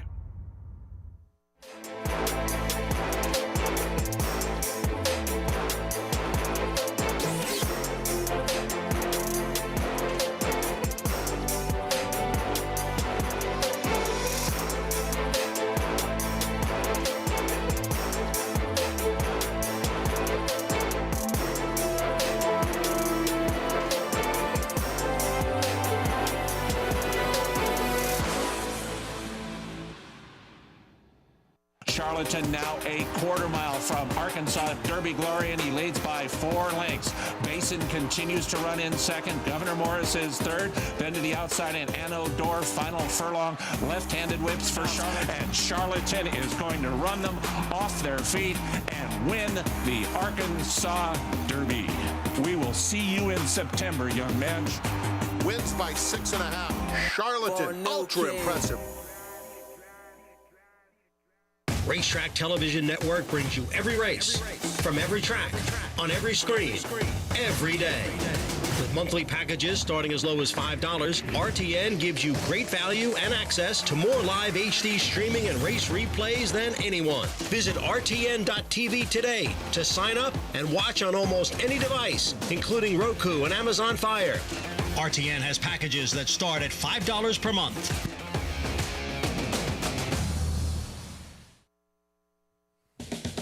Back with you on America's Day at the Races on Arkansas Derby Day. On our FS2 coverage, it's brought to you in part by Hill & Dale at Alapa. Thanks for spending part of your weekend with us. Grade 3 Fantasy on the road to this year's Kentucky Oaks for 3-year-old fillies is up next. We just saw the first leg of this late pick 5, race 9. It goes to Seeking Unity as the 4-5 favorite for Kenny McPeak. And there is an inquiry, and I'm almost certain it involves, and you can see him with this purple cap, the horse is getting bumped between horses, and that was the number 6 horse that we talked about beforehand. He got completely bumped around and taken out of the race, and he was making a move in the turn.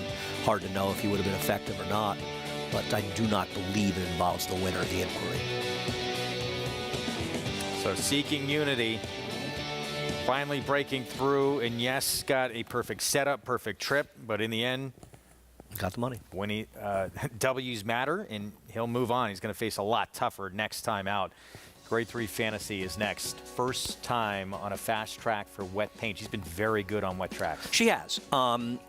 She was a crazy favorite in the last Kentucky Oaks Futures pool. And I'm not even sure if she were win today that she would rate to be the favorite of Kentucky Oaks, but a lot of that will depend on what we see in the Ashland next week at Keeneland, even the Gazelle here, perhaps out in California as well. But she has been good. She has a running style that can get her in trouble, but she seems to get clean trips every time. And last time out, she made a totally unencumbered run down the inside. Not an easy thing to do. She's got talent. We'll see if it extends to a dry track. Comes from off the pace, and she really starts to kick it in gear in the stretch. She's done that on wet tracks. We'll see if she can get a clean trip, though, today, as mentioned, and work things out. Phillies take center stage. Grade 3 Fantasy. Trying to punch your ticket to the first Friday in May for Derby weekend. We'll have this final prep in Hot Springs for the Oaks when we come back.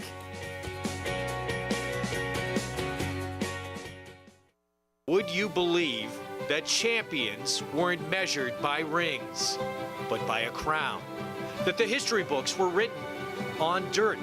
That the greatest of all time was a horse? He is moving like a tremendous machine. Experience the magic at this year's Belmont Stakes as we honor the 50th anniversary of Secretariat's legendary Triple Crown triumph. Join the celebration at Belmont Park on Saturday, June 10th. Tickets on sale now at BelmontStakes.com.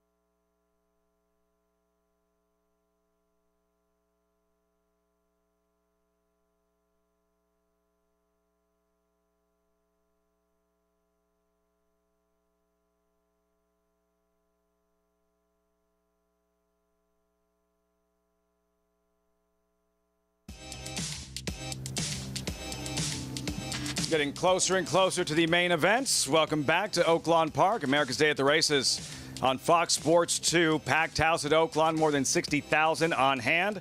That just watched Seeking Unity roll with Flavia and Pratt for Kenny McPeak. Odds-on favorite delivers 365-1-8 in the 9th at Oaklawn as we turn the page. And the 3-year-old fillies in the fantasy. 100 points to the winner for the Kentucky Oaks, $600,000 purse, grade 3 mile and a 16th. Field and updated odds, and wow, wet paint 8-5 on the morning line, 2-5 coming off that big win in the Honeybee. Will she be as dominant on a fast main track? We'll find out in about 22 minutes. But circling back to the 3-year-olds in the Arkansas Derby, now joined by the trainer of the favorite, Reincarnate, Tim Yakteen, joining us on the show. Tim, thanks so much for taking the time. How are you? Doing good. Doing really good. Thanks for having me on. It's great to have you on. It's a long day. This is the only horse you're saddling today, having to wait till 6:45 for the Arkansas Derby. What's that like throughout the course of the afternoon? It's a really long day. It's like watching water boil. So we're getting there, closer and closer. Reincarnate. Johnny Velasquez was just on with Gary Stevens, telling him how much he learned from Reincarnate in the Rebel Stakes. What did you learn from that performance watching him in defeat, a third-place finish? Right, just the versatility that the horse has. I think we understand that we didn't get the cleanest of breaks away from there, and that's where we understood the versatility. I think a combination of things also took place. We're not dealing with the wet fast track today, so we've got a surface that should be very familiar to him and that he's performed well on. So many firsts in that race, as you mentioned, off the pace. He had won his previous races in front, taking all that kickback, and then encountering the trouble coming off the far turn and still the willingness to finish strong. And you know, that's something that you want to see from your horses, and that's something that if you're fortunate enough to get the opportunity in the Derby, that is a rough race, and those are experiences that you only get in fields, in larger fields. You know, you take a little bump here, and you still have that determination. You don't shy away from it, and we're hoping that we can capitalize on that and move forward. Moving forward, Arkansas Derby this evening. So in terms of his training, what has Reincarnate showed you since the Rebel? You know, it's been pretty straightforward. He's a gifted horse. He's a beautiful horse. So I can't really articulate anything particular. I mean, these type of horses, they make trainers look good. He is, and there he is working at Santa Anita last Sunday, 59-4 for the 5 furlong breeze. All right, then, as we mentioned, John Velasquez, who will ride him later this evening. He was here moments ago. Where would you like to see him in a perfect world situated in the early stages of the Arkansas Derby? Well, I think that depends on the pace. I want him to be where Johnny feels he's most comfortable. Obviously, I'd like to be more forwardly placed, but you know, it depends on the pace scenario. So, you know, we're going to leave it in Johnny's hands, and he'll take it from there. He's a very push-button individual. Reincarnate, thanks to our friends at XBTV. He was with Bob Baffert, Reincarnate, as is Fort Bragg, who is running in the Florida Derby, who you now train. Also, next week in either the Santa Anita Derby or the Bluegrass Stakes, and National Treasure was with Bob Baffert. As explained earlier in the show, Bob Baffert now can run 3-year-olds in Derby prep races, serving the second year of the suspension issued by Churchill Downs. So in order to earn points, several of those 3-year-olds have been sent to your care. What has been the most challenging aspect of a very just unconventional situation? Yeah, I mean, you might consider it unconventional. I'll look at in the case of horses transfer all the time. And so I've seen these horses train in the mornings before. I think it was a very smooth transition. I've had relationships with the ownerships. So it's been very smooth. And as mentioned before, when you inherit, you know, a Jordan, a Kobe onto your team, they make you look good. And having worked for Bob Baffert as an assistant, how much does that synergy help as far as the training itself once these horses have arrived to your barn? You know, as a horseman, you're constantly learning, and so I've absorbed so much from Charlie and Bob. You know, I just feel really fortunate having the opportunity to be around multiple senior trainers, and I think that's what horsemen do, is they sponge off of each other. Fort Bragg in the Florida Derby this afternoon. What are you expecting from him today, Tim? I'd like to just see him get into a nice rhythm. I'm looking for a big race from him. I think we learned a lot from his last race. Juan really helped us out in that scenario and articulated some things that the horse probably would enjoy more so, and I've articulated those to Joel. So we're just hoping to see him get into a nice rhythm, a comfortable trip. You know, whether we get caught a little bit wide, that's our post position draw. But I think we've got the horse. He's training well. I think we're going to see a great effort from him. It'll be a very productive afternoon for Tim Yakteen, representing the Florida Derby, the favorite here in the Arkansas Derby. And then next week, Reincarnate, Practical Move, has been with you since day one. How excited are you about seeing him in the Santa Anita Derby? If the Kentucky Derby was tomorrow, maybe the second or third choice. Right. Well, he's doing super. Again, I feel really lucky to be able to train for Pierre and Leslie. He's a beautiful, beautiful horse. I mean, you see him, he just fits in right with the rest of my dream team right now. And it's something really exciting that we're looking forward to. It's next week's Santa Anita Derby. Our viewers had a chance a moment ago to see you with Charlie Whittingham, widely recognized as one of the very greatest trainers who has ever lived. What are some of your more vivid images thinking back to your time spent working underneath Charlie?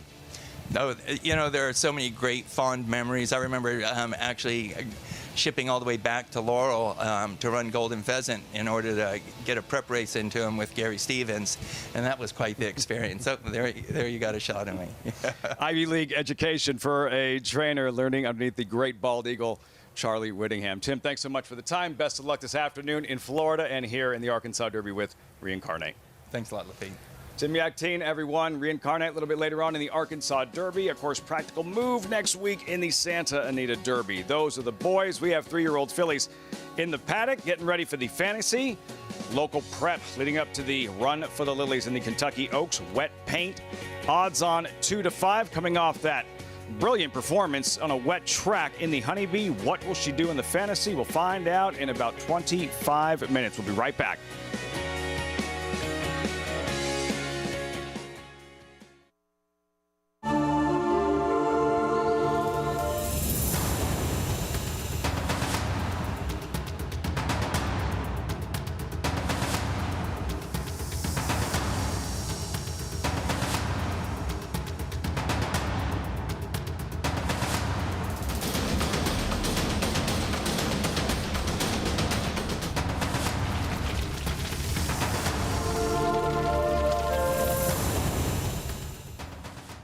The Kentucky Derby Bankroll Builder is back at Naira Bets. Bet a $50 win bet on a selected Derby prep and get $20 for your Derby Bankroll, win or lose. Opt in each week to play at NairaBets.com.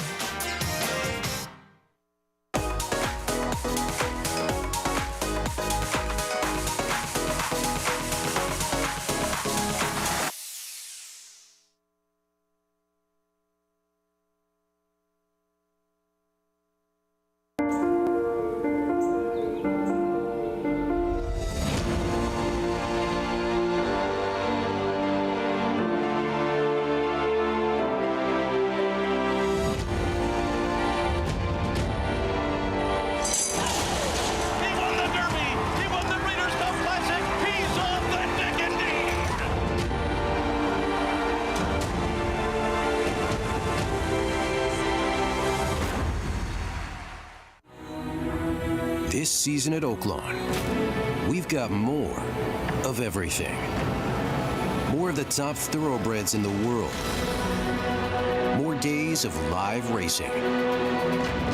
And the largest purses in our history. All at a completely reimagined Oaklawn. Come be a part of this historic season at Arkansas's only casino resort.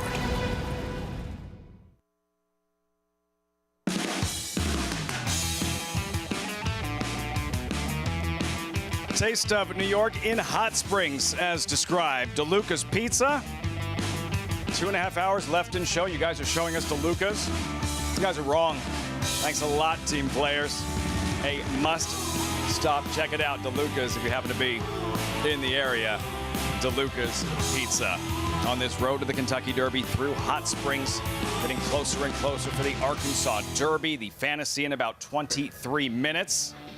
All smiles at DeLuca's. Same can be said here at Oaklawn Park.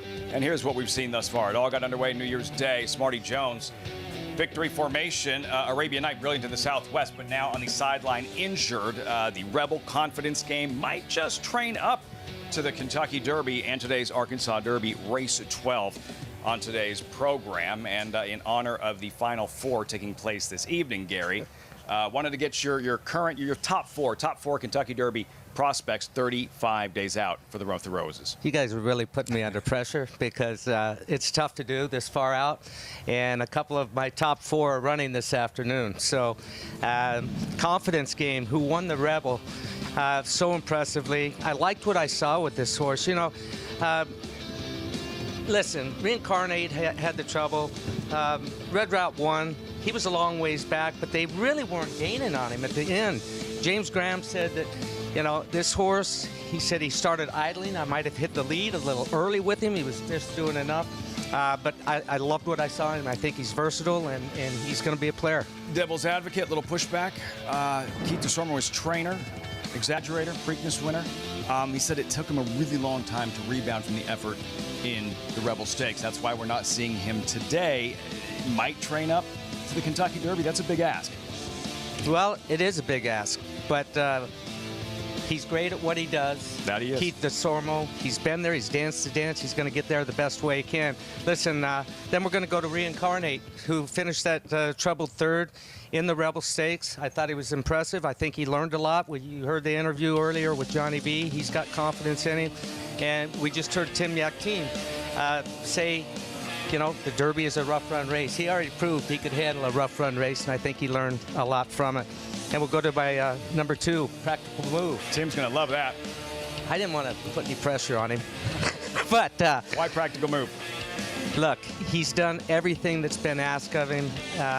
You know, and he's got that dream team behind him, but he knows this horse better than he knows that dream team, because he's been part of the dream team since the word go. So for number 1, we're going to see him later on this afternoon. He's done nothing wrong. It's Forte running in the Florida Derby later on this afternoon. He's been flawless. He's got a bad post position, wide draw. There's only been, well, it hasn't been a winner from the 11 post at any type of race for quite some time, but there hasn't been a Forte breaking from that number 1 or from that number 11 post. Gary Stevens, top 3-year-old Derby contender, 35 days out. How much separation, in your opinion, is there between Forte and the rest as of now in the Florida Derby coming up soon? Look, he does things that are just flawless, and I don't think we've seen the best of him yet. I think he's improving with every race. Todd Pletcher, he's got him in his corner as well. And Todd's done this dance. He's picked out these races specifically, and he hasn't tightened the screws. They're going to tighten a little bit this afternoon, but don't expect to see the best from him until he runs for the Roses. Todd Pletcher, 2-time Kentucky Derby winning trainer, looking for a 6th win in the Florida Derby. Forte, Gary Stevens, top 3-year-old, 5 weeks out from the run for the Roses, and 34 days out until the run for the Lilies and the Kentucky Oaks, 3-year-old fillies. The Fantasy, Oaklawn's marquee prep for 3-year-old fillies. Live look there is taxed, currently 38-1, but the favorite, Wet Paint, odds on. You go back to the Honeybee, the most recent stepping stone en route to the Fantasy. Well, the reason this filly is such a heavy choice, Wet Paint, 7 of the 10 fillies exiting the Honey. She beat 6 of them easily in her last start. Yes, she did. And listen, she didn't have good position early on, and I was doubtful whether she was going to be able to get up. And she didn't only get up down here on the inside, but she comes away and wins impressively. She had to thread the needle. She caught a lot of slop in her face and answered all the questions, and she's drawing off at the end. She's going to enjoy this little bit of extra distance today as well. So, you know, she deserves to be the 2-5 favorite as she is right now. Never won on a fast track. It's been all on wet surfaces. Do you care? I don't care. You don't care. I don't care. It's been all Wet Paint. The road to the Kentucky Oaks through Hot Springs. There's D. Wayne Lucas. The preps we've seen thus far, Wet Paint coming off that runaway victory in the Fantasy or in the Honeybee. Martha Washington, Wet Paint, to see if she can sweep the major 3-year-old filly events in about 18 minutes. The Fantasy coming up with a $600,000 purse, 100 points for the Kentucky Oaks to the winner. Wet Paint, odds on. We check in with Maggie standing by in the paddock with this Fantasy Paddock Report. And Lafitte, yes, Wet Paint, can she do it on a dry track? And that was a major question for me, because when I saw her last time, I was like, oh, she's just going to love the wet going here. You know, she's kind of that lighter framed horse that's just seems to skip over that type of track really well. Now I'm not so sure. She's actually bulked up since going back to that Honeybee effort and is a lot more engaged in the prelims here. It's a little bit more excitable as far as her surroundings, but she feels like a horse that is continuing to get better physically and is blossoming. So I'm actually now really excited to see what she does on a dry track. We'll see if she can win for the first time on it. Next, we'll check in with number 2 in here. That's Grand Love. Now, she's one that I thought looked incredibly fit heading in to that Honeybee effort, but I was worried, will she be able to rate? Will she take to the distance? And I actually think she did. She rated beautifully beneath Joelle Rosario. Now Tyler Gaffalione will be aboard again today, but she handled herself well thus far in the paddock, and she looks incredibly fit. And she even had to kind of check a bit when condensation bore out into her path in the late stages. So I think she's certainly a viable alternative. As Royal Spa, she's also second off a layoff, but stretching back out in distance for Rudy Brissett, who is looking for another win on the card here in this fantasy. And I actually really like more distance for her. I love the fact she came back a winner as a 3-year-old. She's a long, stretchy filly. I think she's one that could pull off an upset here as we go back to New York and check in with Greg and Andy for their thoughts on this fantasy. Maggie, thank you. I think we're both surprised to see 1-2 on Wet Paint, who has questions. She's got to prove herself on this type of a surface. And even if she didn't, I mean, her figures don't stand out against this group. No, I agree completely, Greg. And neither one of us are saying that we'll be shocked when she wins this race. The other thing is you're dealing with a deep closer. And anytime you're dealing with a deep closer, the likelihood that they're going to get into trouble in races increases. Forwardly placed horses, they're usually going to be okay. They're going to be in the clear. Not always, but sometimes. A horse like this could get in trouble, and then someone's going to have to race. Well, she lost, but she was yes, but you're taking 1-2. And I think there are other horses. The horse on the rail, she's looking lucky, going out for 10 Strike and company. Grand Love, how about a more aggressive ride from her today, going the front end? I think she could be more effective if she goes the front end. So there are other players. Let's look at She's Looking Lucky, and it was a big effort at Fairgrounds. This race would be the follow-up at Oaklawn, but her Fairgrounds race kind of put her in the conversation that she might be very talented. Absolutely, and the interesting thing is here, who is she losing to? She's losing to Paintbrush. I'm sorry, Punch Bowl, excuse me. And Punch Bowl is the other Brad Cox horse, who might be known as the Brad Cox horse because she's running next week in the Ashland against last year's 2-year-old champion Wonder Wheel, Julia Shining, in all likelihood. She could be the favorite in that race off that effort. A second to her might look a lot better next week, and right now you may get a better price because a lot of people don't realize how good Punch Bowl may be. 11-1 seems shocking Crazy. that she is that number, but everyone inflated because of all this money on Wet Paint. But did you think that she'd be? I thought she could have been second choice in here, Greg. I'm with you. No, absolutely. I don't understand why she's being completely ignored on the board in this race. Meanwhile, Royal Spa, lightly raced for Rudolph Brissett. She won her debut. Then she was fourth in the Demoiselle, being asked to go a mile and an eighth, start number 2 on a wet track off a 6.5 furlong sprint. A big ask when you're a 2-year-old. And now she's had some time to mature. Yeah. I'm not a fan of this horse. She's never run fast enough to win here. Now, listen, by the way, that Demoiselle, the horse who finished second there, Affirmative Lady, is a maiden. She just won the Gulfstream Oaks, so she's proving herself to be a capable runner for Graham Motion. I just don't like the sprint stretch out like this to a mile and 16. To be honest, if I was going to take a sprinter stretching out, I would take Pate or Pate, however you pronounce it, inside of her, who's a private purchase, going to Mike Maker if I wanted a sprinter stretching out. This one, I'm skeptical she's going to handle the stretch out effectively in this field. 12 minutes to post here on the road to this year's Kentucky Oaks. And, of course, the Arkansas Derby to come. Be sure and play the Derby Bankroll Builder with NYRA Bets. Bet $50 to win in today's Arkansas Derby. And you'll get $20 for the Kentucky Derby to wager on whoever you please. Go to NYRABets.com. Don't forget to opt in. JK, what do you think of the Grade 3 Fantasy? Well, Wolfie, if you're playing from home and you're not getting behind the wheel at all, 10 strike. Look, I do like the one She's Looking Lucky for a couple of reasons. Look, I think that looking at Lucky's really do appreciate added distance, and she's shown that. She's run well going the added distance. And the other thing is watching the races at Oaklawn yesterday, and I know there was some weather, so you don't want to get crazy about this, but the inside was definitely not the bad place to be. I don't want to say it was a gold rail by any means, but I think being down there was an advantage in terms of the geometry advantage that you get from saving ground on the inside anyway. Sometimes these modern racetracks, being down on the inside might not be the place that you want to be. And I got to be honest with you, She's Looking Lucky, talking about luck, I don't think there's a lot of luck involved here, but Baltimore Ravens offensive coordinator Todd Monken owns part of this horse with 10 strike, and he was the offensive coordinator for the Georgia Bulldogs in their last 2 national championship runs. So I think he'd probably like to add this trophy as well as the Kentucky Oaks trophy on his shelf.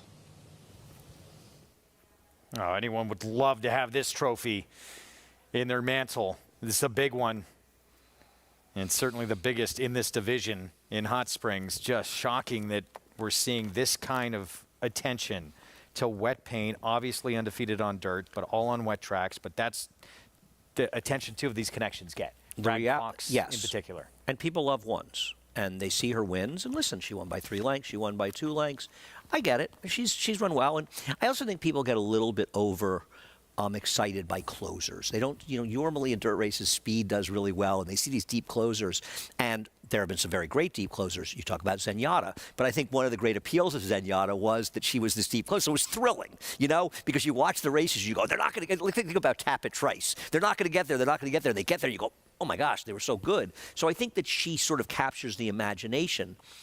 But as you say, she hasn't run particularly fast. Now, maybe there's an argument she doesn't love a wet track and she'll be better on a dirt track. Sure. But you don't want to take 1 to 2 on that. It all comes down to the odds. And I think your point and my point are similar. She's just too short a price.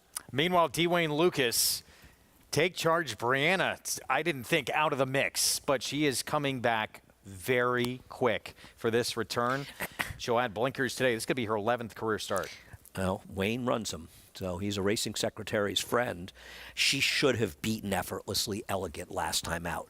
As some might remember, Effortlessly Elegant gotten herself into significant trouble into the stretch and had to really fight her way through horses into the stretch for Norm Cassie. And while Norm Cassie's winning a lot of races, he's not winning them with those kind of trips.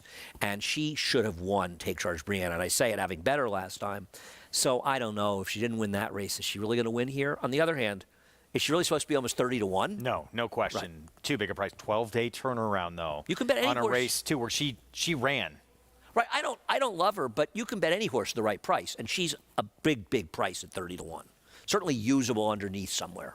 Even, Mike Maker with Towhead, she had a race couple starts back on a fast track that fits with even the 3 to 5 favorite. She was bad last time, but maybe she just didn't like the wet track, and you're right. She gets back to that win 2 races back. She is a huge, huge player in this race, and she's 21 to 1. I agree with you. Her race 2 back could absolutely win this race. Grade 3 fantasy winner punches their ticket to this year's Kentucky Oaks the first Friday in May. On Derby Eve, there's a look at Dwayne Lucas's Take Charge Brianna. Raylu Gutierrez will ride. He was here yesterday, Raylu. Yes, he was. He's going to be like Madonna. It's just going to be Raylu. I think he should just call himself Raylu going forward. Got to win a few bigger races before you go to one name. Yeah, he did just win the title at Fairgrounds, but you're right. He's the big favorite. Got to win some big. Well, he could win the Kentucky Oaks. It's like we say, Joel. You know who Joel is. Yeah, that's a fair point. Listen, he's right there for Norm Cassie that won last week in the Fairgrounds Oaks. She's going to be one of the favorites in the Oaks. Coming out onto the track for our post parade, 3 to 5 favorite wet paint for Brad Cox. There's Grand Love, Steve Asmussen, Tyler Gaffleone. It was her 3-year-old debut in the Grade 3 Honeybee. She has room to move forward. And I also think they're going to be aggressive today. They tried to rate her last time. It didn't work. Now, the pace could get hot. She could get into a situation with a 10 condensation. But I think they're going to look to be assertive because she didn't win rating last time. This time, seize the bull by the horn. She's my top choice. Can she do it? Can she, as Andy said, maybe even get better? This filly right here on a fast track. It's going to be her first opportunity to run on fast going on dirt. She's undefeated on 3 wet track tries so far. 3 to 5 favorite Flavian Pratt back aboard for Brad Cox. Here's Olivia Twist, who for a moment looked like she might be a player coming in from Remington, but she's disappointed. But it's been on a couple of wet tracks. It has, and there have been an inordinate amount of wet tracks. I'm so happy for their big day. They didn't get the lousy weather they've had too much of. The problem is, more often, we just haven't seen that Remington Park form duplicated at Oaklawn Park. So here's our post parade. She's looking lucky, 9 to 1 here with Christian Torres. It makes absolutely no sense that she's this price in here. She is running races as fast. I'm going to sing on your figures as well with the favorite in here. Yeah. She is being overlooked at this price, even at half the price, I think she is. Grand Love next door. Steve Asmussen, Tyler Gaffleone for 3 Chimneys. I like the inside 2 horses in this race, and I'm hoping Grand Love bounces out to the lead. Maybe she'll have to go a little fast, but I haven't given up on this horse. She has some ability. She has legit sprint speed. She could be the quick of the quick, potentially. Towhead. Mike Maker, we talked about that start 2 back. That puts her right in the mix. Maybe she didn't like that wet track last start. Mike Maker got therapist to win at 1.5 miles today. Who's So a there's 7/8 nothing horse. that man cannot do. And this horse is too big a price, Greg. He works wonders, no question. 22-1 on Towhead. Here is Tax. Blinkers come off. Randy Morse trains. This one would be a bit of a surprise in here. She has some speed. She just doesn't seem like she's quite good enough. Take charge, Branna, the coach. D. Wayne Lucas putting blinkers on and that quick return in 12 days. Yeah, listen, the case we made for her is one of these underneath type horses. She shouldn't be this big a price. 1-2 favorite. Martha Washington, grade 3 Honeybee winner. Here she is, wet paint. Yeah, we're not knocking her credentials. They're very good, and she may be a key player of the Kentucky Oaks, but she's got to do it on a dry track. She's got to close without trouble, and this is not a bad field. Here's Pate. Florent Giroux, another Mike Maker runner, moving to his barn for the first time. Listen, she's got pedigree that says she should stretch out, so I don't think she's out of it either here off the private purchase and trainer change. Royal Spa, Rudolph Brissett, Ricardo Santana Jr. won her 3-year-old debut. She was 4-5. Yeah, not my kind stretching out second time, but as you pointed out, wet track, 1.8 miles second start, tough spot to stretch out. Olivia Twist, she had been very quick on fast tracks, and she struggled in the grade 3 Honeybee. Yeah, I just think her better form was out of town, and I don't trust her at Oaklawn Park. Yeah, those 3 wins to start off her career all at Remington Park, and then 2 bad defeats coming to Oaklawn. And then here's Condensation.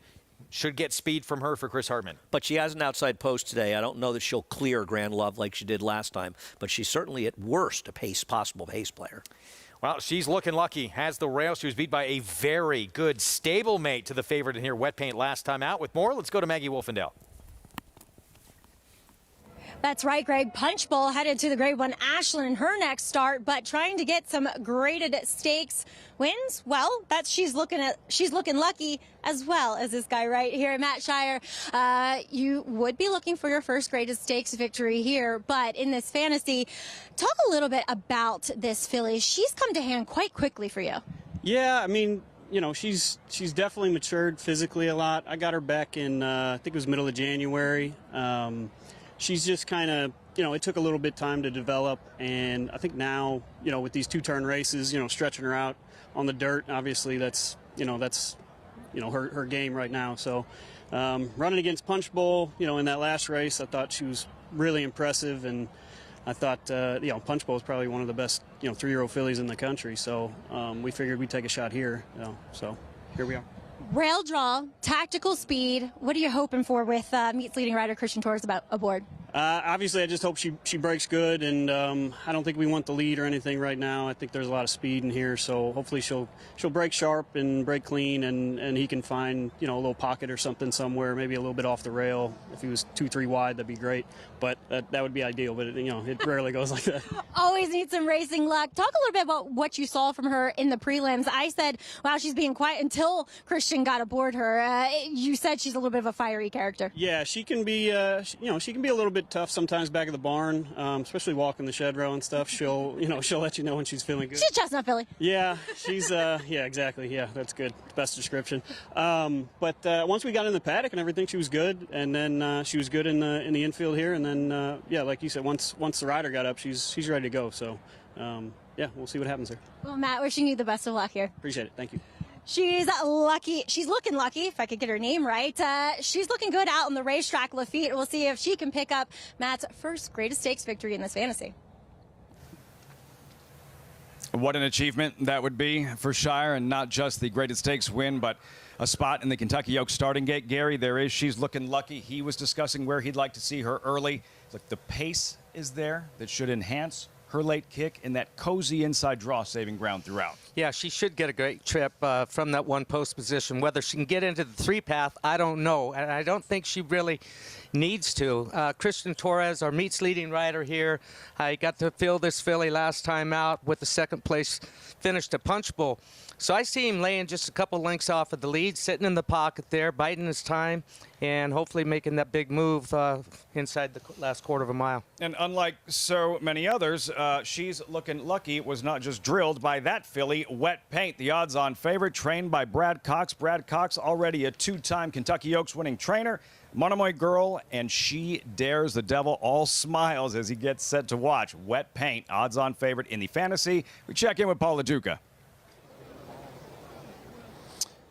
Yeah, thanks, Lafitte. Yeah, when you look at this race, I'm in agreement with a lot of everybody on the set. I didn't believe that Wet Paint would be odds on. I thought maybe even money 6-5. You do get Brad Cox, his name on the program, so that helps a little bit. But the horse she's done nothing wrong, you know. The issue that you have is there's question marks, obviously, on a fast racetrack. But, you know, in the morning, she's been training well over it. And Brad seems like there's no concern. Now, a lot of people are going, where's the pace going to come from? Well, Condensation is very, very fast, and I thought that she looked amazing in the post, but her ears were pricked forward. I'm in agreement with Andy. I think they send with the 10 in here. Now, the 7 in here, Pate, that's how they pronounce it, I thought was very, very game against Classy Bridget. Now goes into the Michael Maker barn, and I think that horse is another horse that could show a little bit of pace, and that horse has got a little bit of heart, too, as well. The rail horse, to me, she's looking lucky. Again, I'm agreeing with you guys. Too big of a price in here, but I do prefer the 2 a little bit more. Grand Love, you know, Grand Love had those races where, you know, she's kind of just got the heart taken out of her. She lost to Julia Shining, Wonder Wheel when she went into the Breeders' Cup Phillies Juvenile. And then last time out, she just ran around the racetrack and she was trying to chase Condensation. But that was the first off a long layoff. And Steve Aston is dangerous. His horses have been firing. So is Wet Paint maybe the most probable winner? Maybe, but not at that price. I think the 2 is going to be ultra dangerous in here. Grand Love, Paul. It's Tyler Gaffalione and Steve Asmussen. They'll team up with Red Route 1 in about an hour and a half in the Arkansas Derby, Gary. So Grand Love, no match for Wet Paint in the Honeybee, finishing a distant third. Why build the case? Why might today be different? Why could she turn the tables? Well, Tyler Gaffalione climbs aboard the first time. Not that Joel Rosario was any mucksack on there at all. But Grand Love gets a fast racetrack today. I think she's the speed of the speed. There is plenty of speed in here. I mean, Grand Love has speed. Taxed is going to show speed. Condensation is going to show speed. But I don't think they have Grand Love's pace, early on pace in the race. If she gets loose and Tyler's able to slow things down, the thing that's going to hurt her is if somebody makes a mid-move at her at some point during the race, it's going to take away from her finishing kick. Is she the quickest of the quick? Does she make the lead? Is Grand Love in front when they hit the first turn? I believe that if you do what you're supposed to do in these big races, the most serious thing is getting a good break, and Tyler's well aware of that. She could just clear early on from that 2-post position. And if he's able to establish that, he's got an advantage being down inside. If she breaks well, he can clear and slow things down. Riding in these prep races, we've had that conversation in terms of the road to the Kentucky Derby. The road to the Kentucky Oaks for Matt Shire. Again, as we just heard with Maggie, looking for a first graded states victory as a trainer, looking on as she's looking lucky, 9-1 with Christian Torres aboard. What, aside from just trying to win a race, it's a prestigious race, it's Oaklawn's biggest race for 3-year-old fillies, but when it's not the ultimate goal, when you have the Kentucky Oaks out there, how does that change mindset for a rider? Well, you still need points, and this is a points race. It's no different than in the Arkansas Derby today. They've got to have points to get in. She doesn't have any points at this stage of the game, so you've got to use what you can to get those points, because without the points, you're not getting into the big dance. Brad Cox, as mentioned, already a 2-time Kentucky Oaks winning trainer with Wet Paint. Where are you expecting? How far off the pace do you expect Flavien Prat to be with Wet Paint? Wherever Flavien Prat decides that she's most comfortable. And you know, when she was so far back on that sloppy racetrack in her last race in the Honeybee, I thought she was really up against it, and I just liked how she just was so professional about. And look, maybe it is the racetrack, maybe it's the sloppy track. Only time she hasn't been on a wet track was when she raced on the turf her first out of her life. So she has not won on a fast racetrack. But listen, I've watched her train, and she's trained on fast racetracks, and she's done nothing wrong in the mornings to get her to the point that she's at right now. Aptly named Wet Paint. Will she be as effective on fast ground? We're about to find out. 100 Kentucky Oaks points to the winner. The Fantasy, Oaklawn's marquee event for 3-year-old fillies at the starting gate. Odds on Wet Paint. It's post time. Jim Byer standing by. So does Olivia Twist. Taxed.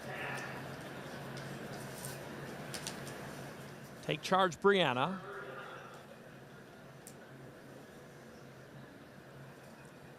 Olivia Twist momentarily became fractious, the rider getting reset. Condensation, the last to load. Condensation moves in. They're in the gate.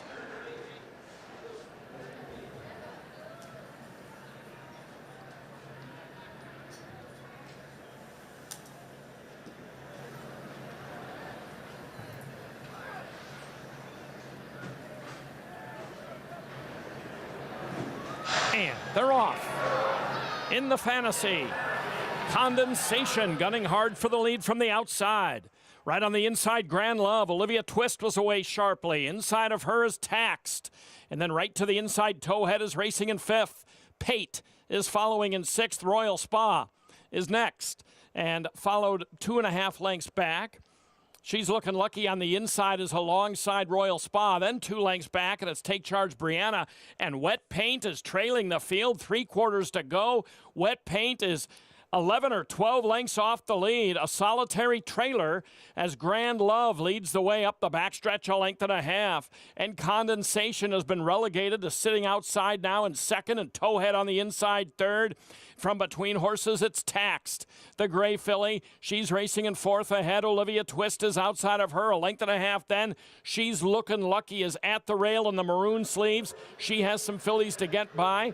Pate and Royal Spa are outside of her and going on by. Royal Spa in the pink cap is starting to move to mid-pack with Pate, and then a length and a half to Wet Paint. And she's starting to gain to mid-pack from the outside with just minimal urging. And then the back two are Take Charge Brianna, and now She's Looking Lucky has dropped back all the way back to trail it. They swing for home. And Wet Paint is looming on the extreme outside here. Olivia Twist is running a big one. Grand Love on the inside and Condensation. And Wet Paint from last has swept by in mid-stretch in the fantasy. Wet Paint is drawing clear. Taxed is moving on by Olivia Twist into 2nd. Wet Paint has swept the 3-year-old filly series here, and she's on to the Kentucky Oaks. She wins it with daylight to spare from Taxed, Olivia Twist, and Condensation. No rain, no wet track, no problem. Wet Paint, sensational in the fantasy. Next stop, the Kentucky Oaks in 34 days. Yeah, and listen, Flavien Prat rides this filly with so much confidence. He knew how much horse he had underneath him. Realistic fractions up front. She was last early on. Swings her out 6 wide. Says, you know what? I'll lose the ground. I'm not sticking her down inside today. There's no need to. I've got enough horse, and she's drawn off. She's going to love that extra furlong of the Kentucky Oaks. More ground to work with at Churchill Downs in the Oaks. What'd you see right from the start? Wet Paint, Flavien Prat drops anchor. Yeah, she was acting up just before they kicked it, and she broke clean. He gives her a little tap on the shoulder, a little nudge, and actually riding her into the first turn a little bit. Doesn't want to lose touch with her. But then he allows her to just drop back, gets down to the fence to save all the ground. And look, Grand Love, she was going easy on the lead. Her ears were straightforward, telling me that she's running very, very relaxed. Condensation eased back off of her. But look, Wet Paint's a long ways back right now, and he's sitting motionless on her right now. And that's where I talk about the confidence, Lafitte, is he is so confident at this point in time. She's taking him now at her will, and he's not encouraging. He's just saying, whoa, mama, let's take our time here, because we're going to need you for the final 1/4 mile, and she was there for him. Geared down, under wraps at the wire. You saw Brad Cox, Monomoy Girl, She Dares the Devil. They used to do it a little bit differently. As far back as Wet Paint does her best running from. As a jockey, though, don't you just hate to be that far off the pace and you have to worry about pace and traffic and, in most cases, relying on racing luck? This kid is so cool. He reminds me a lot of a Hall of Famer, Eddie Delahousse. He doesn't care. He's got ice water running through his veins. You know, he just rode it with a lot of confidence. And when they showed that still picture of her just past the finish line with those ears straight forward, believe me, she won with something left.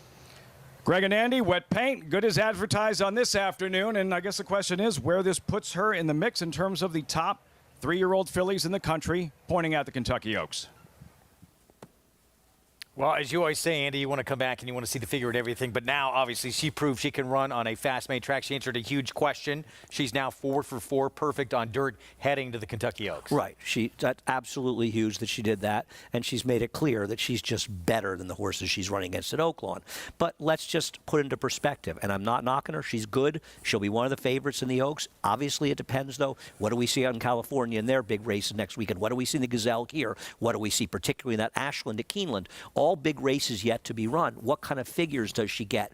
Because if you look at it, now I haven't looked at the races earlier today, what that time means, but they went under 23 the first quarter. It was a very fast pace. 3-5 favorite, Wet Paint for Brad Cox. Godolphin homebred. Flavian Pratt punches her ticket to the first Friday in May and answers some questions in the process as well. Definitely much better than the competition she's faced in Hot Springs all meet long. And now a 3-time winner at the meet. Former Arkansas Derby winners for Steve Asmussen, the great Curlin creator who would go on to win the Belmont Stakes and be the first Triple Crown win for Irad Ortiz Jr. And then super stock for the home team, the whole Asmussen family in 2021. Can they do it again this year? We'll be back.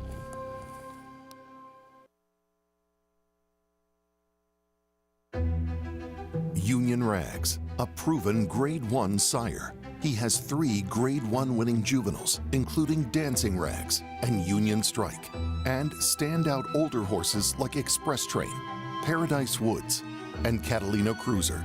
And with multiple 6-figure yearlings each year, he gets results in the sales ring. Union Rags, a proven Grade 1 sire, standing at Lane's End.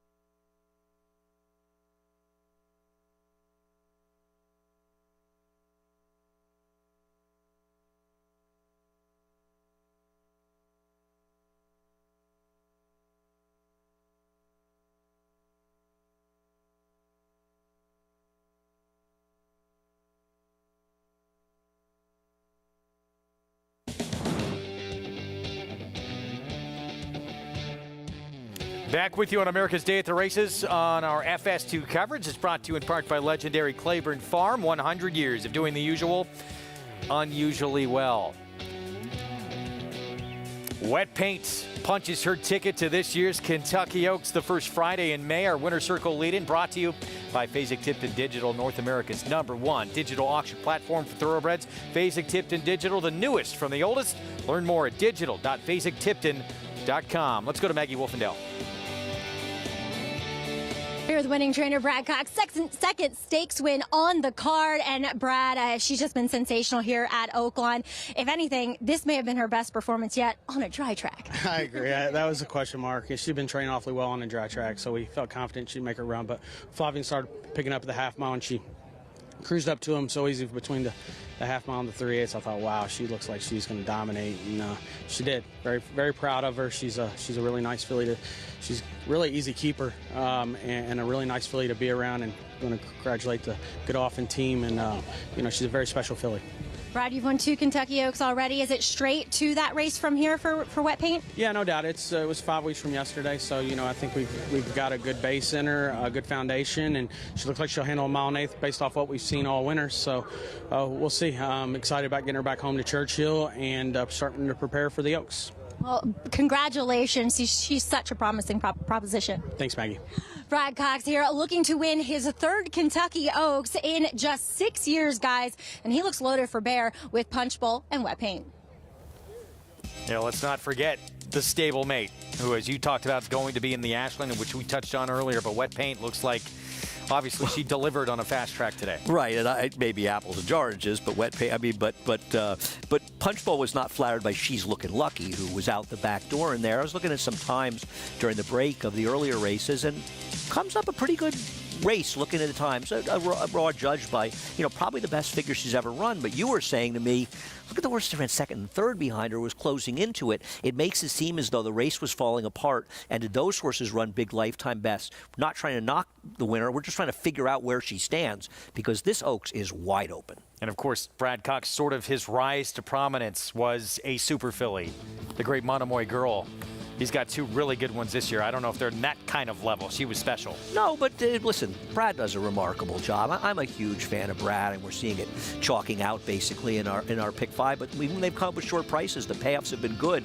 But I want to give a little point comparison. The fastest figure run by any horse of this class in the dirt, 3-year-old fillies, was the 106 we saw for Munnings Gold. The second fastest buyer figure given out. A sprinter. Yes, was a maiden winner at a mile yesterday named Randomized in the first race yesterday. That horse got a 92, which would be faster than any of the Oaks horses at this point. Just pointing that out. But that means they also have a lot of room to improve. Yes, they do. It's a good point. It just means it's wide open. 6 furlong sprint, entry-level allowance here in the race that precedes the Grade 1 Arkansas Derby Go West. Some big numbers. They were earned at Sam Houston, so some question marks with Go West. Breslau, I thought a contender at 9-1. Favorite Outlaw for Chris Hartman at 4-1. Major players, too. That price should be coming down. We're going to head back to Hot Springs right now and more with Lafitte Pinkai.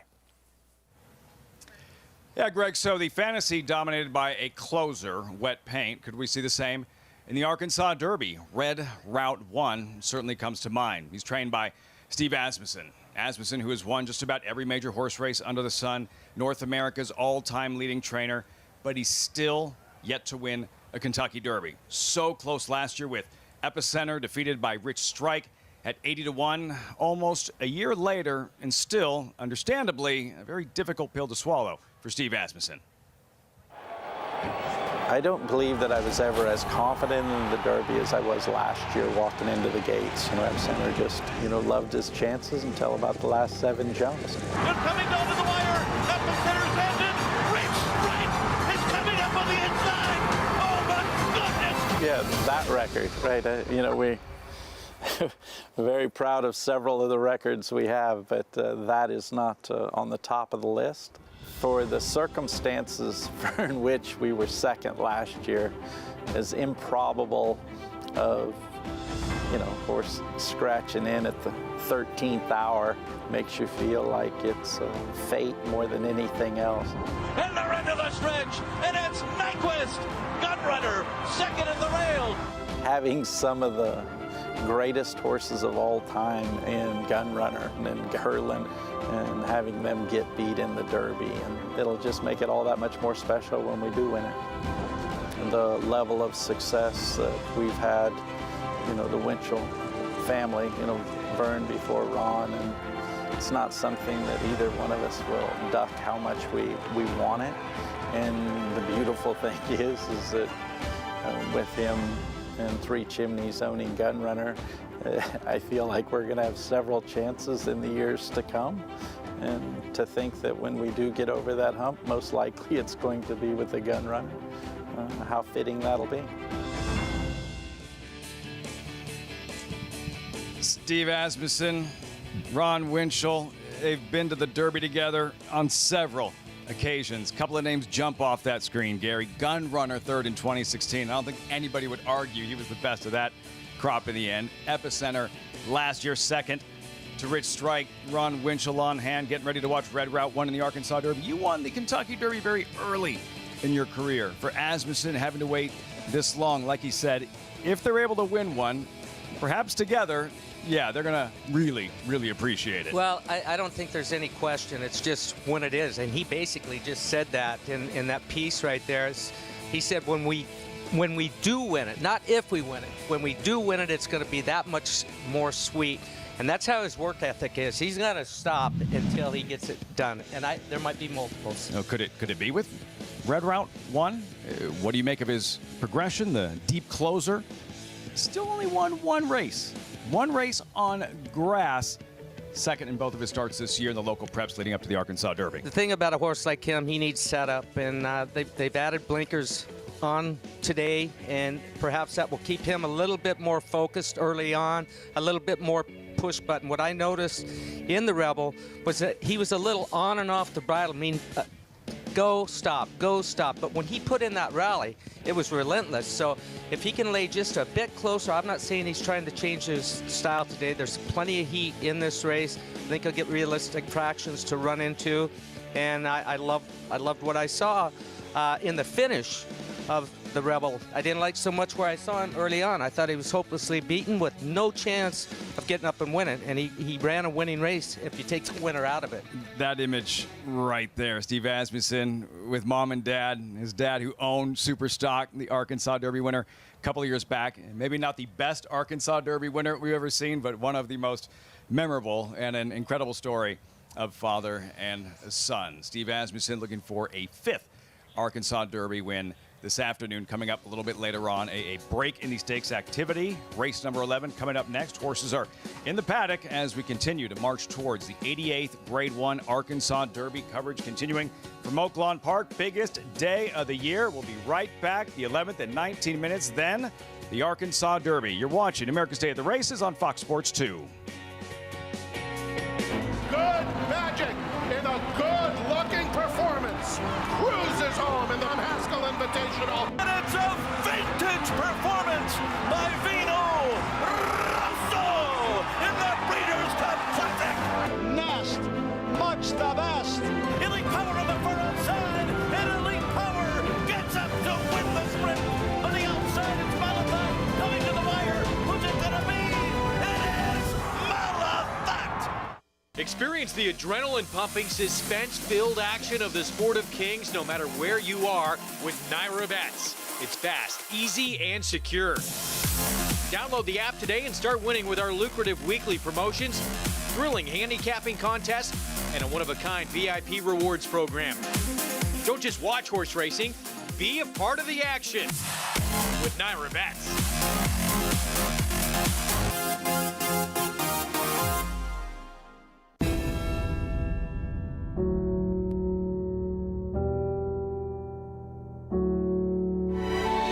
Independence Hall is hands down one of the most impressive horses I've ever seen physically. Independence Hall is pouring it on here in the Nashua Stakes. Won by maybe a dozen lengths. Independence Hall wins the Hagyard Fayette.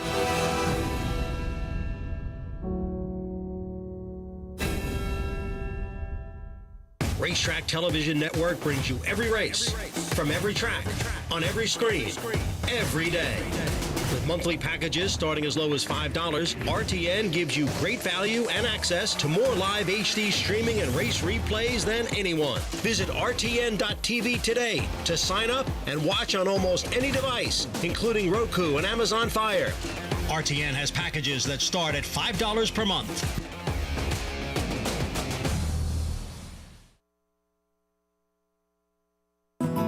Hot Springs, Arkansas. Population around 39,000. Oaklawn Park in Hot Springs, Arkansas. Attendance today, more than 60,000. So what's everyone here to see? Maybe the start of something special. Smarty Jones in full stride and pulling away. The sport's next superstar. Curlin is going to decimate this field. The next Triple Crown winner. American Pharaoh, breathtaking in a mesmerizing performance. In 35 days, the 149th Kentucky Derby. In less than 2 hours, the 88th Arkansas Derby. Next on America's Day at the Races. Gorgeous day in Hot Springs. This is America's Day at the Races. As always, brought to you in part by America's Best Racing. For the love of the race, visit americasbestracing.net today. Huge crowd on hand for Oaklawn's biggest day of the year. In the infield, welcome everyone. I'm Lafitte Pinkai. It's a marquee event. They're 3-year-olds, Kentucky Derby prospects. To the winner, 100 Kentucky Derby points in just 5 weeks. This Arkansas Derby that could go a long way in determining part of this year's Derby field. Let's take a look at the field. 11 3-year-olds running a mile and an eighth. The favorite, number 8, Reincarnate, ridden by John Velasquez, looking for a first ever win in the Arkansas Derby, 5-2. Morning line favorite, as I am joined by a 2-time Arkansas Derby winning jockey, Gary Stevens. Gary, we were just discussing Red Route 1. Dangerous Arkansas Derby closer, but not the only one. Angel of Empire arrives having won the Risen Star at a big price. And won impressively from off the pace. Grade 2, earned some points for that race. And look, he hasn't worked over this racetrack, but Brad knows what type of horses are going to handle the Oaklawn Park surface. I've seen him out in the morning, training since he's been here. A handsome son of Classic Empire.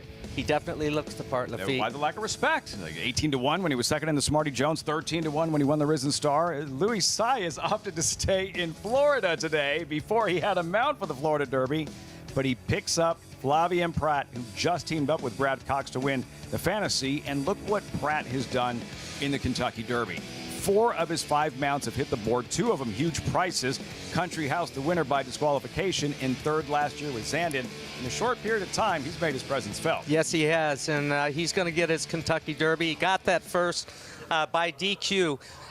He wants to feel what it's like to cross the finish line first in the Kentucky Derby. I can guarantee you that, and I'm looking forward to watching this colt run today. He's got the right rider on his back for a patient ride. Will the table be set for him today? Because you had the fast pace to set things up in the Risen Star. Can you expect that kind of setup for Angel of Empire this afternoon? I think that we will see a very honest pace. Who's going to be on the lead? That's yet to be seen. I've got an idea who's going to be on the lead, but it all depends on pace for Angel of Empire. That's the Arkansas Derby, race 12. First things first, the 11th. They're in the paddock. We check in with Maggie. And guys, we do see All West as Go West, the favorite in here. I like him. He's sharp as a horse that has that early speed, should be. But the horse right next to him, my eye just kept going back to Breslau. And he's kind of that atypical type of sprinter in that he looks like he wants to run 1.25 miles, to be honest. He's a very tall, long, stretchy horse. But it seems as though Cipriano Contreras has found his niche. And yeah, he faces a tougher crowd here today, but he just looks phenomenal in the flesh. And he oozes confidence. Sometimes when you catch these horses doing so well, they can overcome their class a bit. So I'm okay with this step up in class for him based upon solely how he looks today. I think he's an interesting alternative to your favorite in here, Lafitte, which is Go West. I can't really argue against him, though. Maggie will have riders up in a moment. 12 minutes out, race 11 of 13 on Arkansas Derby Saturday. Which jockey will wind up in the Arkansas Derby winner's circle with him out in the Kentucky Derby? Could it be Nick Juarez and his Hall of Fame agent, Gary Stevens, riding 2 Eagles River in the Arkansas Derby later this afternoon on Fox Sports 2? You're watching America's Day at the Races.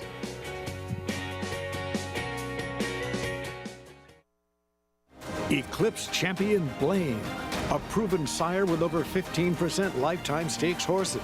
His recent top runners include graded stakes winner and Kentucky Derby hopeful Litigate. Litigate going to go on to win it here. As well as Kentucky Oaks hopeful Wet Paint.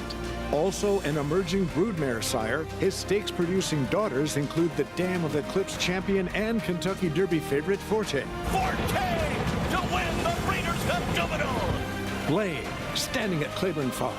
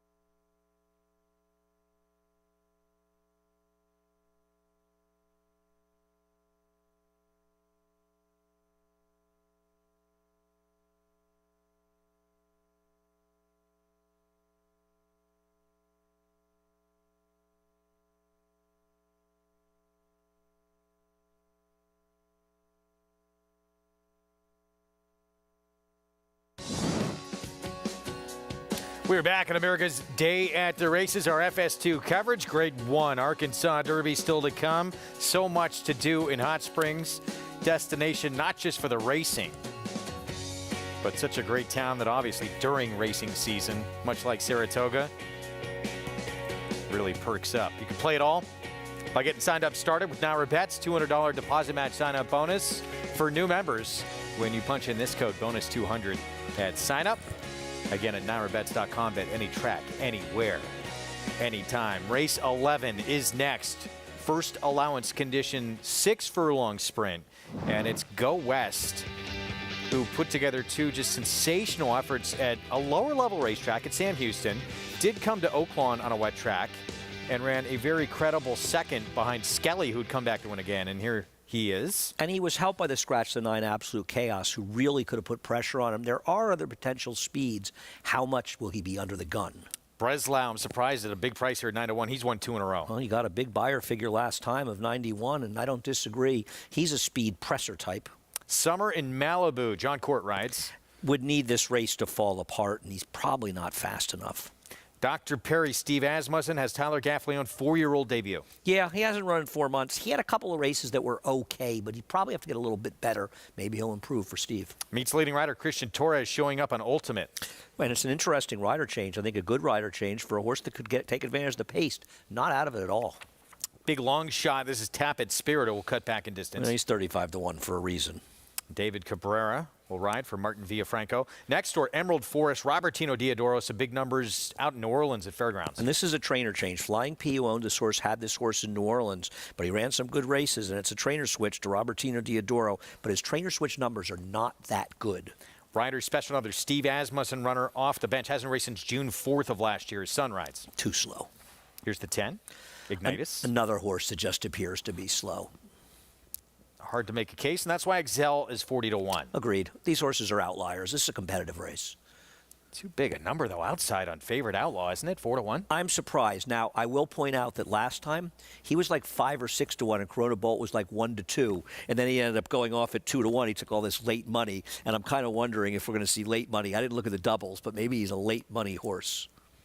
6 minutes to post here in this 11th coming up. Robertino Diodoro, a big chance here, and a long shot chance in the Arkansas Derby as well. Let's go to Maggie. Yeah, here with Tino, and it looks as though, I don't want to jinx you, I'll knock on wood for you, but with about a little over a month left in the meet, that you could be well on your way to earning your second meet title here at Oaklawn. Quite an accomplishment. Yeah, no, we're going to try to finish up strong, and you never count out Big Steve. So if there was anyone else behind, maybe it'd be a little different. But he's got a lot of power, and we're just going to stay focused and try to finish up strong. He's literally always over your shoulder. He actually just walked past you when you said that. But let's talk a little bit about Emerald Forest coming in here from the fairgrounds. Picked him up from Ron Fauché. How's he doing? How's he training over this Oaklawn surface? Really good. You know, we haven't had him that long, but he's a nice big horse. Horse that looks like he tries every time. And Ron told me as much as he could about the horse, and we'll see what happens today. We always got to look to the future, right? How about tomorrow? Lone Rock, I feel like he's one of those horses that has a following. He's been around for such a long time, and he's always the head of the class in these marathon distances. He's looking for back-to-back Temperance Hills. What can we expect from him coming off the layoff? Yeah, no, we're pretty excited about him. You know, it's not easy bringing a horse off that kind of layoff, running a mile and a half, but he's a fresh horse. He's happy, and his works have been very, very strong and consistent, very consistent. Well, Tina, good luck here. Good luck later in the Arkansas Derby as well. And thank you so much for your time. No, thanks, Maggie. All right, Robertino Diodoro, Emerald Forest looking to kickstart some action late here on the card for the team. Lafitte and Gary, this is a good-looking group of allowance horses. Mention of Lone Rock and what a great job Diodoro's done with him, a former claimer, and the damage he's done along the way. Yeah, look, I've watched him train in the mornings out here. He's been training lights out. He needed that rest, a long rest, and he's coming back going a mile and a half. Big ask for him, but man, he looks great out there. He doesn't look like an 8-year-old. He looks like about a 4-year-old, and he's a happy horse right now. Never mind the sentiment. Polly, we need a pick 3. Yeah, let's try to cash a pick 3 here to end the card. It's been a little bit chalky to start, but I actually think this race is a little bit wide open. I'm going to go 5 deep in here. 1, 2, 5, 7, and the 12 horse in here. I actually think the 7 has got a big shot. You know, a horse that's won 9 times and likes to win a little bit.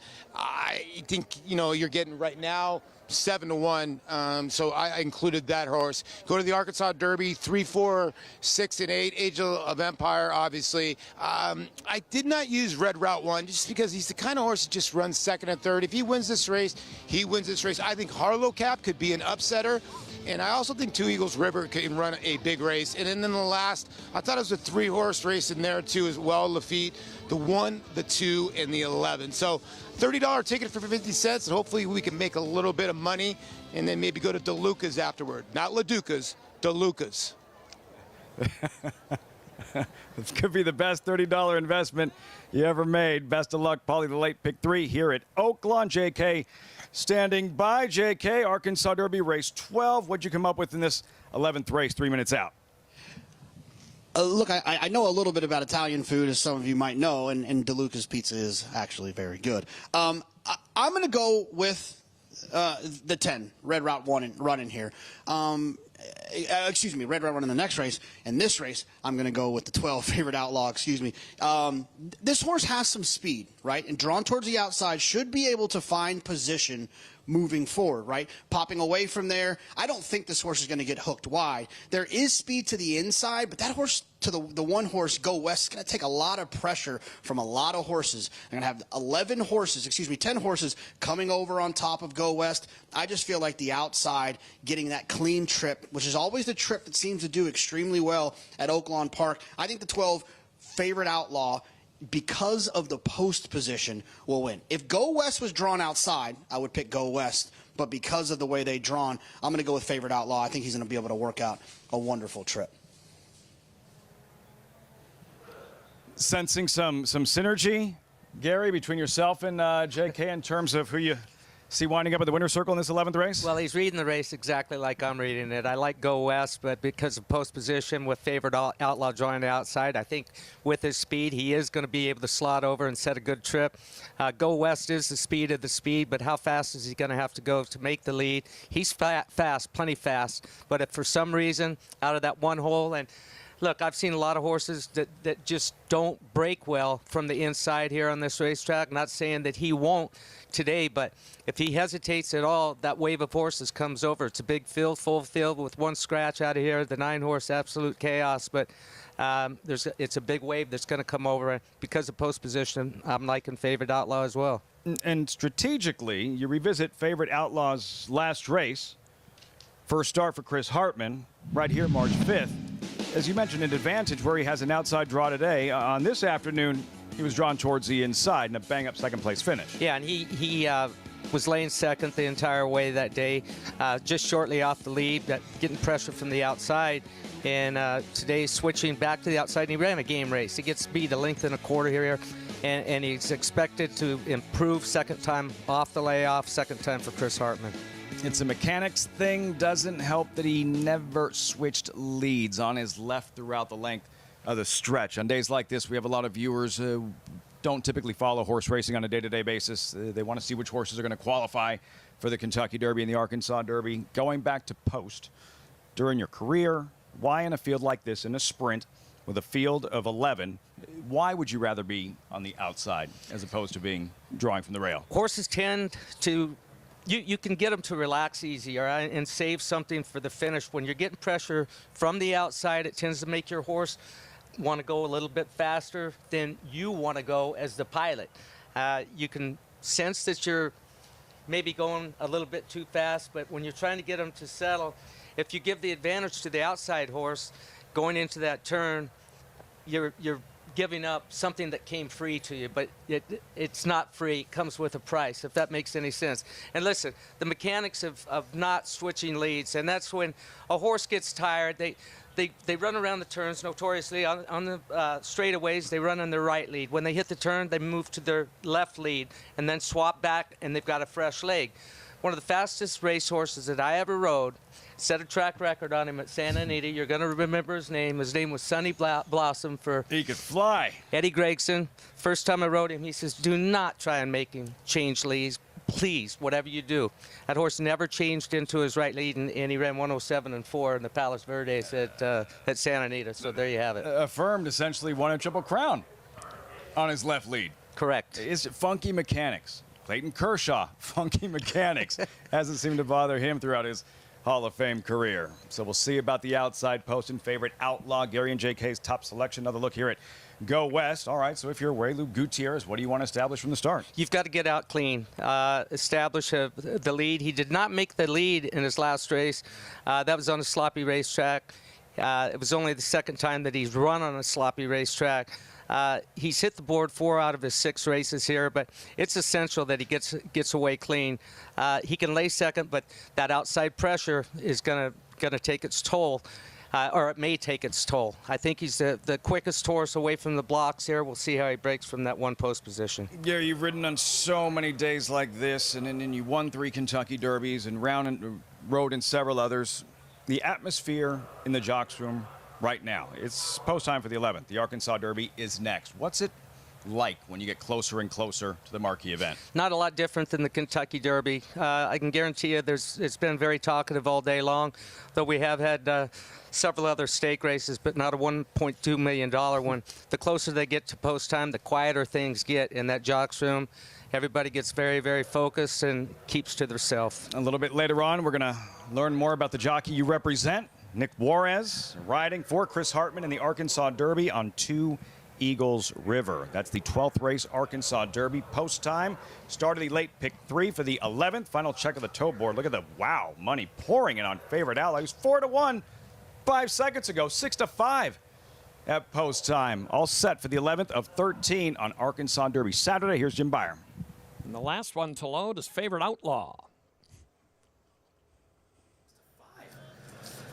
That J.K. money came in. J.K. Gary money. Sure. They're all in line. And they're off.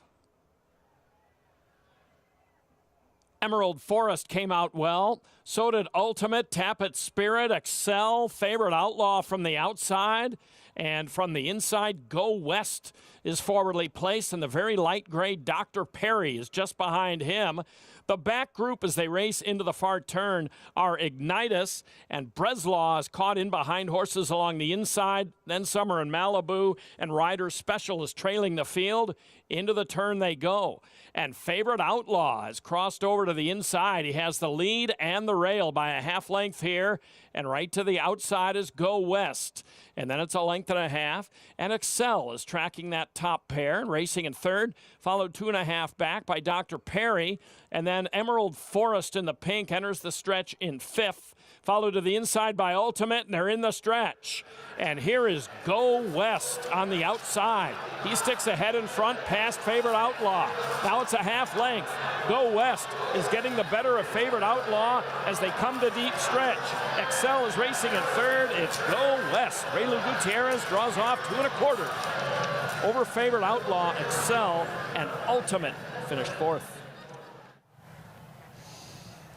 Handled the rail draw just fine. Does Go West as he runs by favorite Outlaw in the stretch. Comes down to the 2 favorites. Go West, Raylu Gutierrez for Brett Calhoun at 5-2. Heads up ride by Raylu Gutierrez. He's riding so well right now, and I didn't see that coming. I don't think J.K. saw it coming either, because the outside became the inside. Raylu not getting any rebrush. He got the perfect trip, and he got slotted over to the outside. He was putting the pressure on favorite Outlaw, just the opposite of what we thought, and I'll give an A+ ride to Raylu Gutierrez right there. A winning ride. You know, he hadn't raced since like Derby week last year. Resurfaces as a 5-year-old gelding at Sam Houston in January, and Go West, Gary, this year. He's just been locked in. 3 wins and 4 starts and a 2nd place finish. Yeah, Brett Calhoun's been on fire. He's got a lot of horses at Sam Houston, a lot of horses that he had at Fairgrounds, had a great meet there, and he continues to win here at Oaklawn Park. Results forthcoming: 1, 12, 11, 5 at 5-2. The very sharp Go West in the 11th at Oaklawn Park. So how will the morning line favorite perform in the Arkansas Derby? Back from California, hoping for better luck, Reincarnate. Wire-to-wire winner of the Sham Stakes, trained by Tim Yaktine. John Velasquez seeking a first Arkansas Derby victory. The Arkansas Derby next from Oaklawn Park on Fox Sports 2. Every hair, every muscle, every contour, every pulse. In the juvenile. Essential quality have won. In the Belmont. Essential quality has won the Belmont Stakes.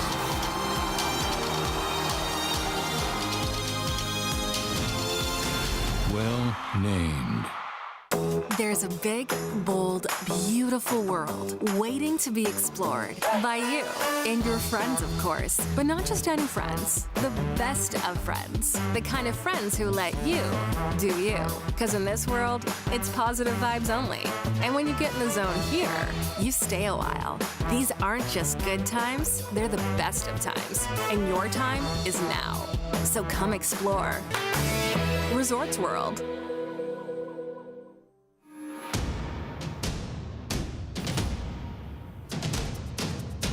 Drain the Clock will win and win by as much as he wants. He'll win by 6 in the end. It is Drain the Clock who will bound home the winner in the Bayshore.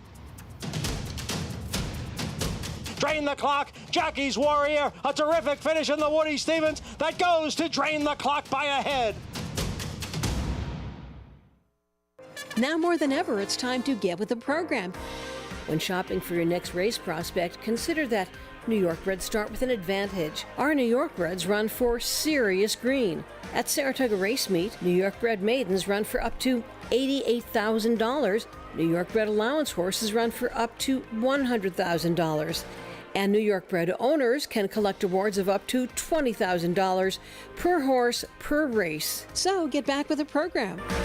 Seriously.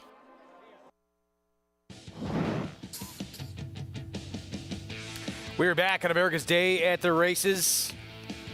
It's brought to you in part where you can play all the action at Naira Bets. Go to nairabets.com, get signed up and started. It's finally arrived. Next race up, Grade 1 Arkansas Derby. But first things first, Winner's Circle to Go West. That Sam Houston form holding here at Oaklawn in the second try over this track this year. And I don't think you can give a better ride with a speed horse breaking from the rail in a race with an abundance of speed than Raylu just gave there. It worked out well, but it was picture perfect. 3 wins the last 4 starts now for Go West. Let's go to Maggie. I hate you guys. We're talking about cosmetics here. I feel like I have to run across the country chasing Raylu to get an interview. Dude, you were in New York yesterday. You're here at Oaklawn today. And you benefit from a crazy schedule. Talk a little bit about just riding at all these different tracks. Just try to go where the best riders are, learning from them. Manny Franco's doing amazing at Aqueduct, just getting things from him. And coming here today, watching Christian do his thing, that's one of my best friends. And I'm so happy for all these guys, these young guys doing it. And it keeps me active, keeps me going, you know? Like, it's provocative. Only you would say that about riding, but let's talk about Go West. A great ride. I mean, you never let the speed too far out of your sights, and he relaxed, and he was there for you in the stretch. He sure did, and, you know, the American Outlaw surprisingly clear to me. I wasn't expecting that, but once he did, I had enough horse to kind of just push the 11 out, and from there it was who's the best horse, and numbers-wise he was, and he proved it today. He just keeps improving. I mean, it just goes to show, like, Houston, the step up to Oaklawn. The horse he lost to last time is a really good horse, and he's just getting better and better. So I hope Brett lets me ride him again. I know, your first ride on him, too. That was awesome. And, too, your first ride on Bourbon Bash coming up in the Arkansas Derby for the coach. I mean, just talk about riding for the legend that is. Winning for him is it's special for any rider, but I would love to get this one. This horse had a tough trip last time. He got floated into the first turn really wide and middle move down the best. I mean, he's 15-1, but, like, I think Johnny V's like 4 to 6-1. He's only ran 4 points higher than me, something like that. So I'm really live, you know, like, and somebody picked Bourbon Bash. I think it was Carruthers or something. So, like, that's my guy right now. But yeah. Whoever picks you is your guy or girl. I mean, I've been posting all about Bourbon Bash. I love Bourbon Bash. Bourbon Bash single. That's how I feel. All right, Johnny V. Who, Ray? Always a pleasure to catch up with you. Congrats. Thanks, I appreciate it. Go West he did, from New York to Oaklawn and everywhere in between. He's winning races, guys.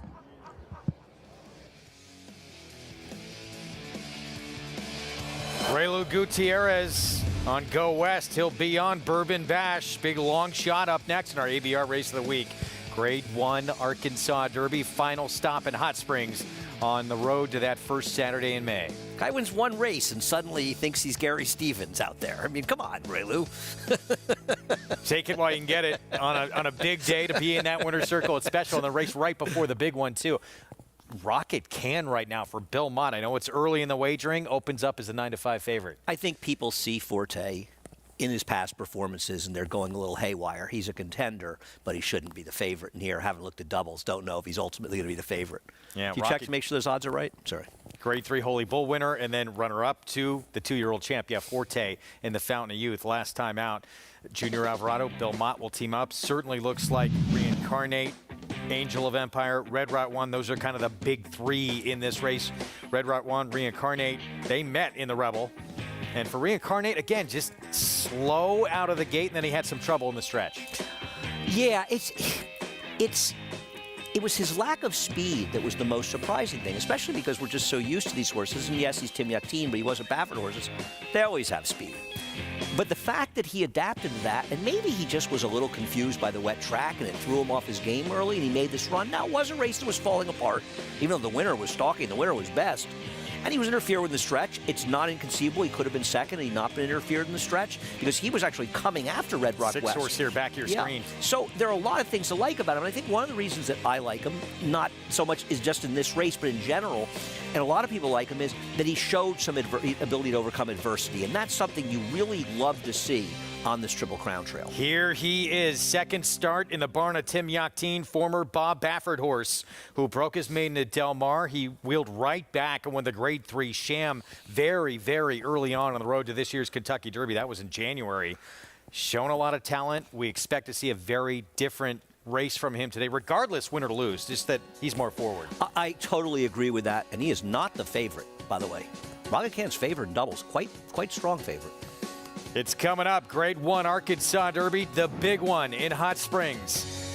Punching your ticket to that starting gate in the Kentucky Derby, and of course, for Frank Fletcher Racing, he's dreamed his whole life of winning a Derby. Not a Kentucky Derby, this race, the Arkansas Derby, for the native from Arkansas. We'll be back with his story.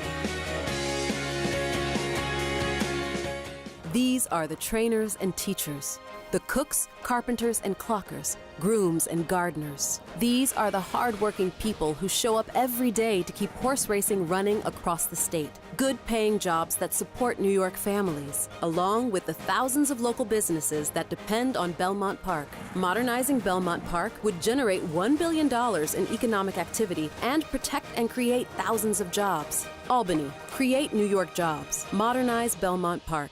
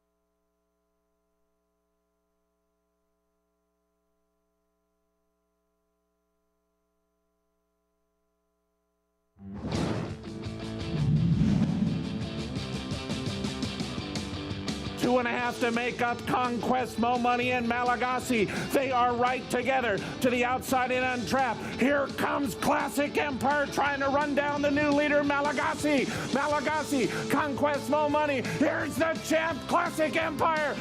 It is Conquest, Mo Money, Classic Empire. 2-year-old champion, would wheel back as a 3-year-old, and in his second start of that season, take the Grade 1 Arkansas Derby. He'd wind up 4th in the Kentucky Derby that year and just missed in the Preakness. Yeah, he ran extremely well in the Preakness when Cloud Computing ran down the late stages, getting involved with Always Dreaming. Couldn't really do anything but go with that horse. Very talented horse. Unfortunately, it was a horse that was his own worst enemy in a lot of cases and caused some problems in races, but he was a super talented horse, and he's off to a good start at stud. Well, there's a Cloud Computing in this race, by the way, who would beat him in the Preakness, 2 Eagles River. But there's also a Classic Empire, who we just saw, one of his offspring, Interlock Empire, who is coming off a maiden win. This would be a big ask. David Cabrera will be aboard the more likely Classic Empire. There's a couple of them in here. Angel of Empire has already won on the road to the Kentucky Derby. Grade 2 Risen Star for Brad Cox. He did it from well off the pace. Yeah, he's obviously a talented horse, and he's coming from a very good barn, and he's improved in his figures in his last 2 starts. For me as a horse player, I'm looking to bet horses that were forward in fast-paced races that fell apart, and bet against horses that closed from behind in fast-paced races that fell apart. Angel of Empire took advantage of a collapsed pace. 2 Phils, who was 3rd, made the move that broke the race open. He came back with a huge win, albeit on synthetic last week. But for me, Harlow Cap, who finished 6th in there despite being right on top of a very fast pace, he's the one I want, not the one who closed into the pace. So I'm against Angel of Empire. One of several standout 3-year-olds for Brad Cox. So much history in this race in the Arkansas Derby, including it being at one time a prelude to a Triple Crown. Let's go to Lafitte for more. Greg, so many layers to this Arkansas Derby. The storylines, the Kentucky Derby implications, in the history, the stats, the numbers, as we take you inside the numbers, by the numbers, for the Arkansas Derby. This is the 88th running. First run in 1936. Things have changed a little since then around here. So who was fastest? The filly, Althea, 1 mile and 1/8 in 1:46.80, trained by Dwayne Lucas.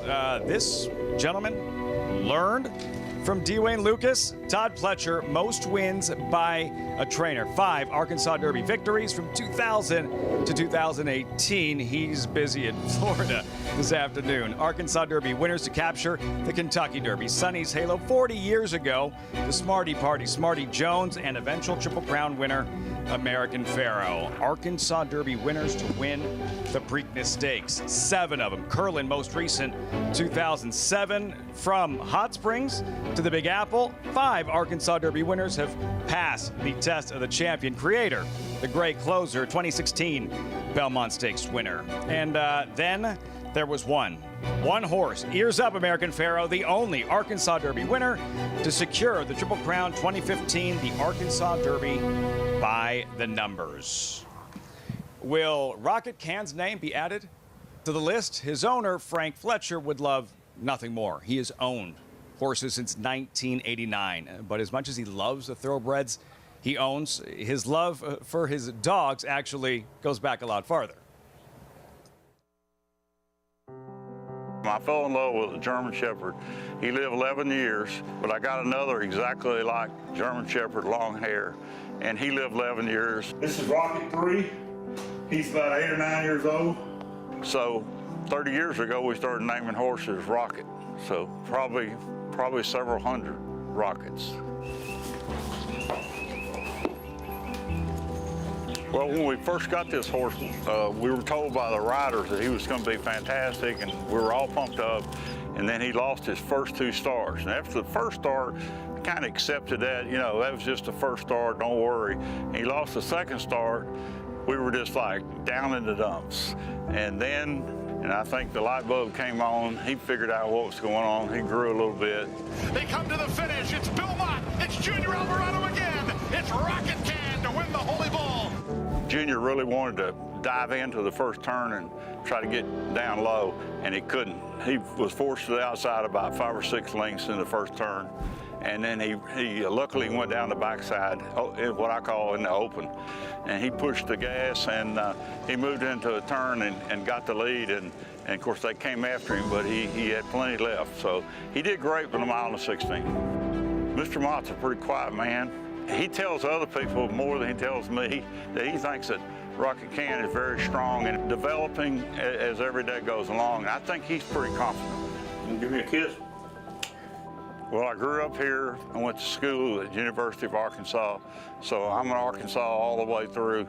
And this is my dream race of all races, more than the Kentucky Derby, any other race. This is my dream race because it's my home state.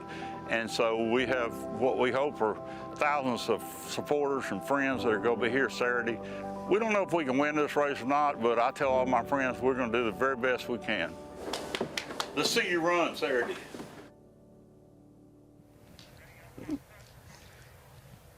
In this sport, Gary, there is Rocket Can. You just don't hear that very often. I'd like to win any race more so than the Kentucky Derby. For Frank Fletcher, this is the race he wants more than anything else. Yes, it is. And love hearing that, love seeing it. This is hometown. He wants it for his hometown. And who knows, maybe this will be the one to pull it off for him. And he is the favorite, Rocket Can, who had to deal with the likes of Forte in the Fountain of Youth. More on the Florida Derby a little bit later on in the broadcast. But before that, Rocket Can for Bill Mott in this victory in the Holy Bull. Yeah, and super impressive here. And Bill's the type of trainer that he knows how to train them up to the Kentucky Derby as well. He's a trainer that his horses improve with racing. He doesn't start twisting the screws until it's time. And for this horse to win the Holy Bull this early in the year, I think he's going to take another step forward today. In 4 two-turn dirt races, Rocket Can, 2 horses have finished in front of him. Confidence Game and Forte.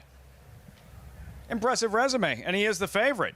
Frank Fletcher, the owner, trained by Bill Mott. He'll be ridden by Junior Alvarado.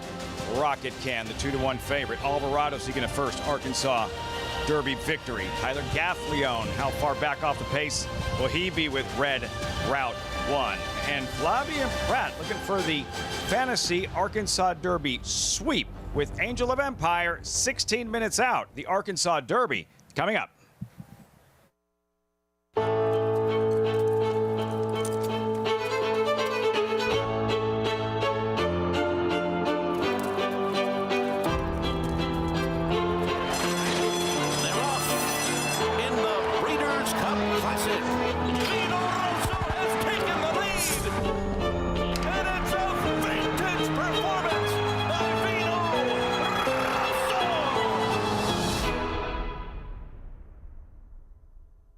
The Kentucky Derby Bankroll Builder is back at Naira Bets. Bet a $50 win bet on a selected Derby prep and get $20 for your Derby Bankroll, win or lose.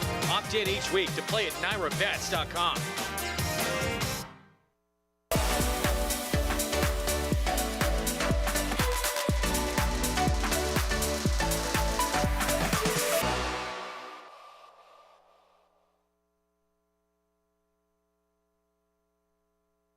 Harris Farms, proudly standing Smiling Tiger, a triple Grade 1 winner, defeating Breeders' Cup champions Dancing in Silks and Amazombie, a leading California sire with over $9.7 million in progeny earnings, with 94 winners in 2021 and graded stakes superstars like Spice Perfection. Spice Perfection wins the Grade 1 La Brea. And Tiger Dad. Smiling Tiger, a leading California sire, standing at Harris Farms. It pays to be Cal bred. Racetrack Television Network brings you every race, from every track, on every screen, every day. With monthly packages starting as low as $5, RTN gives you great value and access to more live HD streaming and race replays than anyone. Visit RTN.tv today to sign up and watch on almost any device, including Roku and Amazon Fire. RTN has packages that start at $5 per month.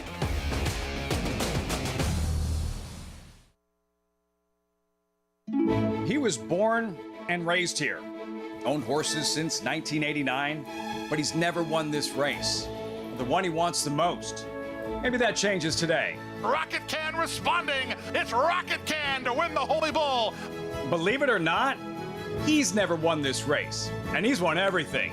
One of the sport's all-time greats. Will his 8th attempt prove elite? And a resilient Reincarnate trying to fend him off. Reincarnate to take the sham. He is the sport's all-time leading trainer. 10,000 wins and counting. But he's never won the Kentucky Derby. So close last year. Second to an 80-1 shot. Maybe he strikes this year with a long shot of his own. Red Route 1, the son of Gunrunner, comes home on top. The Arkansas Derby is next. And so many intriguing storylines, getting closer and closer to post time for the Arkansas Derby. And there he is, North America's all-time leading trainer, Steve Asmussen, Gary, but also the dubious distinction of the trainer with the most Kentucky Derby starts without a Kentucky Derby victory. There's one out there for him. We showed a piece on Steve earlier today, and he said that when we win it, I'll cherish it that much more. So I think there is one out there for him, and who knows, maybe Red Route 1 is the one for him to get it done. How good do you think he is? It feels like a lot of promise, but again, just the one win on grass, Red Route 1.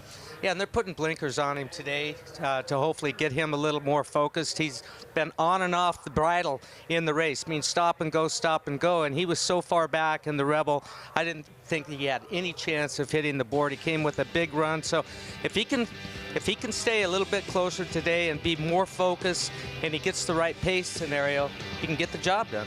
Asmussen, Winchell, hoping this trend continues. It has been a bumpy road to Louisville for chalk, for favorites. 10 of the last 12 Derby preps, not including the Florida Derby, the favorite has been defeated. Right now, the favorite, Rocket Can, at 2-1.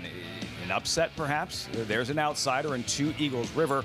He'll be ridden by Nick Juarez, Gary, the jockey that you represent. This has to be a very proud moment for you as well. Yeah, it really is. I mean, we came here with the hopes that he would get a Derby horse, a Kentucky Derby horse, and listen, this horse has trained unbelievable since this win right here. And the horse that was second to him here finished second in Louisiana Derby as well. So that bodes well for him going into today. But since this race, he's been lighting up the racetrack in the mornings. Looks beautiful out there. He's definitely improved since that race. I don't think distance is going to be any issue for this colt. How aggressive do you expect Juarez to ride him early? He made the lead in that race. On paper, though, Harlow Cap, there's Ricardo Santana, Asmussen, Team Harlow Cap, looks faster on paper. Yes, he does. And we got a great draw. And with his workouts in the morning, his work 2 weeks ago, Chris told Nick that he wanted him to just go off easy with this colt, make sure he finished up, and that's exactly what he did. So I would hate to see him get hooked up with Harlow Cap early on directly to his inside. Look, Harlow Cap, Steve Asmussen has a double-edged sword. He's got Harlow Cap, and he's got the deep closer in here in Red Route 1. So I don't want to see him get hooked up with Harlow Cap early on and commit suicide. Race shape, something to look for early on. Excitement building, 12 minutes out to the Grade 1 Arkansas Derby. We check in with Maggie. And we'll start with the current second choice in number 8, Reincarnate, who just looked like a beast of an animal. I was really pleasantly surprised when I laid eyes on him for the first time for the Rebel. Well, much the same again. And, you know, Gary talked about the trouble that he had coming out of the gate. And it also just looked as though he really wasn't handling the slop early on. It was the first time he had to deal with it. And now he's back on a fast track. He looks sensational here. I really think he's a nice horse and one that could go on and truly get these types of distances moving forward. But let's check in with your favorite, number 7, Rocket Can. He's one that the last time I saw him, he was a baby back in Saratoga, but boy, he's done everything I hoped he would, in that he was just kind of this raw individual. There was a lot there, but it just needed to be molded and developed, and he is so much more athletic, so much leaner, just true kind of thoroughbred, classic thoroughbred look to him now. He's on his toes. It really looks as though he's shipped in very very well here for the Hall of Famer Bill Mott, who continues a very lucrative and prosperous 2023 as he's your current 2-to-1 favorite. But let's check in with the guy who comes from the clouds. That's Red Route 1 for Steve Asmussen. As I expected, just a short cheater cut blinker.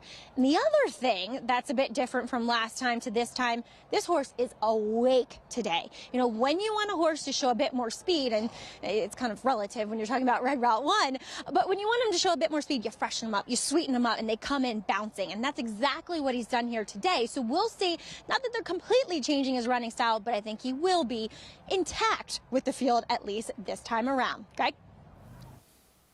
All right, Maggie, thank you. 7 minutes to post in our big one coming up, Grade 1 Arkansas Derby. You can boost your Kentucky Derby bankroll with the popular Derby Bankroll Builder. Win up to $100 towards the Kentucky Derby. When you bet select Derby preps, including today's Arkansas Derby, you'll get $20 to bet on the Derby. Be sure to opt in at NYRABets.com. Don't forget that step. Take a look at what's on the line in this race. 100 points to the winner, 40 for second place. Most years, that's enough for the top two finishers to get into that starting gate for the Derby. Yeah, it's almost impossible if the horse is sound and making the Derby that the first and second finisher. First will always get in. The second one will also get in. Third becomes dubious a little bit. Depends how many people end up going the race. Depends if they have other points to get there. So sometimes there is an impetus to get those points. It's important, and this is the last stop for these horses to get points. Rocket Can just left your screen. There's Red Route 1. Steve Asmussen, one of two he has in the race. Tyler Gaffalione will ride here. Those blinkers on this afternoon to try and get him engaged a little bit earlier. Yeah, I mean, I wonder a little bit if he's a horse that you're just better off being quiet on him and letting him run his race, because he comes with that immense run, and you start fooling with it. Now listen, Steve Asmussen doesn't need training advice from me. It's the last thing he needs, and I'm sure he's doing it for a reason, and I doubt Steve wants him close to the pace. Here's our post spread. We start with Bourbon Bash. Ray Lou Gutierrez. He's got to be excited riding for the coach, Dwayne Lucas. When a jockey tells me he likes a horse, I pitch him. 14-1 on a horse who has struggled behind a lot of these in the Rebel last time out. Interlock Empire, we'll see next. He's coming off a maiden win for Kenny McPeek, and David Cabrera will ride. He's 47-1. Kenny McPeek is not afraid to take a shot. He was, I guess, a little flattered when the horse that he beat by 5 lengths came back to win earlier, but he's facing the big boys here. He may be last early. He comes from very far out of it. Harlow Cap, one of two former Bob Baffert horses. He'll be the second start in the Asmussen barn. I like this horse. I think he's the controlling speed. He can wire the field, and he is an absolutely ridiculous price, in my opinion, at 20-1. 2 Eagles River. He faced a couple of ones who were on the Derby Trail earlier, and he stood up pretty good against them, including victory formation. He comes off a win. He did in Disarm, who was second to him last time, was second last week in the Louisiana Derby, so that flatters him. Can he get the extra distance?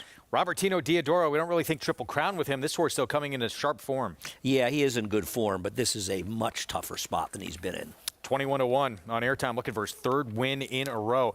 Angel of Empire for Brad Cox. He won the Grade 2 Risen Star in New Orleans at Fairgrounds. He took advantage of a fast pace, but he got it done, and he's got a pretty good trainer. But to me, at 4-1, he's a massive underlay. I don't see the 3 at 21-1 and him at 4-1. Something's wrong there. Meanwhile, Rocket Can. Bill Mott, runner-up to Forte, maybe part of the reason he's getting bet so heavily. And he's not going above his 2-1 based on the multi-race bets, and I think he's overbet. He's okay. But to me, he's a little bit questionable against this field and overbet. Reincarnate, the other former Bob Baffert horse, second start in the Tim Yakteen barn. John Velasquez rides. I believe he's the horse to beat in this race, and while I'm betting the 3, I'm going to use him with the 8 and press him underneath the 8. I think he's supposed to be favored in here. I like the education he got last time, and I believe he's going to run a big race today. Ron Moquette with a huge long shot. King Russell, he comes in off a maiden win on a sloppy sealed track. Well, you live on the other side of the racetrack. If you have a horse you want to run, I guess, in the Arkansas Derby, if Ron wants to take a shot, he should do it. And he's not kidding. Actually lives right on the backstretch. There is the best view of anybody at the track. Here's Steve Asmussen's other horse, Red Route 1, with Tyler Gaffalione. These are not the kind of horses I like. Somewhat pace-dependent, deep closers, but he is an exciting horse, and he's certainly coming from the right barn. And that's your field. The 11 a scratch. 4 minutes to post now. 3 minutes to post in this Kentucky Derby qualifier. Let's look at our analyst selections. Andy, for you, as you talked about, you're giving Harlow Cap another shot. Yeah, I mean, this is a crazy price. I thought he'd be in the 8 to 10-1 range, and they're just ignoring him completely. And I don't think he ran particularly worse given the pace than Angel of Empire did. He's 4-1. I look at time from U.S. figures, and his figure's only a few points lower than Angel of Empires, and he's a much bigger price. I'm going to give him a shot to wire the field, but I don't disagree with Maggie and Gary. I think Reincarnate's the one to beat. Let's go to Maggie for more. Here with owner Michael Robinson. We've been chatting away because this is your second Arkansas Derby back-to-back. You had Kavad, an amazing claim for 50, but Two Eagles River is one that you bought at the sale with your trainer Chris Hartman. Talk about being down there and just the past year, the ride this horse is taking you on. Well, I mean, I'm learning so much, still from a new owner, but Chris is, he's brilliant. He knows he has an eye for a horse. And so just trying to help him more than anything, trying to make his life easy, and he just does the rest. And Michael, I think, talking with you, you're very humble and you acknowledge the fact that it's not easy in this game, but though you guys have been very fortunate. Every win, if you don't celebrate your win, any win, it's, every win is difficult, but gosh, just to be in this race, that's amazing for us. Yeah. I mean, you always think about the Derby, but let's talk about this one here. Two Eagles River, coming off a massive performance, and a horse that has some tactical speed. What are you kind of hoping? And doing some handicapping, what have you projected to see from him early on and throughout this race? Yeah, and that's up to Chris. Me personally, towards the front, ready, positioned, moderate pace, and I trust everything Chris does. I know he's going to put us in a good spot, and so we'll just see. We're here. We're in it to win it, And Mach 1 comes from you being a pilot with yours, my AirPod, there you go. You being a pilot, but hopefully flying down the stretch. Massive thank you for your time and good luck. Thank you. We're just blessed to be here. Michael Robinson looking for a possibly better outcome in this year's Arkansas Derby with Two Eagles River, guys. Maggie, thanks so much. Two Eagles River moving the starting gate into place. Mile and an eighth, 200 Kentucky Derby points available, 100 to the winner. JK, who's going to take home those 100 Derby points? I'm going to go with the 10 Red Route 1. Which is not that easy to say. This horse is 4-1. I thought the price could actually creep down a little bit. I don't typically like closers on dirt races. I think a lot of things have to kind of go your way. But I will say this, though. This horse has been improving and is really kind of trending in the right direction. When you have a Hall of Famer in Steve Asmussen, who is the winningest trainer in North America, decides to add blinkers to a horse who's already kind of an established resume, I think that there's something to pay attention to. Blinkers often can be for a couple of reasons, and I'm sure that Richie and Gary of all can elaborate on this, but you either want to get a little bit more speed into a horse or try to increase their focus. I texted Steve Asmussen this morning and I asked him which one of those it was. He said it's both. He wants this horse to be a little bit closer, but he also wants him to run straight in the stretch. I think Red Route 1, see, I told you it was hard. Red Route 1 is going to improve. I think he'll be closer, and I think he'll finish. And I think that I can't wait to hear who Paul likes. Well, hopefully Red Route 1's a little bit easier for me to say, JK. I see where you're coming from. My issue with Red Route 1 is that he ran really well, and I think he might be a little bit faster on a sloppy racetrack. When it comes to a dry racetrack, can he make that explosive move? He's got a big kick, but I landed on Angel of Empire. I said this to Brad earlier. He's kind of been the Rodney Dangerfield. If you look at this horse, he debuted this horse at Indiana Downs, then went to Kentucky Downs. That's not a kind of horse that is going on to the path that Brad thought was going to the Kentucky Derby. So this horse might have surprised them a little bit. And when you look at him physically, going the mile and an eighth and going farther, when I saw him actually here at Oaklawn, I thought, okay, it was going to be a little too short. Victory formation, just ran around the racetrack. He closed into a decent pace.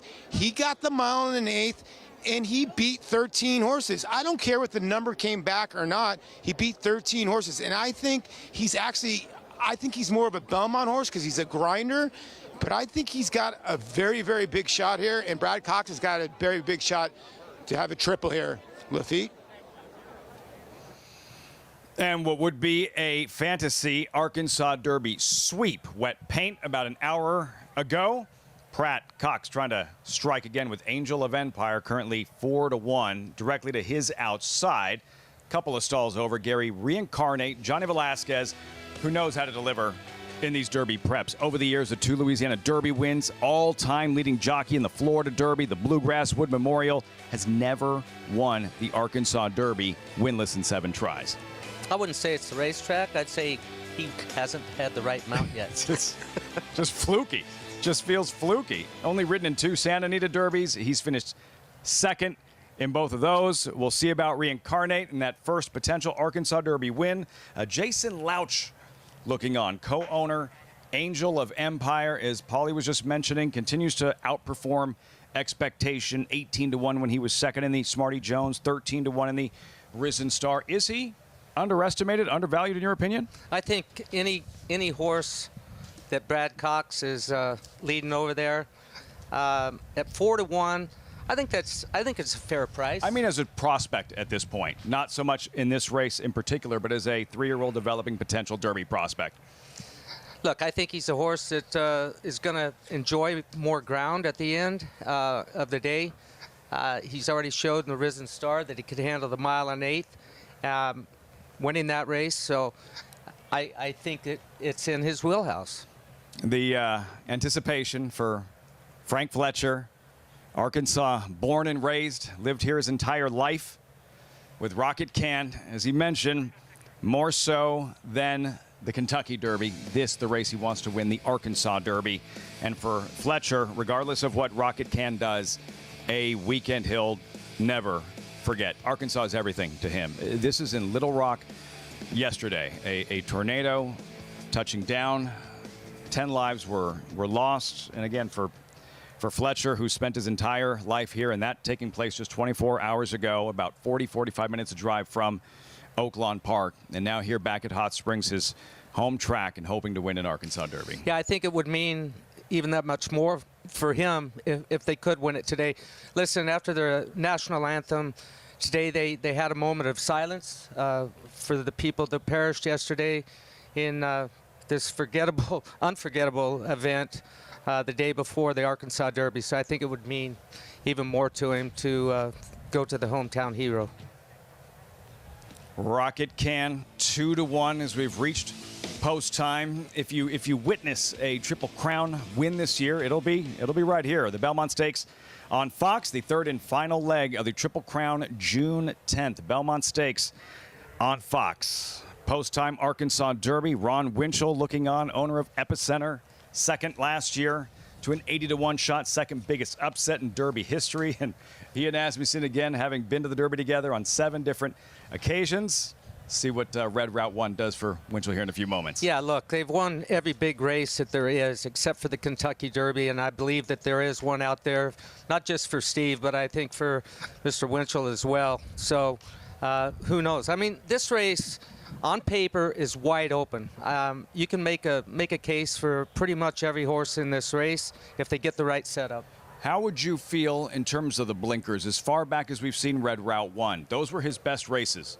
Drop anchor, make 1 run. Breeders' Futurity as a 2-year-old. His 2 races this year, the second to Arabian Light in the Southwest, the second in the Rebel Stakes. With the blinkers, how much closer do you expect him to the pace today? Well, I think it can help his rider, Tyler Gaffleone, make it a little easier on him.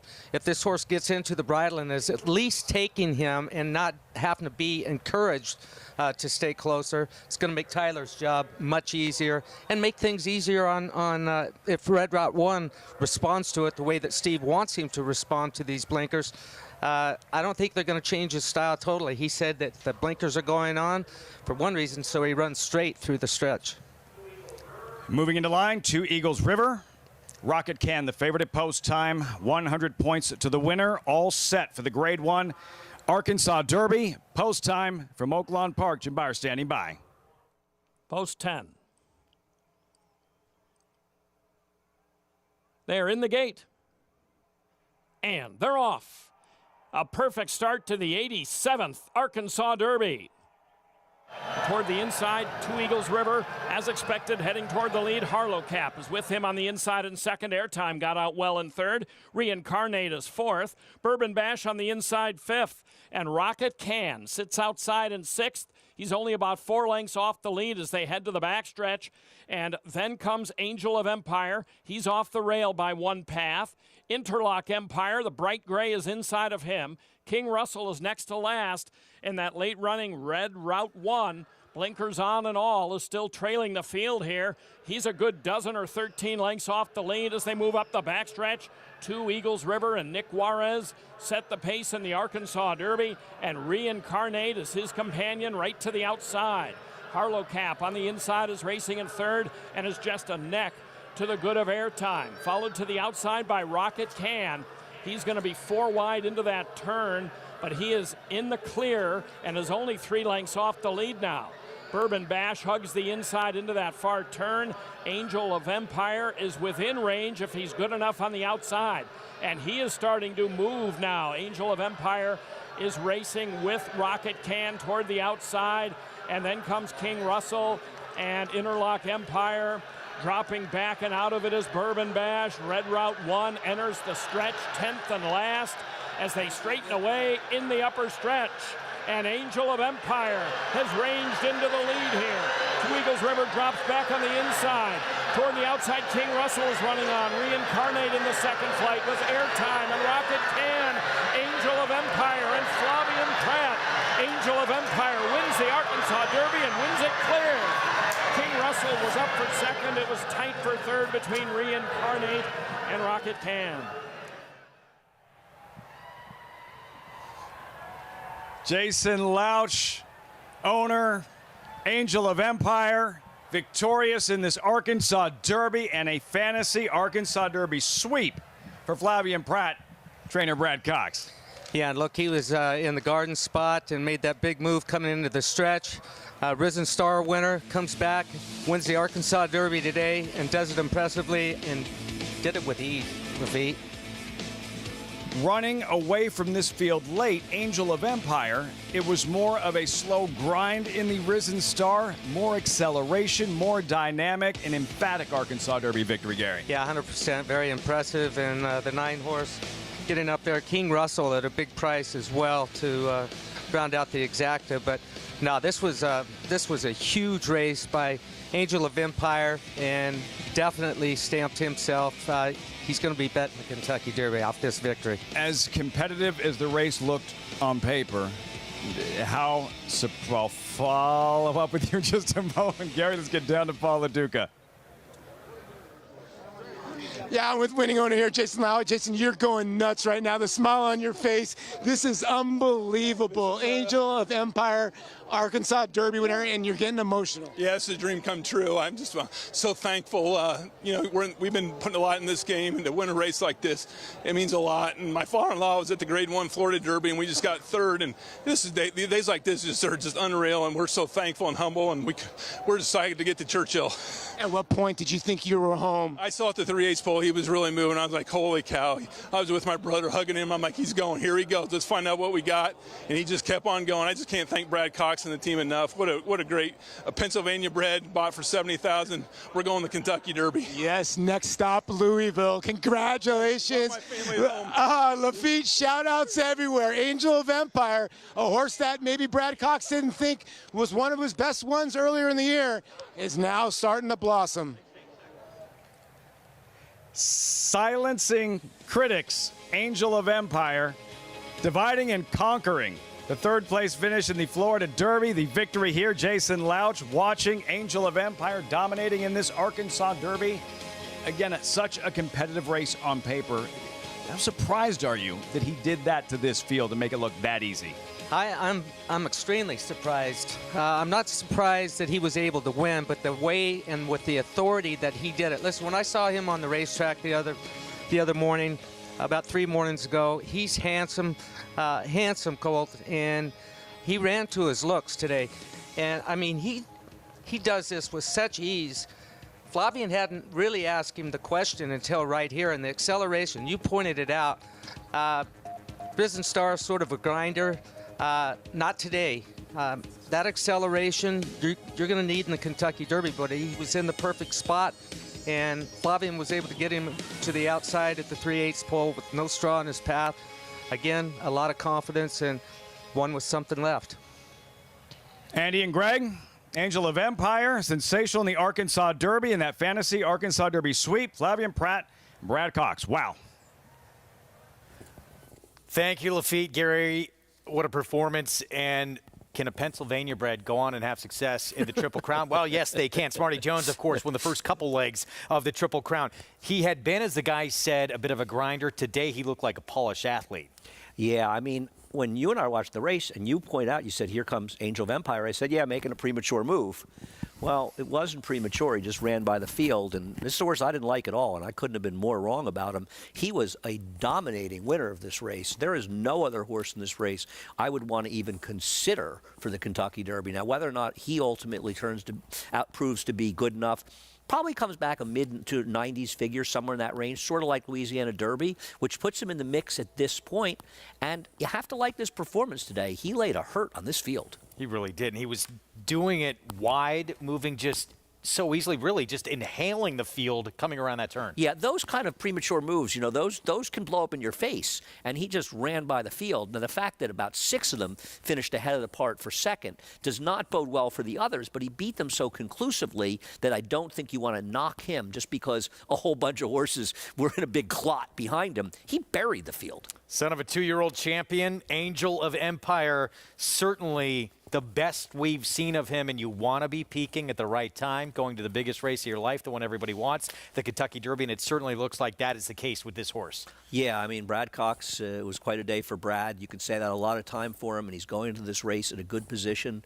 Listen, there are other good horses out there, but this win for him is probably going to put him among the major contenders, and it should. Risen Star goes to Oaklawn. He can chip. He can bring his race, and this isn't a race like last time that totally fell apart, and he was picking up the pieces at the end. He made the winning move, and he crushed the field. Angel of Empire for Brad Cox. He was a surprise when he won the Risen Star. A little more minor a surprise here, but still, it goes off at 9-2. He's not going to be a surprise at all in Kentucky Derby. Yeah, what I would say was he legitimized his effort in Risen Star. Listen, I wasn't a fan. I couldn't have been more wrong, as I said before. But what he said was that Risen Star wasn't just a fluky win in a race that fell apart. He can bring his race to another racetrack against other horses, and he crushed them. Angel of Empire, it is on to Kentucky. It's on to that first Saturday in May off this performance. Back-to-back graded stakes wins. Grade 2 Risen Star. But this the one that really impresses. Grade 1 Arkansas Derby move. He inhales this field and pulls away for a decisive victory. For Brad Cox with Flavien Prat. We'll be back with more on America's Day at the Races right after this.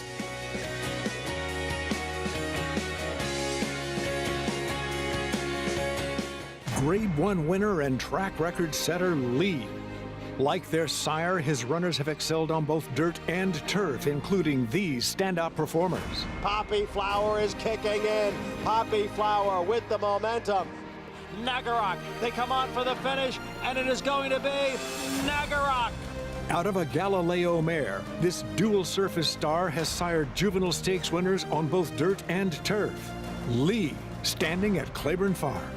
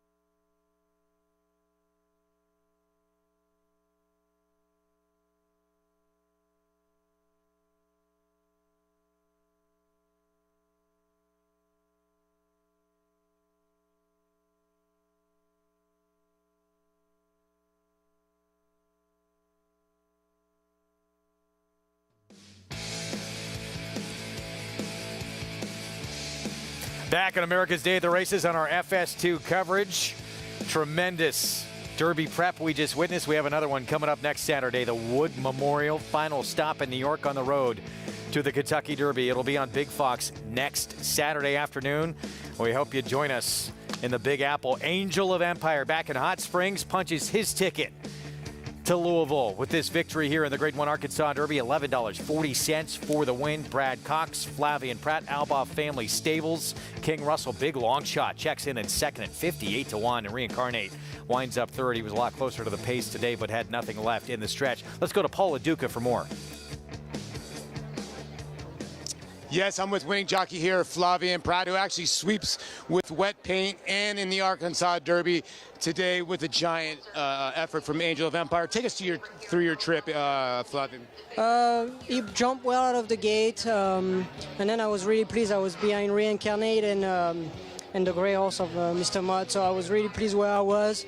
Got him down the backside. I tipped him out just to get some clear, and he engaged right away, and from there I felt like I was cruising all the way around, and he responded well when I asked him to make a run. On the backside, did you purposely have him 4 or 5 wide and not on the rail? Well, I saved ground around the turn, and it felt like he was getting tired of getting kicked back, so I get him outside, and that's why he really got himself comfortable, and from there he did the job. A pretty talented horse for having 4 different riders beyond this horse, huh? Yeah, absolutely. No, I mean, he seems like the distance is not a problem for him, and he just keep getting better. Take us through wet paint. I'm going to go back through her as well. Almost the same kind of trip, although she was struggling a tiny bit early, and then, wow, what a kick. Yeah, no, she never has any speed the first part of the race, so I kind of just left her alone, and from that point, then she gradually came to me, and she kicked home really well. She's just getting better every race. I mean, every race it's always feel like, I mean, she's winning, but it's always a surprise or better she's getting. So it's nice. Well, congratulations, Flavian. Again, we're going to go over to Maggie, who's with winning trainer Brad Cox. Brad, having you a day. A third win on the card, including the biggest one of all, this Arkansas Derby, Angel of Empire. He really solidified himself today. Yeah, he did. He's acted like a horse that could get the mile and a quarter. This is obviously twice he's been able to succeed at a mile and an eighth. And Flavian put him in a great position today. 3/8 spot was like, wow, he's moving great. I mean, he was really moving well. When he straightened up, he was able to stay on. And, a horse like him, when you're in contention turning from home, you know that, you have a good feeling that he's going to stay on just based off, his physical, how he's trained and everything. So he presented himself very well today. In the paddock, like he was on his toes, but he wasn't hot. So I was very happy with the way he acted and how he took it all in and how he performed, obviously. Yeah, like you said, he looks as though he will get any kind of classic distance. Yeah. And speaking of a classic Kentucky Derby, you've won via DQ. Many chances this year. Talk about what it would mean to you as a Louisville native, particularly. I mean, it's #1 on my list, and after I win it, if I ever cross the wire first, and I say if I want to cross the wire first someday, and if we ever do it, I want to win it again, because it's what I grew up watching. It means a tremendous amount to me, and I'm excited about the position we're in, and we have some nice coach running next week, and hopefully we, have a nice group of horses. I mean, there's. It's a good year. Obviously, Forte was very impressive today, and, just fortunate to be a part of it, really, more than anything, and just looking forward to the opportunity. Well, Brad, you're always gracious, especially with your time, so congratulations, and thank you so much. And, go have a cold beer. Thanks, Maggie. I really appreciate it. Thank you. Always hardworking Brad Cox, loaded for bear for this year's Kentucky Derby. One of the premier trainers in this sport, Brad Cox, and he has several contenders we're going to see next weekend as well in the Wood Memorial with Hit Show. Yeah. If that horse can punch his ticket. And a look at the cross-country pick 5 follow-along, ends with Angel of Empire, comes back $164.25. Well, that's not bad. So what do we have, about a $30, $45, about the same, about a half, about $70, and then you times it by 6, $420. That's pretty good. Paid over 50% of the parlay. Angel of Empire, what a performance. You got to hear from Jason Louch earlier, part of Albaugh Family Stables. We had him mic'd up during the race. Sid perfect.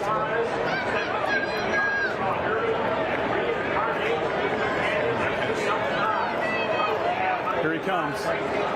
Come on, Angel. Come on, Angel.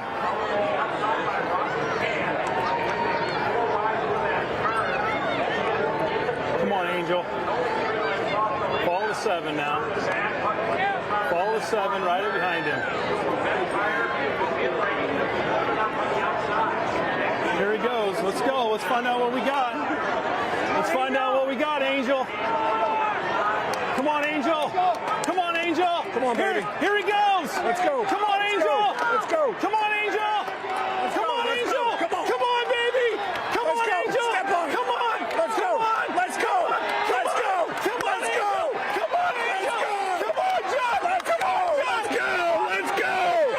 Come on, baby. Come on. Come on, yes. Come on, John. Come on. Come on. John. Let's go.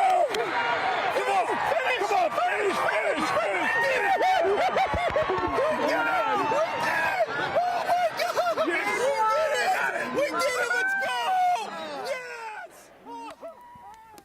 That's what it feels like to have a horse moving on to the Kentucky Derby. What a feeling. Albaugh Family Stables, they've been there before, but this feels like it's going to be their best chance. They were there with Brody's Cause 2016, J-Boy's Echo 2017. They might be going with not the favorite, but certainly a horse who's going to be one of the top choices. You have less pressure if you're not going with a favorite, and they're definitely going to be going one of the 4 or 5 top choices for sure after this performance. And it's exciting, and that was really fun. It was fun here seeing Paul talk to him after the race and hearing the enthusiasm, and that's really what the game is all about. And he's an exciting horse. He really is. Took a big move forward here in this race. Really just dominated this field. Looked impressive doing it. Let's take a look at what happened earlier today. Of course, the 2-year-old champion in action. Forte, who looked so good coming back in the Fountain of Youth. This was his final prep from an outside post in the Florida Derby. He did not disappoint. No. I think that he didn't disappoint. He got the job done. And that's the most important thing. And the thing about Forte is that he always shows up and he runs his good effort. It probably wasn't as good as his Fountain of Youth. But once again, I want to wait and see the figures and see how much comes back. It's hard to love that he just got by the second finisher. He's a very talented horse and a lightly raced horse, and I think they may have been surprised that they had to use him as much as they did.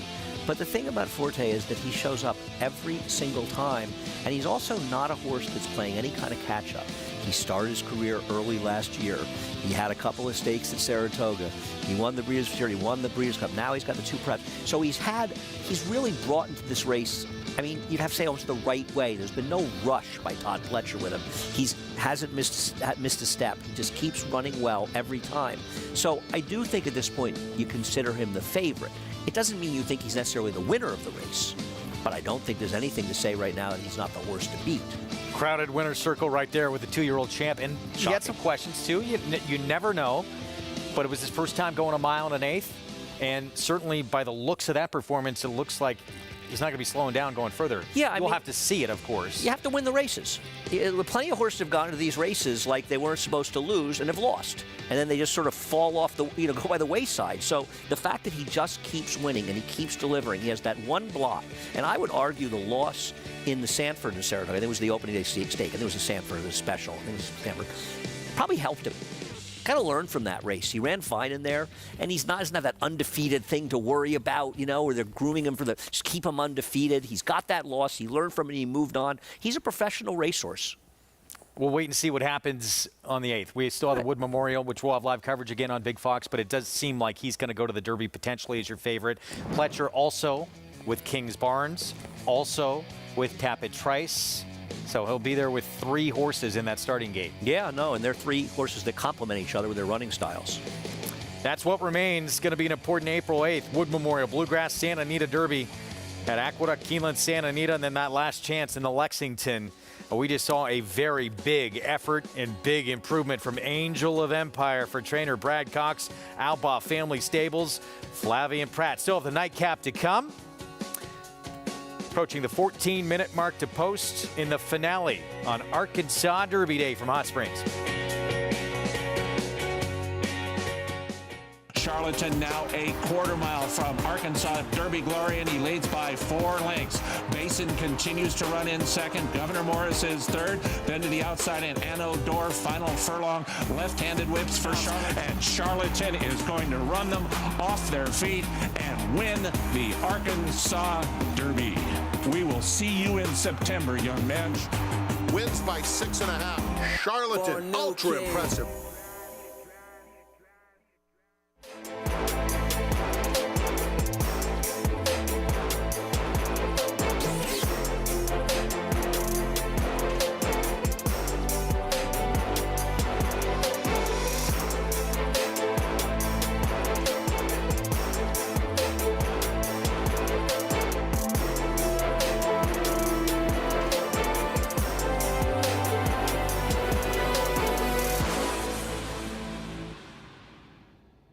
The Run Happies are running. The Run Happies are selling. The Run Happies are winning. Eclipse champion Run Happy is showing a new dimension with winners on turf, dirt, and all weather.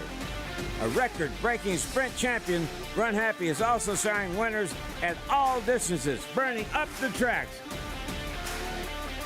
A sire whose runners can carry his speed over all distances and all surfaces. Run Happy, price for value, and standing strong at Claiborne Farm.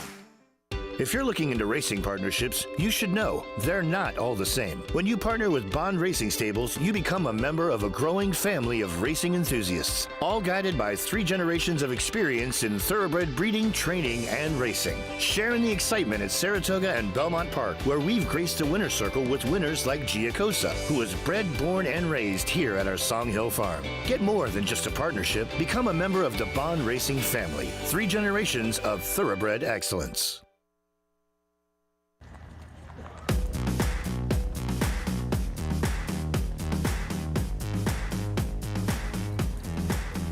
If you walk around the Oaklawn backstretch, you'll notice that the barns don't have numbers. The barns instead are named in honor of horses significant to Oaklawn's rich history.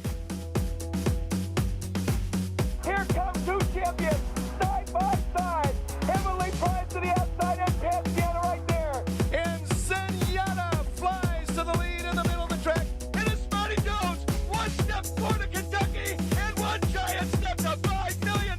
It's time to make some memories.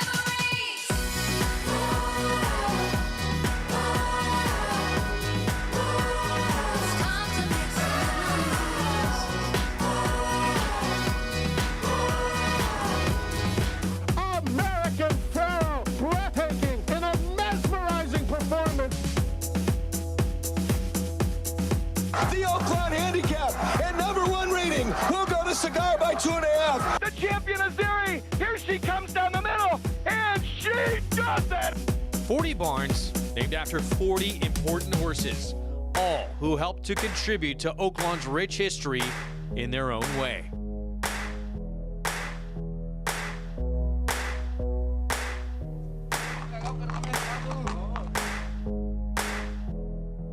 Berlin is going to decimate this field, winning the Arkansas Derby by 9 lengths.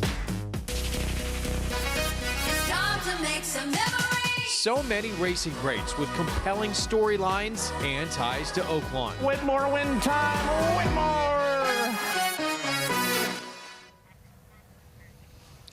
Some of the very best all time that have performed here at Oaklawn Park. 3 horses have won the Arkansas Derby and Kentucky Derby. Will Angel of Empire become the 4th? We'll find out in exactly 5 weeks. Gary, Brad Cox, Kentucky Derby winner, but did so by disqualification, as you heard in that conversation with Maggie. Same can be said for Flavien Prat. Yeah, he won a Derby a few years back, 2019. Maximum Security disqualified. Prat and Country House at 60-some-odd to 1. The winner by disqualification. Look, they took the trophy.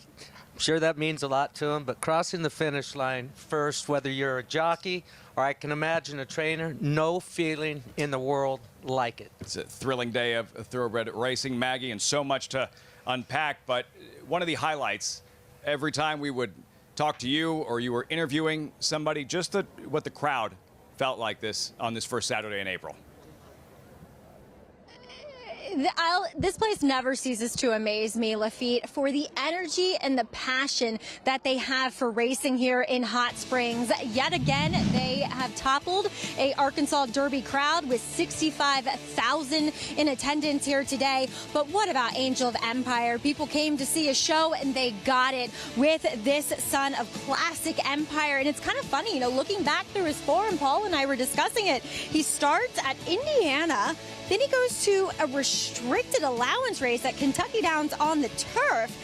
I wonder if they just didn't think much of him early on, but wow, has he developed into a 3-year-old that, as everybody has touched on, physically, he truly looks like a horse that a mile and a quarter, if not longer, is not going to be a question. And today at the 9 furlongs, he really said that, yes, give me as much ground as you can possibly offer up. And it really feels like this might be a battle of trainers this year in the Kentucky Derby, guys, between Hall of Famer Todd Pletcher and Brad Cox.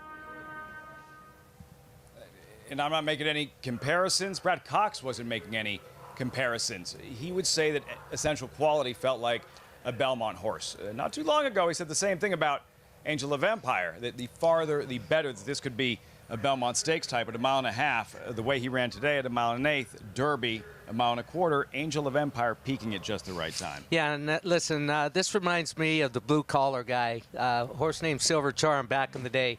Not a lot of money paid for him, $70,000 for Angel of Empire, and all of a sudden now he wins a $1.2 million race and he's headed for the big dance. In 35 days, Kentucky Derby, Andy and Greg, but we still have one left. 13 race, they're on the track. Me this morning, everybody else excited about the Arkansas Derby. I think the 13th is the best betting race of the day. I don't disagree. I don't know how anyone's 8-5 here. That's crazy, and this horse has major questions to answer going around a ground as well. I totally agree. Now, he may be the speed from the inside, but I don't think he's going to be able to do it without setting a quick pace. Not to say he isn't talented, and hey, it's Brad Cox, so why not? But I'm sorry, 8-5 seems like too short a price. And has gone this distance a couple of times and did not even hit the board either of those two opportunities. Here's Knocker Down to 8-5 choice for Brad Cox. Florent Giroux rides. And we get to see Salcuman Silks for the last race today, so that's always exciting. Those Madacat Silks. Can he outrun him the whole way? He's got a good speed outside of him he's got to deal with. 50-cent dollars, my nemesis here for Chris Hartman.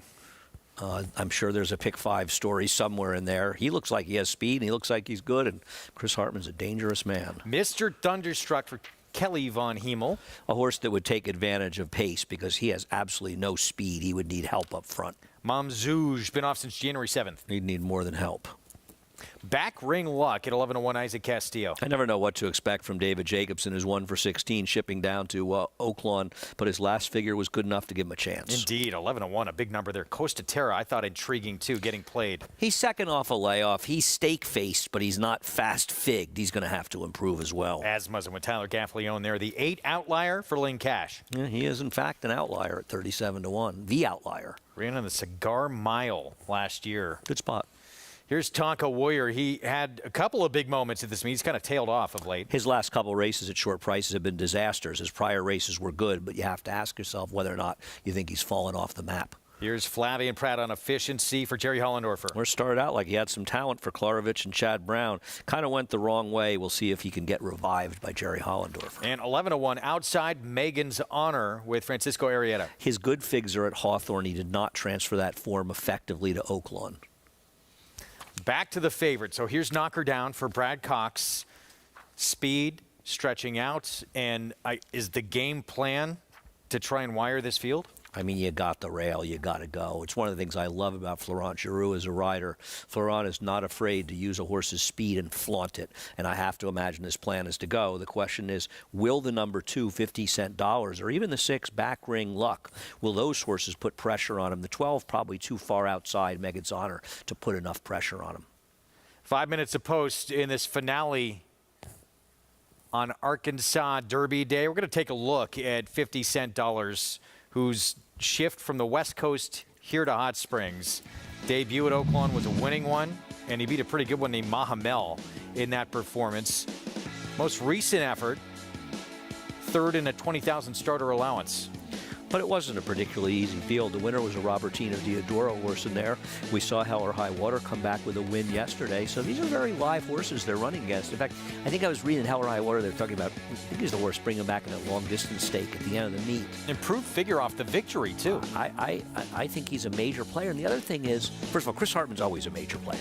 mean, it's just his horses are always dangerous. 32% at the meet. Right, and the fact that he's drawn right outside Knock Her Down puts him in a position where he can cause some problems for the favorite. These are the two horses to beat, where neither one of us is saying we don't think Knock Her Down can win. It's not sure 8-5 isn't a bit in the short side, and I just think it's going a little bit overboard because of Brad Cox and the success he's having, especially today. I get it, though. The guy wins a lot of races, but as Brad said to me, nobody remembers when I lose with short-priced horses. You know, they act like they all win. For trainers, they don't all win. You might be a little surprised at the 8-5 all the money Knock Her Down is taken in here. New members, bonus 200. That's the code for you to punch in when you get signed up and started at Naira Bets. Get that $200 deposit match sign-up bonus. Bet any track, anywhere, anytime. Again, NairaBets.com. 3 minutes to post. Let's go to Paul Duca. Thanks, guys. And in closing to the Arkansas Derby Day, what a day we did have today as Angel of Empire gets the job done. And you guys are right.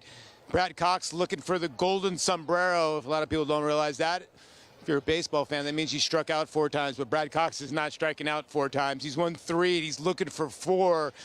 But the 2 in here, 50-cent dollar, I thought was a little bit better than the 1. Now, Andy makes a great point. If the 1 and the 2 decide to go at it in the beginning of this race, I thought there were some other players in here. You can maybe look to the 11. I thought the 11 had a decent shot in here, coming off some decent races. And I also think the 12 is another horse that has some decent races to go to. And my long shot in here, Greg, would be Tonka Warrior. You know, Tonka Warrior is a horse that was basically favorite in his last 2 starts, and just ran into sloppy racetracks, bad racetracks, but over fast racetracks, horses never missed the board, the 9. So let's finally get a price here at 23-1, Lafitte. Can we finally do it? I don't know about finally, because you just did it, not to get lost in the shuffle. Well done, on target with Angel of Empire. Thank you very much. You know, Brad tipped his hand with that horse, and I literally thought, you know, I looked at Brad. I remember when he won or he ran second. He goes, you know, this horse is going to be my Belmont horse. Well, he's progressing to be his Kentucky Derby horse. And I'll tell you right now, Brad told me in the infield he loves him even more for the Belmont if he stays healthy. Farther the better, said Brad Cox. Central Quality Belmont Stakes winner. Won the Derby with Mandaloon. We'll see about Angel of Empire in 35 days at Churchill Downs. More to unpack from the Arkansas Derby, Gary. But as they approach the starting gate, Knock Her Down, even money. Your rider, Nick Juarez, with the live one in here as well. Yeah, 50-cent dollar. He is live. I like him. I'm going to tell you about another horse in here that Nick has been working. That's Efficiency. He's coming off of a layoff. Dan Ward, Jerry Hollendorf's assistant. I told him I was in trouble in the race. Can't ride him. And he looked at me. He says, really? Take care of it. Find me somebody. I called him up. I said, will Fabian Pratt do for you? I think he will. Seeking yet another on the afternoon, the fantasy in the Arkansas Derby. Efficiency, Flavian Pratt, and Knock Her Down. That does feel like an awfully short price, Gary. It's Brad Cox. He's having a monster afternoon, but still, even money feels awfully short. Well, they're playing the hot trainer here right now, and why not? And I think Andy had a good point. Florent drew aboard, not afraid to use a horse away from the starting gate. So we'll see how it plays out. Where do you want to see Nick Juarez place 50-cent dollars early on? He's going to be forwardly placed. You know, he's got a high cruising speed, and he doesn't like to be fought with. I can tell you that. He wants to use that speed. So we'll leave it with Nick, see what he does, and hope that he gets the money here. I need it. The get-out race. The get-out race. And the fans here, 65,000 plus.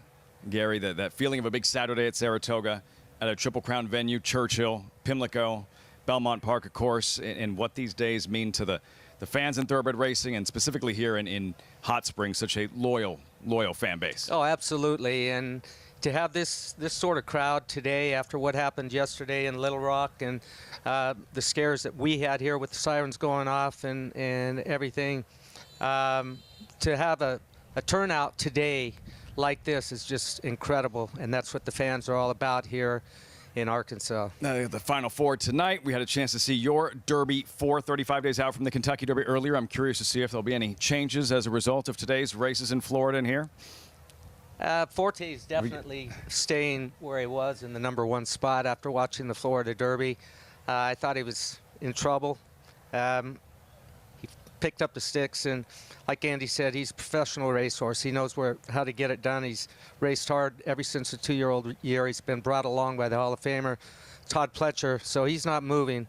But the Angel of Empire, he obviously he moved up a big step today. With authority and conviction, Angel of Empire, some disappointments we'll have a chance to look back on after this 13th and final. Reincarnate, not his day. Expecting more from Rocket Can, and Red Route 1, just not quite as explosive in the stretch as we thought he would Well, be. if you take the winner away and look at the final results in the distance of where there were like 5 or 6 horses that were all within say 2 lengths for second place.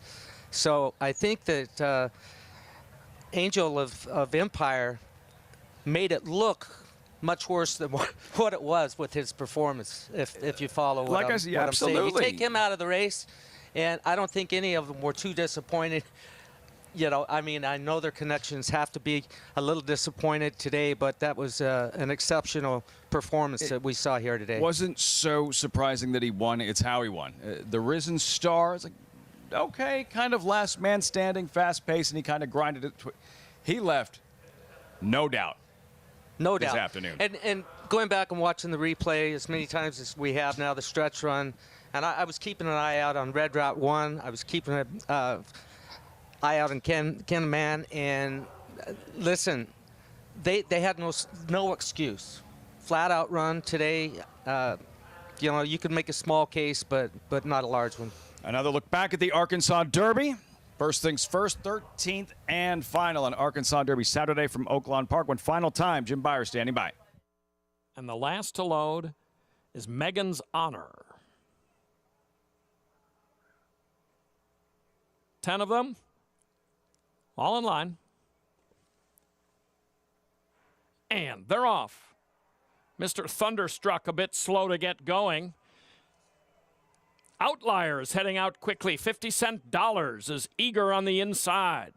Efficiency is racing on the outside in third. And on the inside, the favorite, Knock Her Down. Knock Her Down now third. Back Ring Luck fourth. Efficiency is about 3 wide and just moved back into the 4th spot. So he's been trading places there with Back Ring Luck. And then to the outside, it's Maiden's Honor. He's placed 4 lengths off the lead while 4 wide onto the backstretch. Gap of 2 then to Costa Terra. Then it's Tonka Warrior and Mr. Thunderstruck. And Mamzouge is trailing the field as they race up the backstretch. 50-cent dollars with the lead by a half length. And Outliers prompting him from the outside. Knock Her Down. Right on the inside is racing toward third by a head, and then it's Efficiency to the outside. He's 3 or 4 wide and just outside of Back Ring Luck, who's very much in contention. And again to the outside, Maiden's Honor maintained a wide trip, but is in the clear on the outside. And Maiden's Honor in the red with the black sleeves is only about 3 lengths off the lead. And Costa Terra has to get around a lot of horses on the inside. Tonka Warrior in the lime is showing good interest from the extreme outside as they swing into the short stretch. And here comes Tonka Warrior gaining on the extreme outside. Outlier from between, 50-cent dollars on the inside. It's Tonka Warrior. Tonka Warrior coming to the wire head and head. Very tight. Very tight there to the wire with Outlier, and on the inside, 50-cent dollars. Bang Bang finish in the 13th and final. Gary, who got it? I think the outside horse got there at the end of the day. Tonka's Warrior with the big run in the middle. Outlier right there. 50-cent dollar fighting back at the fence, but by the looks of it, at first look, let's have another look here. Yeah, looked like 9-8. Tonka Warrior stretching his neck out. Outlier in between horses and 50-cent dollars, and Nick Warrior is doing everything he can towards the inside. Yeah, no excuses for him today. This is a great horse race to watch right there. I love these mile races. They get heated up 5/16 pole, and that's what we like to see. driving finish. I'm trying to see what price at post time. Ooh. That funky angle. Funky angle. Tonka Warrior outside, outlier in between horses, 50-cent dollar. We have a price on Tonka Warrior? Yeah. Bueller?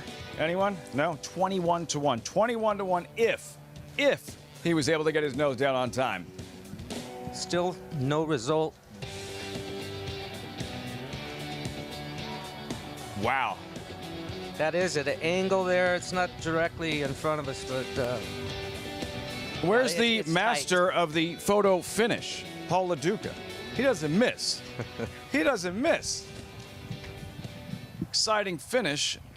How else would you expect to wrap up this thrilling day of thoroughbred racing? Just like that. 3 of them right there on the wire, 50-cent dollar, in between horses, outlier. We thought Tonka Warrior, depending on what angle we're looking at.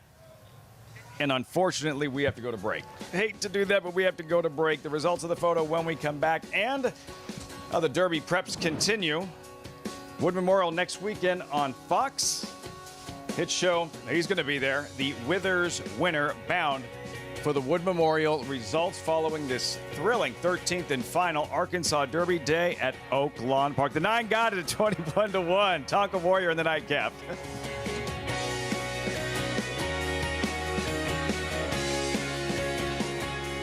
The Factor, a perennial leading sire of winners. He was 3rd in the nation by winners in 2021 and 2022.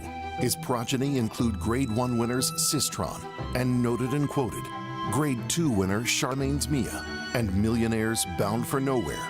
And factor this, with dozens of 6-figure yearling sayings, he's a proven sire on the track and in the sales ring. The Factor, standing at Lane's End.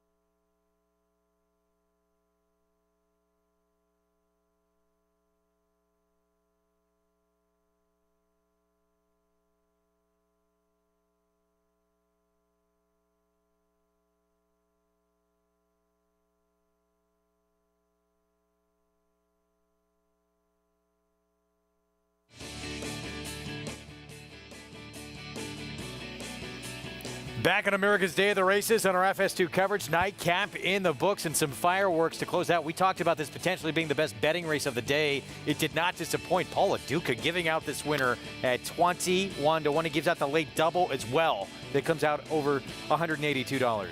Double paid low. The whole world must have jumped on Paulie's opinion. Paulie, that was a great pick. And anyone who's been watching the show for the last bunch of months knows that Paul LaDuca has been picking extremely well. He has been plugged in. Tonka Warrior gets it done at 3 Horse Photo.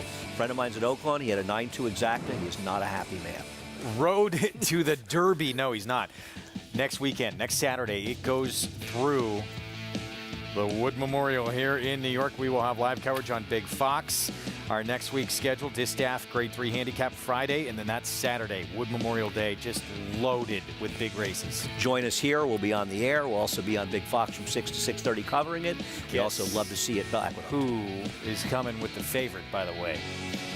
that Brad Cox guy. Yes, indeed. Hit Show, the Withers winner. And he's going to have Slip Mahoney as well, who was second in the Gotham. I'm going to predict that Hit Show is getting a lot more press after next week, because this Derby's still wide open. We haven't seen that wow performance. We've seen good performances, but no wows. We're looking at a big field.